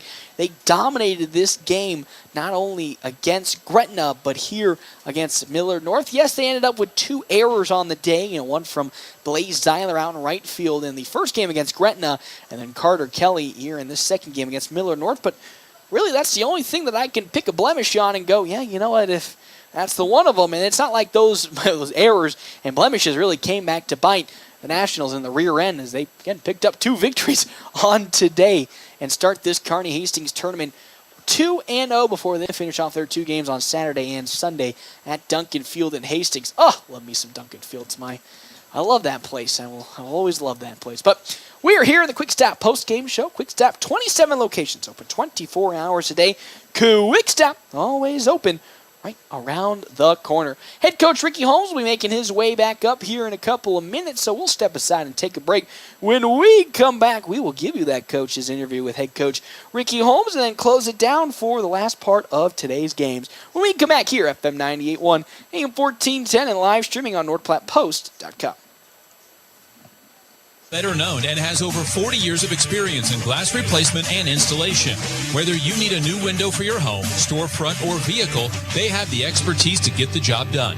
Larry's team of skilled professionals use the highest quality materials and techniques to ensure your satisfaction. Larry's takes pride in delivering outstanding service with affordable pricing and are on the Better Business Bureau honor roll. Trust Larry's Glass to take care of your glass needs, and you'll appreciate the difference that over 40 years of experience can make. For fun conversations and amazing pizza, come to Dave's Place. Dave's Place on East 4th Street in North Platte. Dave's Place is a great summertime place with their incredible fresh pizza of the month, wings, specials on beer, and cocktails. And Dave's Place is kid-friendly, so bring them in for a fun time this summer. Dine in, carry out, or DoorDash. Dave's Place is a North Platte tradition at 1510 East 4th Street. Sandhill State Bank is a bank for Sandhillers. Families, entrepreneurs, teachers, nonprofits, farmers, nurses, contractors, ranchers, stylists, artists, retailers, professionals, outfitters, restaurateurs, mechanics. It takes all of us to make the Sandhills prosper, and Sandhill State Bank is here to help. Open an account today at sandhillstate.com/open or visit one of our 10 locations across the Sandhills to start growing the Sandhills together. Sandhill State Bank, member FDIC. This is Kurt Carter with Red Willow Chemical. Red Willow Chemical is your one-stop shop for all your crop protection needs. We sell and support products from top manufacturers like Bayer, BASF, Syngenta, Corteva, and FMC. Call me today, 308-340-7751. Visit us online at rwchemical.com to check out all your options and make sure you're getting the right products to optimize yield. Growing relationships one crop at a time. Red Willow Chemical. Welcome back, everybody, here to Memorial Field. The Nationals go 2-0 here on day number 1 of the Kearney Hastings tournament. They get the 1 victory against Gretna to start it off, and then picked up the Game 2 victory against Millard North. As here comes head coach Ricky Holmes, going to make his way, I believe, up to the press box here. But a great start for this Nationals squad here today as they just, really excelled in so many different aspects of today. It felt like this was like the game that we can all talk about being the, I wouldn't say the fire burner, but the real start of something special here for this squad. I believe he's bringing up both of Jack Polk and Carson Johnson. So, boy, I'm going to get a hefty set of interviews here in today's game. Gotta love that. I ain't going to complain about that. But, man, the Nationals really just, it's so tough to describe into words how good they were today without seeing it. You really had to see these games to really know just how spectacular it was for the Nationals today. As again, they pick up the victories against Gretna and Millard North in pretty dominant fashion. 6-4 in game number 1, 4-2 in game number 2, and really that 6-4 game is a lot closer than it really was. As Nationals pretty much throughout the entire stretch of that game just completely dominated Gretna. They gave up the end of those 3 runs in the top of the 7th inning, but from that point on, it really didn't matter that much as head coach Ricky Holmes joins us here. And man, oh man, we couldn't say it last year. Again, going, I believe, 0-4 in this tournament, same time last year. This year, what a year, what a difference a year makes, going 2-0 today, and really in controlling fashion. It wasn't like some of these games were teetering on the edge. You can maybe make an argument for the Gretna game in the top of the 7th, but really from start to finish, it was just all FNBO Nationals all the time. Yeah, top to bottom, I think this was our most complete day of baseball. 2 quality opponents. Jack Polk came out in the first game and shoved. 3rd win in a row against 3 quality opponents in Idaho Falls, Cheyenne, and Gretna, so he's on a bit of a run. Definitely just quality 2-out hits, running the bases when we needed to. And then game 2, Carson came in. This is his 3rd straight start, beating North Star, Kearney, and now Millard North, so 3 quality opponents for him. It's kind of easier as a defensive and offensive team when the pitching is pitching like they did today. But top to bottom was most complete day for sure. I was going to say, and this is the first time I feel like all season where we can sit here and say it was a complete day. Really only one base running mistake that was only in this game, and nothing else really the rest of the way. Maybe cough up if you really want to nitpick the 2 total errors on the day. But other than that, we can firmly say this was all season the best 2 games that have been played, and it really couldn't come at a better time as Districts is basically right around the corner. Yeah, I mean, you could just kind of tell that with the guys that were playing and the guys that were sitting, as our lineup is getting a little bit longer. I know like today, Tristan Byer didn't even play in the second game. That's probably the first game in 3 years that he's sat that wasn't due just strictly to rest or pitching or catching. Ty Robb, who has 110 at-bats for us, didn't get in today. So Ty Hanneborg, swing player, coming up. So our lineup is definitely starting to lengthen out a little bit, and that's definitely big for us because in a lot of situations, those clutch 2-out hits are going to have to be done by the guys at the bottom of the order. And they came out, again, that first game, Hanneborg picking up a hit later, helped get across in that inning. And, man, it's such a great momentum start. And now I wouldn't say you have to rest, but you don't have to worry about back-to-back games. You get one game on Saturday, one game on Sunday. Really helps lengthen things out to put the rest back. But with the way, again, you only used 3 pitchers, but Carter Kelly only pitched 7 pitches. You'd say, man, my bullpen's looking pretty good right now. Yeah, we've been fairly lucky in being pitch efficient. Even in games where we've given up a lot of runs, we've usually been pitch efficient about it, so that's good. Going to run Race out tomorrow. He's had a good season for us this year, but definitely helped saving the pitching. I would have liked to have hopefully had Jack finish that game just so we didn't have to go to Carter, because now with him throwing twice, he won't be able to go tomorrow. But other than him and the 2 starters today, everybody should be able to go. So we've proved time and time again this year that we can beat the best teams, we can lose to the worst teams. So I think it's very dangerous to tell the guys good job, because then I think that kind of breeds complacency. So I was real trepidatious with it, kind of telling them like, hey, I'm really proud of you guys. Awesome day of baseball, top to bottom. But at the same time, we can't get drunk off of that and make sure that we come out tomorrow and play clean. Because last week in Cheyenne, when we played, finally beat Cheyenne, who we were 0-4 against, and kind of feeling ourselves. And then or Idaho Falls, whoever it was, Cheyenne. And then the next game we play against Hastings and lose 18-3. So just got to make sure that we don't start feeling ourselves, realizing that if we play our game and don't press, we definitely are going to be in any game. But that if we don't, we're not good enough to take any innings off, any pitches off. So just staying mentally focused and ready to go. Love it. Love it. Again, 2 more games before he gets them on to district action as head coach Ricky Holmes joins us. Got some friends here in the press box. It's going to be Jack Polk joining us here. Man, I know it probably kills you couldn't get that complete game in. It was so dominant. It felt you were in control that entire time, and then the 7th inning comes around, and I'm just going to rip that banding off. Kind of take me through what was going on in that 7th inning as time was running out, unfortunately, on your end. Yeah, I mean, my pitch count was getting up there. I stayed pretty low the whole game, but, the 3rd or 4th time through the lineup, it gets hard because you run out of new things to do, and so they just got my number that last inning. They did, but really overall, you scratch that inning off, and you'd say giving up the 1 run is against a team as good as Gretna. That is quite a solid performance. 3 in a row for you specifically. You are just coming on a tear here these last couple of weeks. Kind of take me through what's been the mindset these last couple of games that you've started that allowed you to not only pick up the W's, but just do it in such a dominating fashion.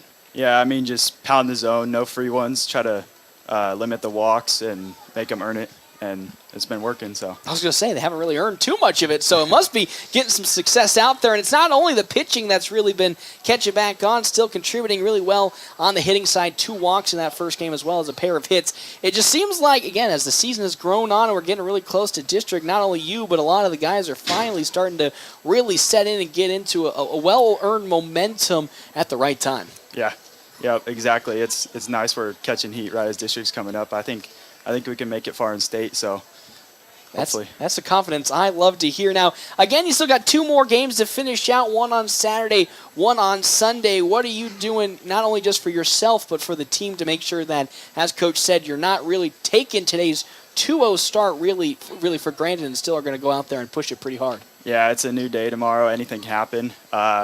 We've been known to play good one day and come out and just roll over the next, so I'm going to try to make sure that doesn't happen. Love to hear that. Jack, again, thank you so much for joining us. Yep, and now bring on the Ameriprise Financial Money Player of the Game for game number 2. Game number 1 went to Jack Polk, and game number 2 comes here to Carson Johnson. Man, what is with you and Memorial Field? Last we talked about a week, maybe 2 weeks ago when you guys came to Kearney and you put up a great effort there. It felt so eerily identical. It was kind of scary. It was kind of probably a sluggish start that you would probably, you say sluggish start, but some balls were a little over the zone, and then all of a sudden, just like Benjamin Button, it just kept getting better as the game went on, and you just shut them out going the full, complete game.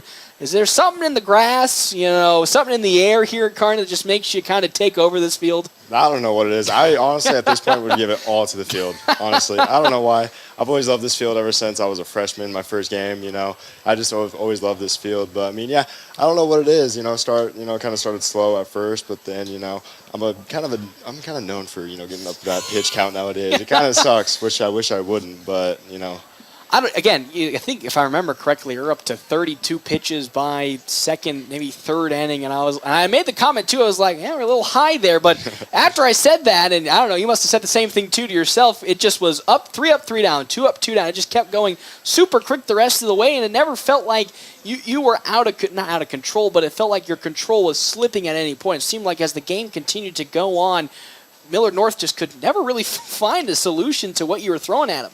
Yeah. Well, for some reason, this is just the way my brain is wired. I feel like I have to be perfect all the time. So I'm trying to hit zones and stuff. But, hitting a baseball, it's a difficult thing to do. So I was like, let's just put it over the plate. Let's just try to just let him hit it, you could get shelled, you could not be. But, one of them's going to make a mistake sooner or later. So I just threw it in there. And you know what? It was Millard North that made most of the mistakes on here in today's game. You talked about, trying to be perfect. And when stuff, as you said in the beginning, was off to a slow start, how did you kind of reel yourself in to make sure that you weren't going to continue that kind of slowish start and maybe start locking? Well, I can't say that. You did lock yourself in there, but what were some of the things you took on, whether it be the half inning breaks or when you were out, getting up to bat to make sure that you were still locked in and ready to bring up whoever was next up to bat for you? I just kept saying to myself, just throw it down the middle. What are you trying to do, dude? Come on, what are you doing? Plus, you have coach in your head, kind of sitting there. What are you doing? Let's get him. Come on. This is not. You're too good for that. So I just started throwing him in there, and it seemed to work out pretty well. I was going to say, you picked up the victory, only giving up 2 runs and I believe 5 hits on the day. Can't ask for anything different. And I asked, again, Jack Polk before, get 2-0 last year, not picking up a single win here at this Kearney Hastings tournament. Now starting 2-0, it's great to ride this momentum, but what are you going to say to yourself as well as the team when you guys go back to either hotel or your home to be like, again, we can't really get too far ahead of ourselves because there's still a whole bunch of games, 2 to be exact, left to play here. Yeah.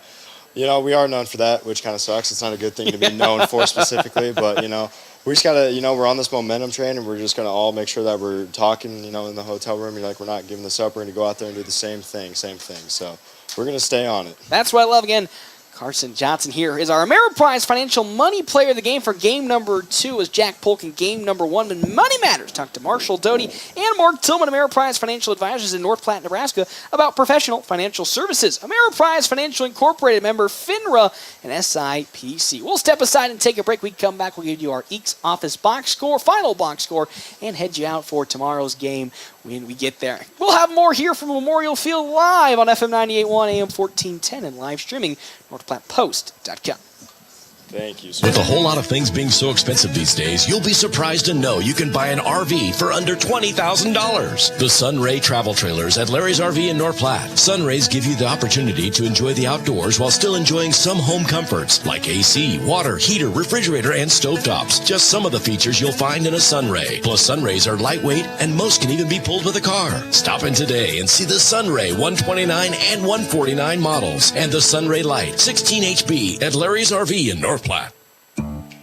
Allison just won a popularity contest. Oh, thank you. You're almost as popular as the Runza Southwest Chicken Salad. Oh, what? Because it has crispy chicken, shredded cheddar, tortilla strips, taco seasoning, and salsa? And Southwest Ranch. And yes, I'd be more popular if I came with Southwest Ranch. we all would. Come get the Southwest Chicken Salad at Runza today. Because from the way we make it to the way it makes you feel, Runza makes it all better. Swing into the season by calling Linda Meyer Law for all your legal needs. Our lineup consists of all-star caliber attorneys, Bob Lindemeyer, Amanda Spiker, Kent Florum, Kent Turnbull, and rookie sensations Victoria Hervey and Natalie Hoffman. When life gets to the bottom of the ninth with 2 outs, we'll step up to the plate and hit a home run for you. Call Lindemeyer Law, 534-6740. That's Lindemeyer Law, 534-6740. We're always something right around the corner. Quick Stop. Save money at the pump at Quick Stop with the Dino Pay app. Dino Pay offers contactless payment using your preferred debit or credit card. The savings add up with 12 cents per gallon and even more on Tuesdays and Thursdays with rollbacks for savings of 15 cents per gallon. Huge savings. The Sinclair Dino Pay saving you at the pump. Don't forget Frazzle Gourmet Slushes and For Real Shakes and Smoothies. Gourmet coffee at everyday low prices on your favorite beers. Quick Stop. The proceeding was a North Platte Post special presentation. FNBO Baseball on FM 98.1 and AM 1410. Brought to you by Shelter Insurance, Pete Bowles and Brent Rogo. Dave's Place, pizza, wings, and more on East 4th and North Platte.